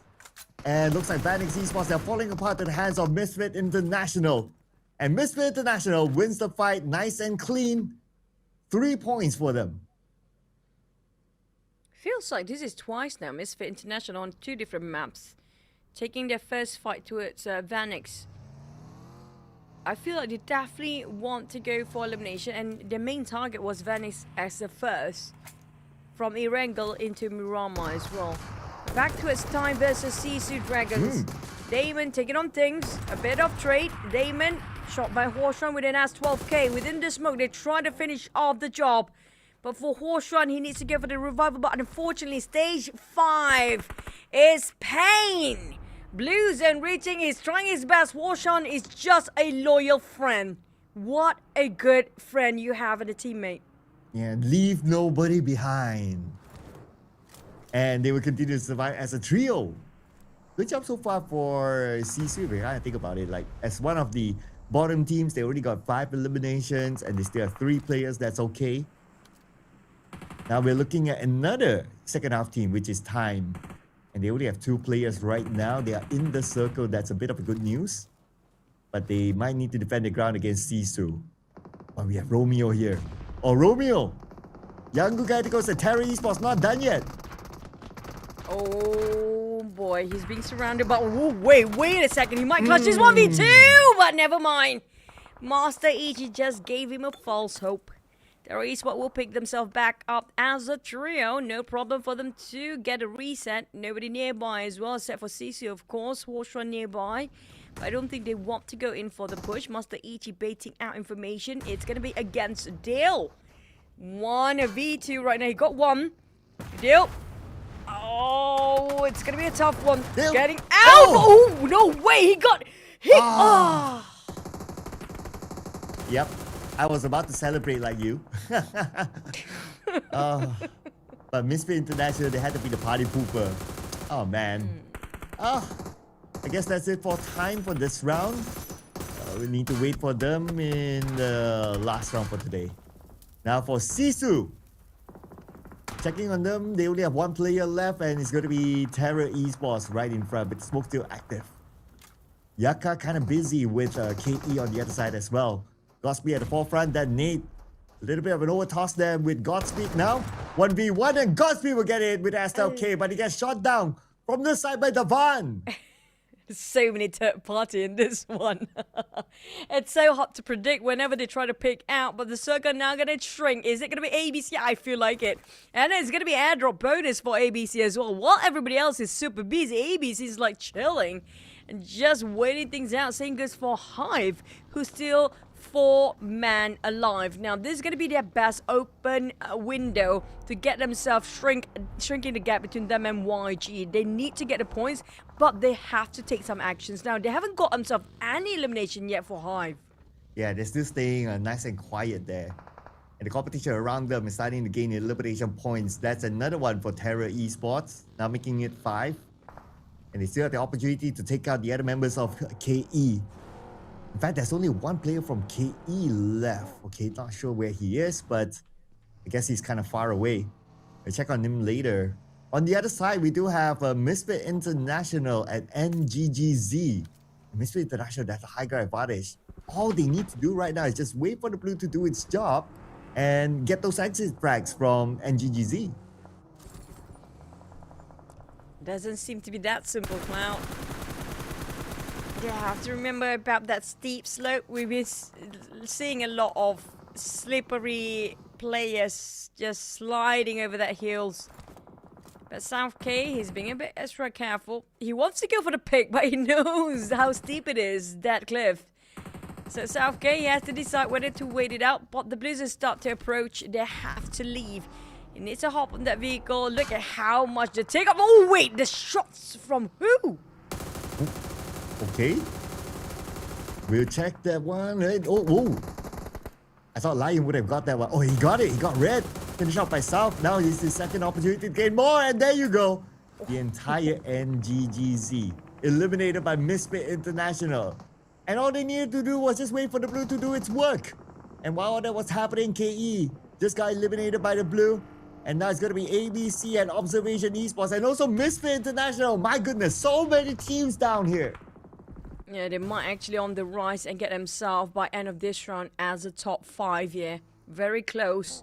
But for Misfit International, this is definitely not going to be an easy task. Look at how crowded, how saturated it is at the south of us in the Patron right now.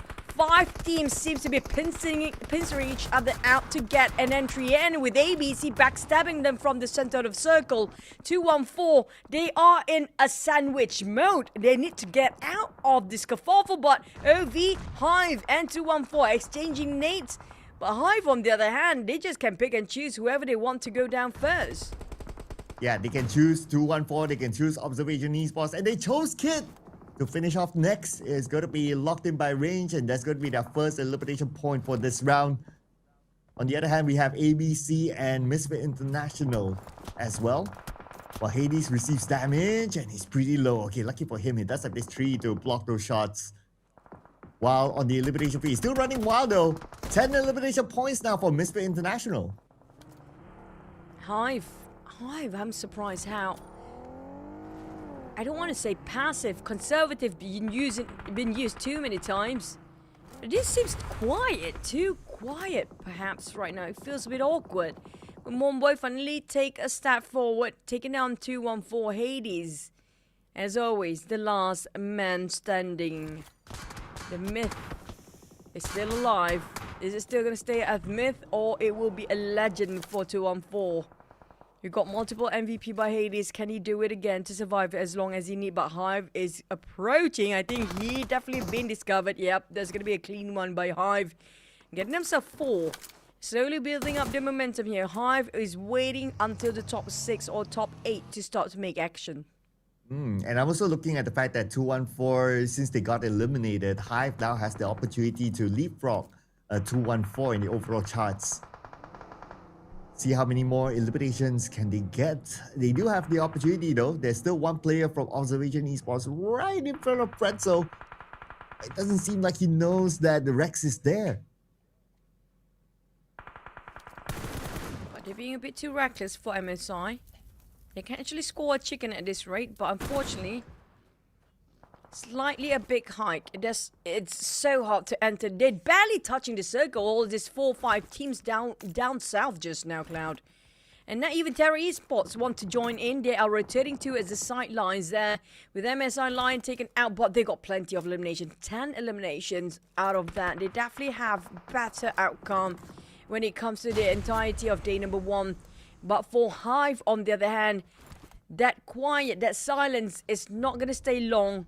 It suddenly speaks louder with their arsenals here. I might try to spot up Sisu. Oh, cannot even pick for Sisu. Oh yeah, I was kind of like, oof. That's a lot of damage there, but lucky enough he had the level 3 helmet to block that damage. It's okay for now, and he can still recover. So that's fine. For Hive, looking for more elimination points, and do they finally know that Rex is there? Okay, they do. Oh, wait. Oh, Xiao just stole that point. Oh, 1 point stolen away from the hands of Hive. No. You know what? Xiaojia alone managed to actually score 7 just by himself for Sisu. That's huge. He's well-deserving MVP, but unfortunately he didn't actually score to get that chicken right now. We got ourselves the top 4, but Sisu been taken out. That's down to 3 with a full squad right now, ABC and Hive. But can Terra Esports turn the tide? Because right now they can gatekeep Hive from entering into the circle. And Hive is trying to find a way across it. And let's see here. They are pretty much the only team that's on the outside of the circle right now. Zone is going to close in about 5 more seconds. They do have vehicles, and they're deciding on which side to rotate. Are they going to rotate towards ABC's side or towards Terra Esports' side? But oh, ABC, they're coming up instead. They want to get the chicken here. They got the circle for the longest time. They have a shot at getting this chicken, but they are around middle ground. Hive, they have those elevation, but unfortunately slightly away from the circle. They need to get in. This is going to be a tough one for Terra Esports the most, because they are at the fork. Might get themselves in a trap right now. Split it apart between these two players, and one of them at the back line. Master Ichi will give cover fire, but unfortunately too far. Prezzo knows exactly where he's at. And he still has only 1 smoke. If only he has like nades, that would be great. But still, they'll be on this high ground. They do have the vision, and with that vision, they will take down Master Ichi. A bit of a trade-off there with Yatka getting pretzel. Range is down as well. But Rare got involved. Finishing off Master Ichi, so that point is stolen away by ABC. Oh, this crash. Oh. This crash. They did not see this one coming. Hive. They did not expect this sudden push coming up from ABC. ABC just took whatever they have. It was pretty ballsy and bold. Coming from ABC. Their first chicken dinner. Always be careful. Definitely not smiling when it comes to the posters, but they're definitely celebrating with that kind of chicken dinner just now. No more doubt, no more second guessing. Just go straight in where Hive was super busy against Terra Esports. Well, at least that logo is smiling. Yeah, if anyone noticed that, like, yeah, the logo is like a big smile with the eyes, like very happy. Yeah, and ABC, chicken dinner in the grand finals. A great work by ABC. And who knows, maybe this might push them up to the first half and that might start a new adventure for ABC. Looking forward to see the overall charts later on, but this time, locked in, 10 elimination points together with the chicken dinner. Plenty, and this is their best run by far in the grand finals. And when it comes to ABC, I love the fact that, you know what, they don't think twice, just go. It's so hard for us to actually get that kind of footage of ABC to just toss everything aside, out of the window, just go in for the chicken. That was huge and good coordination. They work as a unit. For the first time, we're looking at them working as a unit. And huge come up from Xiaojia, of course, 6 by himself alone. They lost 0 Mo Wang in that process, but let's relive the moment with how ABC finally get their first chicken dinner.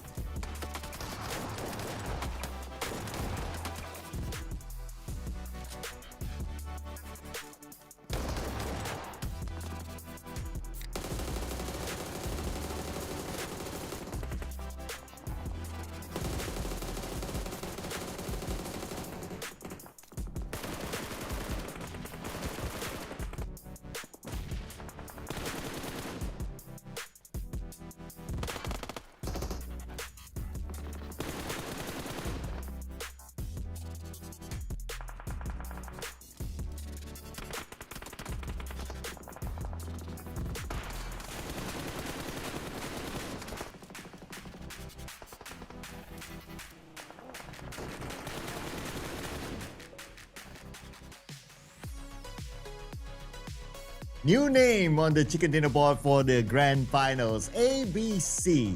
Bringing in 10 eliminations together with it.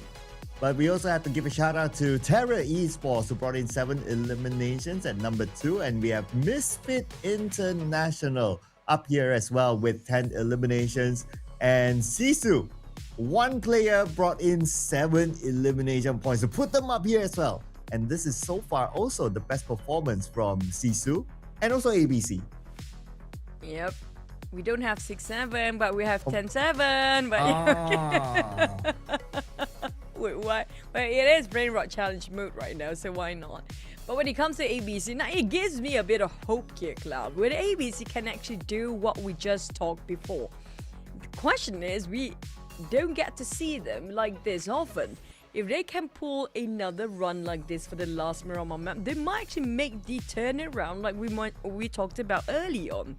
And Xiaojia, well deserving. He was literally doing a lot of work by himself for the team just now. Yeah, I mean, he brought in like 6 eliminations, the most out of them all. Well-deserved MVP, and together with it, it's like 783 damage with 2 knockouts and a survival time of 29 minutes and 3 seconds.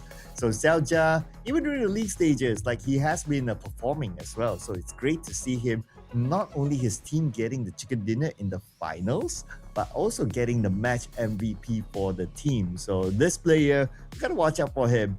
If it's not this season, maybe in coming seasons, this guy would definitely pop off. I like his eyebrows.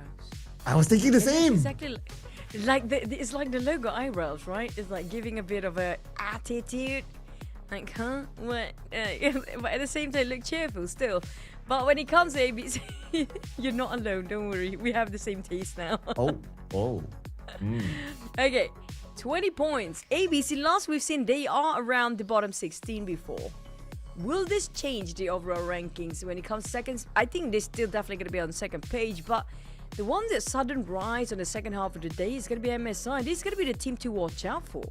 Yeah, they had a good round before this as well, and this time 12 points. It's still pretty sweet, must say. So last we checked, they were on the first half. So now with 12 points, they should go up a few more steps. So we get a confirmation on that in a little bit more. While our top race, this time Yangon Galacticos didn't really do too well. But they still retain that number 1 spot because of the gap that they have created against 214 and also Hype International. Now for Sisu for ABC, yep, you're right. Still on second half, but how far are they from number 8 now? Not too far. Not far, yeah, 13 points, not bad. Yeah, I think within one map, they can actually even catch up to the 5th place, where that's going to be a significant gap between Terry Esports and NGGZ. Terry Esports, on the other hand, slightly a tall order for him to actually get number 1, but probably going to be tomorrow. But for Hive, despite YG got eliminated slightly early, I'm surprised they did not take the opportunity to get aggressive when there's not many teams left. But you guys should get aggressively try to get into this mode right now. Brain Rot Challenge with $20,000 prize pool. So make sure you guys try and record breaking. Make sure you guys got yourself a world record as well. Okay, we do know you guys watching on the live right now, you guys are definitely into this mode. But when you play something, make sure you are the best. So make sure you get that world record right. Yeah. Or even if you just see that $20,000 prize pool, go for it. Go for it. Scan that QR code, ladies and gentlemen, because you don't want to miss out on that opportunity that's already presented to you. But you know what? We do have a, in case if anybody just joined our live stream, we do have a upcoming announcement. We have an announcement for an upcoming tournament. Ooh, And- is it? Yeah, I was waiting for that. Yeah, there you go.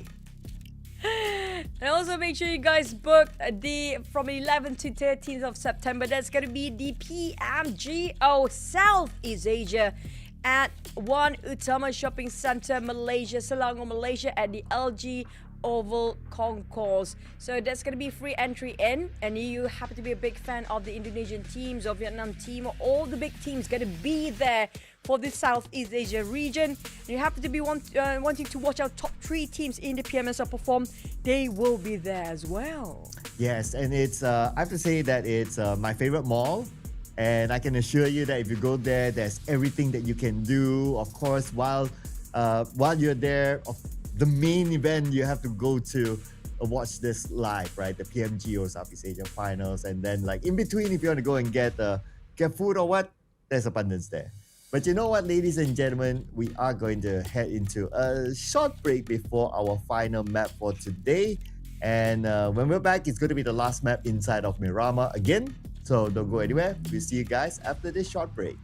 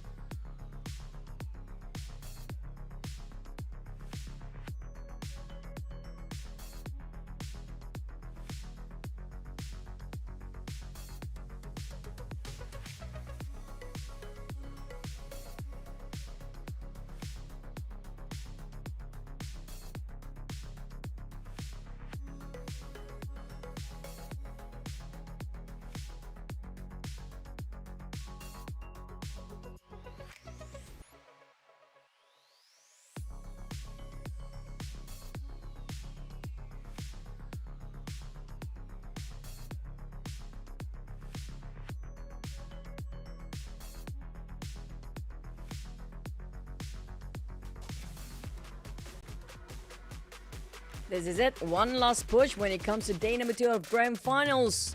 Only 7 more maps to go. We're gonna wrap up this Grand Finals to see who will finally lift the trophy by the end of the day and who will get the slot to the PMGO Southeast Asia Grand Finals for September matchup. This is gonna be interesting. I want to see if there's any teams will let loose and just go for it since they got nothing else to lose.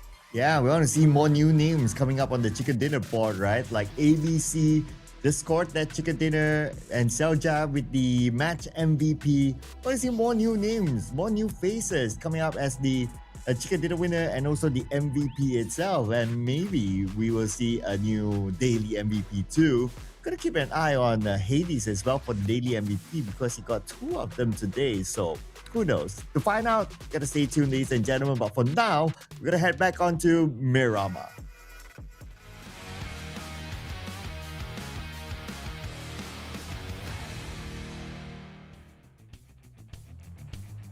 With over 90% of land, the dusty dunes of Miramar is back in action. And please give us Puerto Paraíso Circle, the very isolated island, why not, or even Impala. Has been generous here for today, except for our Wrangle map, of course. For the first map, we got our second map, was it? The SMB. At least that's going to be our checkbox ticked up for the Grand Finals SMB circle. But today, please give us slightly challenging circle just to test the players their limit here. Yeah. I want to hold my breath for that one, but Miramar's flight path is a little bit longer. So I don't want to pass out on the broadcast.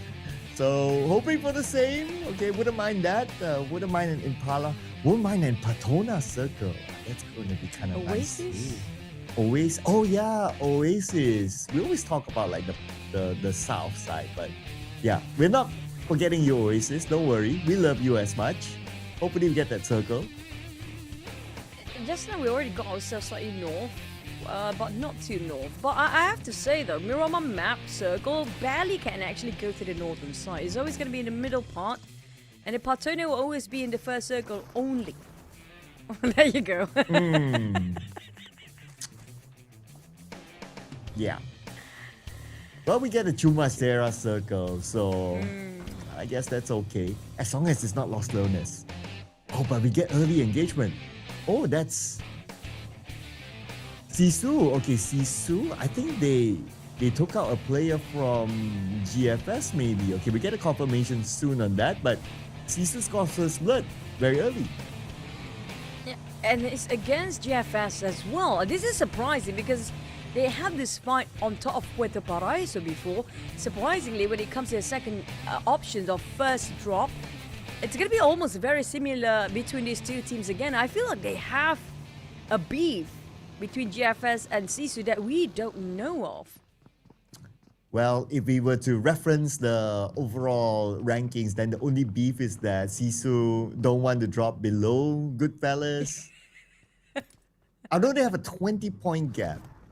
But now that I think about That's it, right? huge. Like, yeah, 20 points between Sisu and GFS, and then it's like all the way down. So like bottom 3 teams, like the gap is so big. Oh, but the beef continues, you. They got Riff.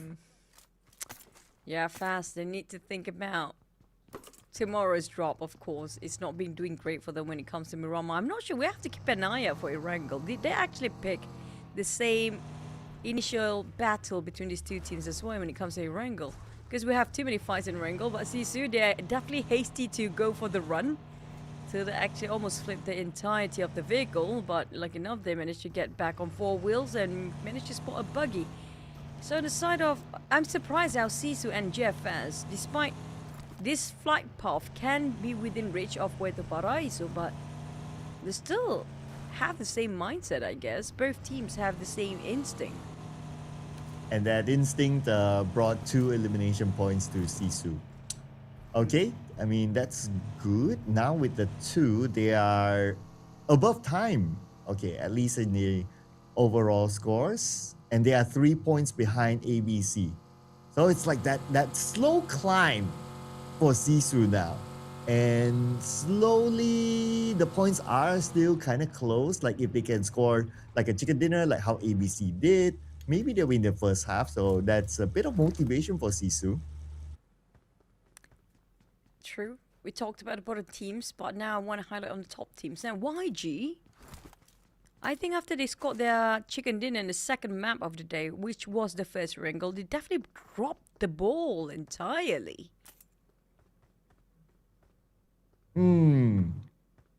They are, to a certain extent, kind of lucky that because of the gap, that they are still there. So that's why they're still like number one, right? But yeah, we can't count like the teams close to them as well. Like they can still catch. Maybe not this round, but if the gap is close enough, then tomorrow's race will be very interesting. I think they, you know what? A part of me wants to think YG intentionally did that just for the sake of, you know, the suspense of building up into the grand finals. If they keep it going, it's going to be too straightforward. Might the rest of the teams lose motivation regarding trying to catch up to their side? I don't know. Maybe it's just me overthinking that. But in the case of YG, but what surprised me most, to be honest, is how Hive performed in Grand Finals Day 2. I don't know what happened to them for the Grand Finals. Feels like a very different version of Hive during the league stage. Yeah, where is Hive missing here? They went international and now they need to come back to PMCL, okay? Hive, what's the gap right now? 30 points. With the amount of games still mathematically possible, but like what you said, right? If they continue to be missing, then it's kind of worrying. And there's also even the chance that they might be booted out of the top 3 because the gap between them and Terra Esports is only 12 points.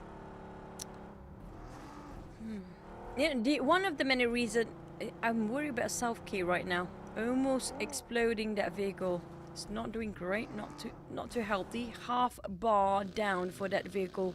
But I think it's going to be okay. They managed to pull away from that conflict just now. But ABC, I mean, just now what they performed definitely boosts a lot of their confidence. Look how aggressive they go against NGGZ as a start. It's not often we get to see ABC getting all this, initiating all this fight early on. I guess they have the groove from their chicken dinner. And now they're willing to take this one against NGGZ. There's Zelja as well opening on the side. And with that, he will gather information. He does have a building for himself, but oh, he's sharing the same building as another player for NGGZ. Currently on the ground floor. And he evaded that nade. So now with that information, it's all about trying to find his target. Not the easiest of thing to do, but time is not really on his side. Now NGGZ has 2 players against Zelja. Believe, they say. Big swing he needs to do. And actually, never mind. You know, whenever we try to build up a story for players, it's just totally flat out of narration. Yeah, that's why it's dangerous if we start to like, oh, this player, that player, oh, that team, this team. Yeah. The hype just completely lost after that. Oh man. But yeah, I would worry if I'm Hive right now. I don't know if they are experimenting some stuff, but they're definitely not their usual self. One of the many reasons why I put up them to be on top 3 for today, because I love how aggressive they can actually go. But for JFS, from the Pam to the Fire and now into the Lions Den, which is going to be as Terra Esports, but it's going to be a lot of three-way fight here. NGGZ on the sudden rise and aggressively trying to find everything that moves. They try to shoot it down. MM going with a Mini 14. Reload Shins, managed to get on Rand. And there's going to be a turn around from GFS. Can he actually do it for Shins? Okay, he reloaded. Oh, he gets a double. Okay, he's not totally out of it yet. Here comes the rest of NGGZ. Looking at a big clutch here. 2 more to go for Shins. Sees one on his right side. Jump shot on the Shins. And looks like no clutch for Shins. Goodfellas out.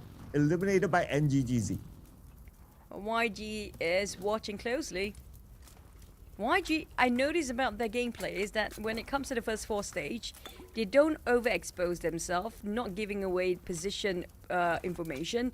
But he will try to sneak a couple of bullets in and try to get those stills from afar until we reach into stage 5 or 6. That's where they start to go crazy a bit and try to force the fight and ambush people on.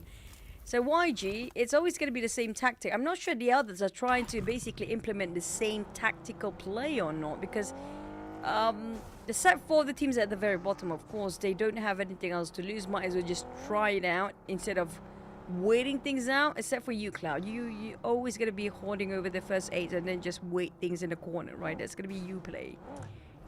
Yeah. On top of that, I'm going to close my ears and hope nobody finds me. I'm going to be that guy. I'm going to be that guy. You will see like placement points like 200 and elimination points 0. But I believe you. yeah, that's going to be me. But that's not going to be South though. He goes in and he gets 1. Oh, nice. Okay. And he will probably get the double. Ooh. Yes, he will. Wow. What a movement by South. Yep, that's going to be the Rosemary version 2.0. He looks very alike. Just to remind you again, don't forget to look at his poster. There you go. Oh, I can't unsee it now. You're right. Oh, yeah. I'm waiting for MSI to score a chicken to get a bigger version of it, but it's so hard to get their chickens here.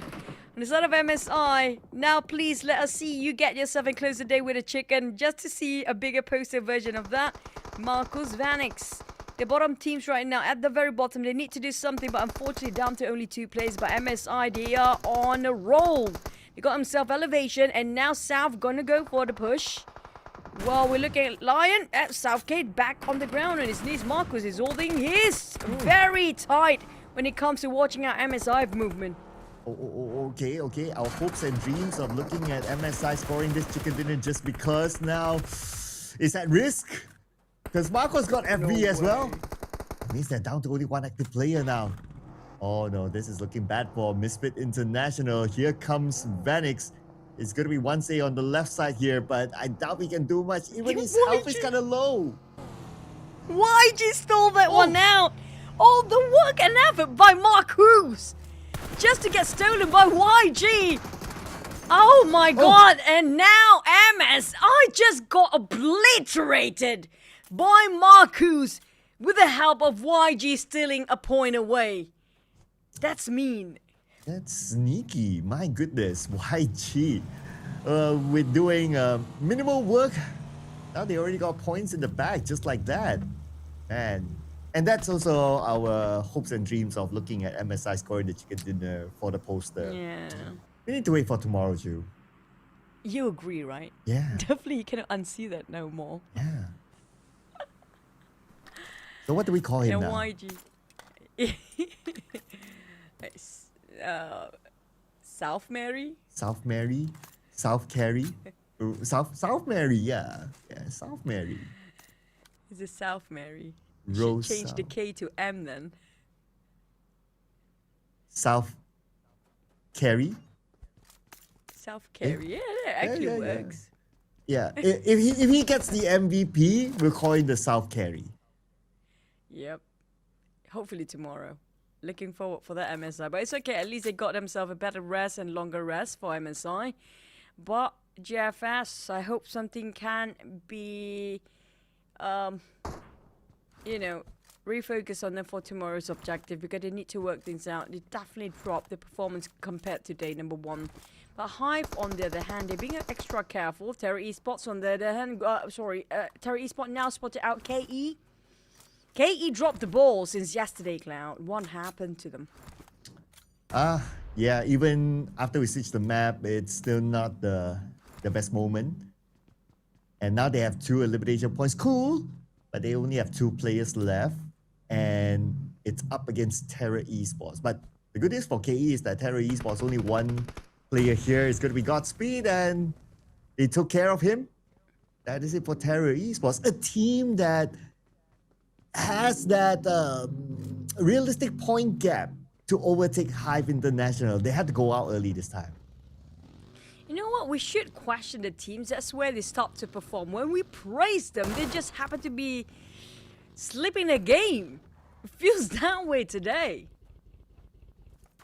Yeah, it's just like we didn't really big up on like ABC and they score a chicken dinner, and then we start to big them up and it's like, oh, they lost their MVP Xiaojia. We should try it. We should try it on one team. should try to be toxic. And they will definitely be a supreme team now. And speaking of getting it supreme game, Hive try to push the numbers up. And finally, they start taking actions early. And they got themselves 1 point already against NGGZ Money, who happens to be always the scout for the team. But NGGZ down to only one last man standing. Next target for Hive is going to be BKE. BKE, they do have a full team on top of this hill, so they'll be okay. I guess right now, just like every other team, everyone's just looking for the next circle, and it moves away from BKE. So BKE, they need to leave this really nice spot. Too bad for them, but it is what it is. But we're going to see Sisu here against Hybrid. Ooh, the mid-back teams, let's go. Chengsu Dragon. They're doing okay, honestly, if you compare with the last season. Last season was completely different name team, but there are a couple of players coming up from last season's lineup. But Sisu, they are at 12, but when it comes to the gap between the top 5, it's not too far-fetched for them to catch up. Wowski, Vanix taking on BKE, Spyro's on the ground. It's always Spyro that get knocked down first for the side of BKE, and somebody's trying to retrieve him. Then the others will get smashed down, and by the end of the day, Spyro the only one that survive. Don't pick up them. I thought that's the plan. Oh man. But then, yep. Well, now we'll test our theory against Sisu, right? So let's see what will happen there, and the other teams as well. Next is going to be, well, ABC. Well, they will hold it on this ground, so that's not going to be a problem. NGGZ, Gerald, last man standing, and he is right in the middle of all these teams, including 214.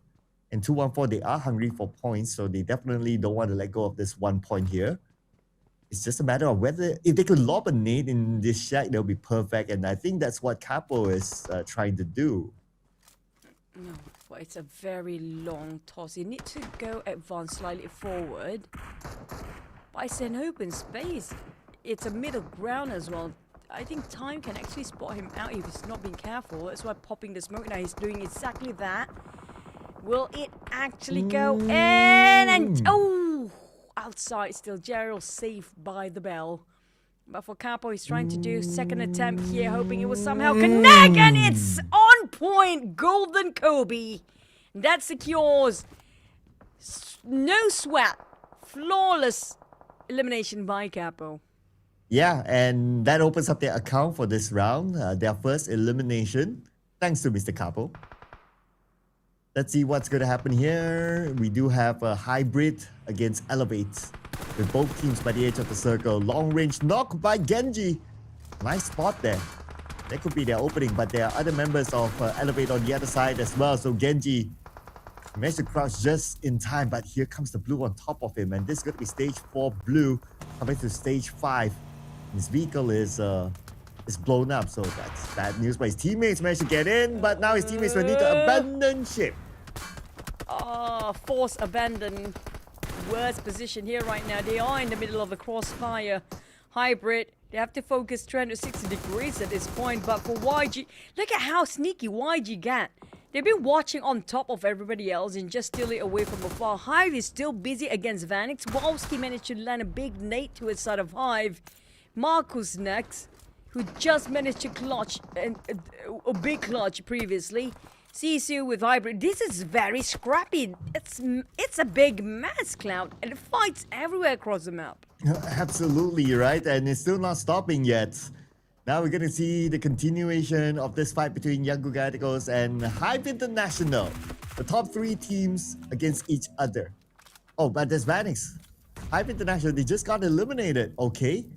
And here's YG. They're looking at their 4th elimination point, sending nades across, and it's easily done. Young Galacticos now with 4 elimination points. Now, 3 third place to sixth place all get eliminated. Can OV push? And also, as well as BKE, it's actually not far off for BKE, but it's going to be plenty of elimination needed for them to actually do the work. But for OV, they start their actions already on the go. It's going to be them taking the shots, but Elevate the Holy Mango. This is going to be the holiest mango you can see with an S12K. He's trying to confuse by the backside. It's going to be Huoshuan the Dragon taking out Elevate, but there's not a done deal yet. They need to reset fast because those long shots from YG might just pierce the helmet anytime now. And it was just too bad for Mango, right? Because he had to reload at the last few moments. If he still had bullets, he can still kind of do something. But if he was in the middle of a reload, then yeah, that just happened there. But good for Sisu. 7 elimination points now. I think they're getting inspiration from ABC. Yeah, feels like the sudden rise of the second page here might get interesting tomorrow. And I think a lot of you guys watching at home as well in the comment section hoping for Terra Esport and Novi to actually score a chicken. So it will be super fun to close the gap, and it feels like a fresh start of a race tomorrow. But unfortunately, look at the numbers. At least 214 do have a shot at catching up to YG, but YG's being super sneaky, Cloud. They barely put in the work. All they need to do is just tap away and get those eliminations, and nobody actually punished them for it. Yeah, and if nobody punishes them for it, we all know what's going to happen. They're just going to pull away in the overall charts. And that's something that the 214 doesn't want to happen. But are they even close to each other though? So I guess, at least for now, not yet. But if 214 somehow gets the opportunity to get close to Young Galacticos, they have to win the fight against them. If not, Young Galacticos will just create this gap again for tomorrow. And by all you know, like the last game, the gap will be too far for Young Galacticos, and they might be crowned champions even before tomorrow's 6th game. If they ended up with another whopping amount of 80 points by end of today, I was saying that they don't have to play tomorrow. They might end up as a champion still, to be honest. But you know, YG's playing it very smart, very sneaky, disgusting to watch, very rude, but very, very smart. The way they open fire, they don't just open fire blatantly when nobody's shooting. They open fire at the same time when a team open fire. So they have no clue where the shot's coming from. They confuses them with those high grounds long range shot. They're actually maximizing the use of a big map like Miramar. It's actually pretty smart. Not everybody can. We don't see a lot of sniping happen in Miramar these days. They are taking us back for the classical plays of Miramar here. Yeah, rolling back the days. Okay, yeah. So we're getting that from them. We also got a long range micro Uzi. That's also another one. And yeah, I mean, 2 different throwbacks happened inside of the 2 Miramars. But Young Galacticos, they just got another knockdown, but this time no points secured yet. But the next target could be Kid though, depending on what side of opportunity they can get. But the terrain, I think, is blocking their view, so Kid is not the obvious target for now. Now I have high hope for Sisu, but the moment we're going to praise them, that's where everything went down the drain. Sisu with 8 eliminations, actually taking the domination of this map for our close of day number 2 so far. But for YG, they cannot play a hide and sneak anymore. They need to get up front and cross the road if they want to. But maybe the circle will slightly push down south. Yeah, Sisu.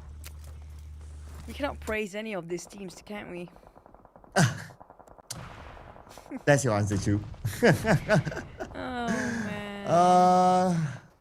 I was about to let's say, if I took over from there, I would say like, nah, Sisu can't do it, and see what happens. But it was too late. Now Sisu only 1 player left. Oh no. Well, I guess our hopes of seeing Sisu getting this chicken dinner is not gonna happen for now. But maybe some other team. Okay, no offense to YG. Maybe we should praise YG so they get slightly debuff or nerf. so the other teams can catch up for tomorrow's game. Should we praise them more? Okay, let's try that. Let's try that. Yeah, YG. Oh my goodness, so performing. Sincerely, so good. sincerely. Oh, okay. It only works when you sincerely praise it. Now, I think we can start praising them. We're 150 points any time now. Compared to yesterday, definitely slightly lowered. A half of a point. Yesterday they got 80-ish point. Today they got around like what 40 points. That's gonna be half of yesterday's performance. Yeah, that is right. Yes. And with this kind of gap, I mean, like, whatever happens in this round, they would still remain the number 1 spot, supposedly. So YG, I mean, still doing very good. They have a very good position down south there, still with some elevation. They should score this chicken dinner. Okay, I'm trying. But Sisu, despite being last play, KE unfortunately did not turn out well as well here for today. Finished off. It's a huge, significant gap between the 13th and 14th place. Next, OV, Rax is going to soak in a lot of damage. The receiving end on his side is the last member. Oh, who shot that? 2-1. That's a smoke in between, right? That was random taps. Oh, and they still got that elimination point. So I guess for 2-1-4, they'll be like, okay, cool. We still got it from afar. It's still points that we need. That's nice. But now YG's in action. Now they want to try their own version of a long range in stage 7 against Time. But Time somehow still managed to survive this one. But they're still not in the circle yet though. So Zone will start to close real soon. Same goes for these players of Young Galacticos. Time for them to get in the circle. They do have Smile as a marker. So they can use him as a point to rotate towards his direction. And that's exactly what they're doing now.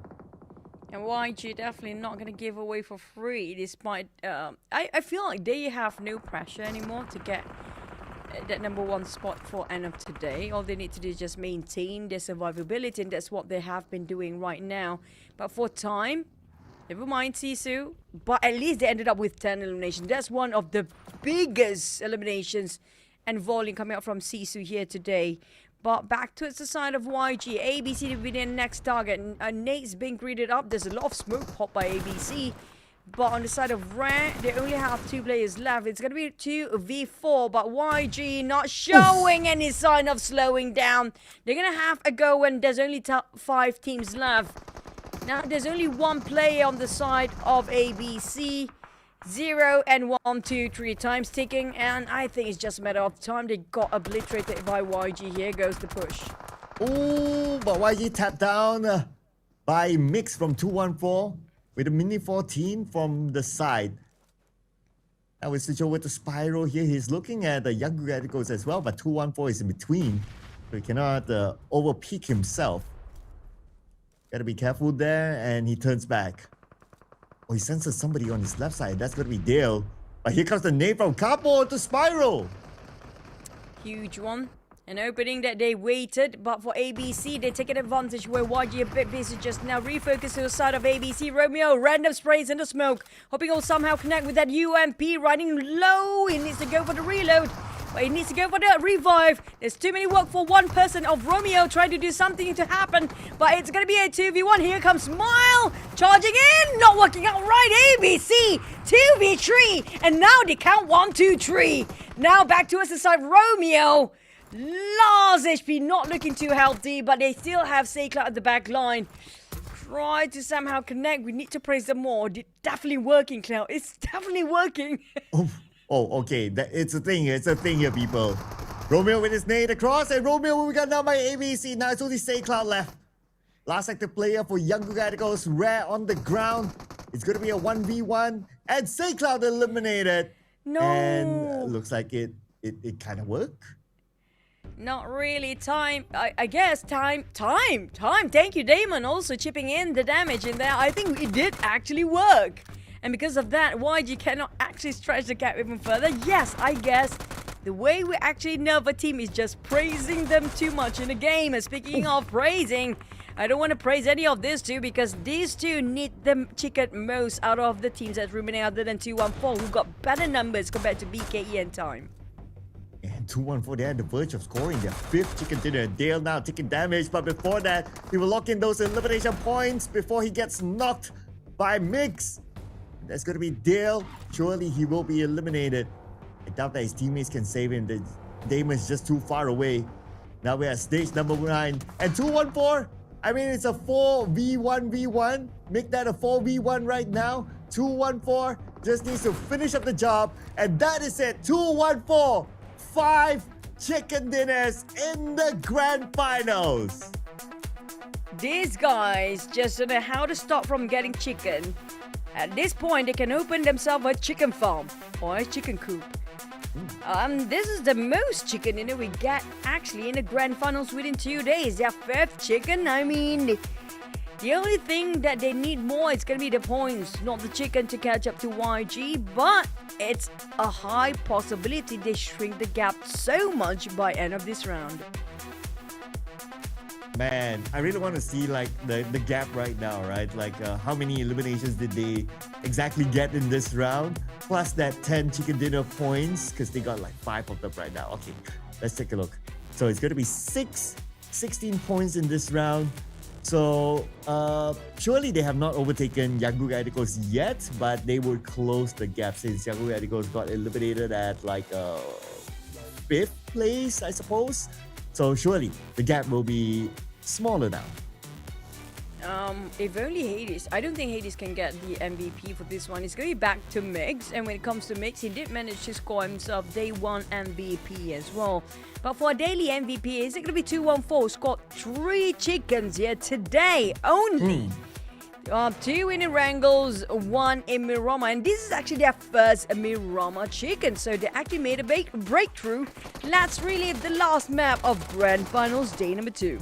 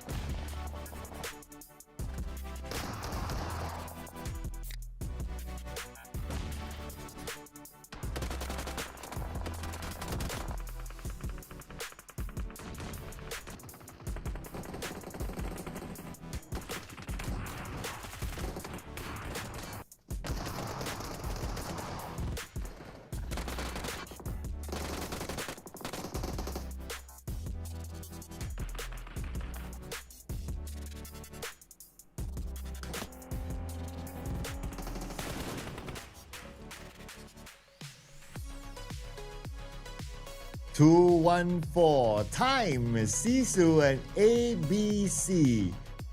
Top 4 teams, ladies and gentlemen. And out of all these teams, okay, 214, they're like second place. But for Time, Sisu and ABC, this is a significant improvement for them to be in the top 4. So congratulations to the other teams as well. That's like in the middle pack and like on the second half of the page. They're up here. That means any team can fulfill their dreams of being the top 4. Still doable. Still one more day to go, which we have 6 more maps to play. But when it comes to Sisu, they got himself the only team with the double-digit elimination here. And I noted that Black Eagle Esports, despite they got himself 4th place, I assume that the eliminations is not as much as the top 4 teams just now. Yep, Mix is going to be getting the MVP, but will he get the daily MVP? That's going to be the bigger question here, because we have a good number of contenders for this season, whole tournament and the finals MVP. Yeah, maybe him, maybe Hades, or maybe anyone else. I don't know. It's so hard to tell at this moment. But if anybody from 214 gets today's MVP at least, they definitely warranted it with their 3 chicken dinners. That's like half the games today, so that's really, really good. Now, besides the MVP, of course, what is important is about the points and how close are they to Yangon Galacticos, especially with the fact that tomorrow is going to be the last day and we have 6 more games to go before we crown the champion of PMCL for 2026 this season. 214, not a team that a lot of people expect, but they are putting it on the board. We expected it yesterday. But I think you expected it today. It's actually bullseye for your prediction though, Cloud. It's been doing great for them. Yep, 16 points at that to finish things off. With YG still getting points due to their long sniping skills, I think it's still YG perhaps at number 1, but how much the gap, the margin, is it significant enough for us to see who's going to take the trophy tomorrow? But when it comes to the Cinderella story, MSI unfortunately dropped the ball on this one because they were on the rise before. And Hive kind of dropped it this round, so we're only 2 points. So that will put them still at number 3. But now the gap between number 1 and number 2. So it's 14 points. Okay, so that's kind of sweet. Again, a reminder for everyone watching out there that 214 started the grand finals with only 8 bonus points. And their neighbors, 27, Hive 21, even Terra Esports 12, and GGZ 22. So that's like the double-digit club. But they are now pushing Yangon Galacticos for the number 1 spot. And with the 5 chicken dinners that they have collected so far, even if it comes to a tiebreaker at this moment, 214 will still win. But at the same time, when it comes to the contention of number 3, now it's a very close competition between Terra Esports and Hive, but anything can happen tomorrow down to even to the 13th place. Because right now the margins or the gap between these teams is not too far off. Within just 2 maps tomorrow, anybody can take away 2nd place, 3rd place downwards. I mean, provided if YG keep adding the point in, if YG got eliminated quite early tomorrow, now that's going to be the tightest race possibly we're going to get. That's going to be real fun. But okay. Totally didn't expect this one. The daily MVP is from Observation Esports Kid with 2.5 average elimination, 455 average damage, 2 average knockouts, 20 minutes, 30 seconds average survival time, and a 27% average point contribution. Totally didn't expect this one, too. I would easily think that maybe Hades or someone from 214, but it's Kid who's the man. Yeah, it seems to be the trend here today, where we actually, all the grand finals, we don't get the match MVP to be the daily MVP, because whenever they supposed to get that match MVP, the team's not getting that chicken. And we saw how OV really performed, especially with Kid in the lineup. Every single time he was taking the front line and holding the line not just for defense, but he's going for offense as well. But when it comes to Observation Esports, is it still possible for them to take that number 3 slot just to get into the PMGO Southeast Asia later? I mean, they really know how to get those elimination points, right? It's a matter of gaining placement points, and then they will put themselves in a very good spot there. So 6 more games to go tomorrow, and Observation Esports, who knows, right? At least this daily MVP with Kid, that will give them a bit of a boost for tomorrow. It's always nice to end the day like in a good mood, right? So when you start the next day, you'll be like, yeah, we're fired up for the last day. Last push when it comes to the teams there. I feel like a lot of teams still holding back just to save their last tactical strategy, whatever they want to call it, for the last day of the grand finals. I assume when it comes to Rondo map tomorrow is going to be super crazy, so you guys don't want to miss that. And when it comes to the first few wrangles, before we head into the extended break, it's going to be very safe game for most of the teams on top. But not so much. There's nothing to lose. The teams at the very bottom, they definitely know it's a hard catch-up game at this point. So that's where the fun part gonna inject itself in, where this guy's gonna go crazy.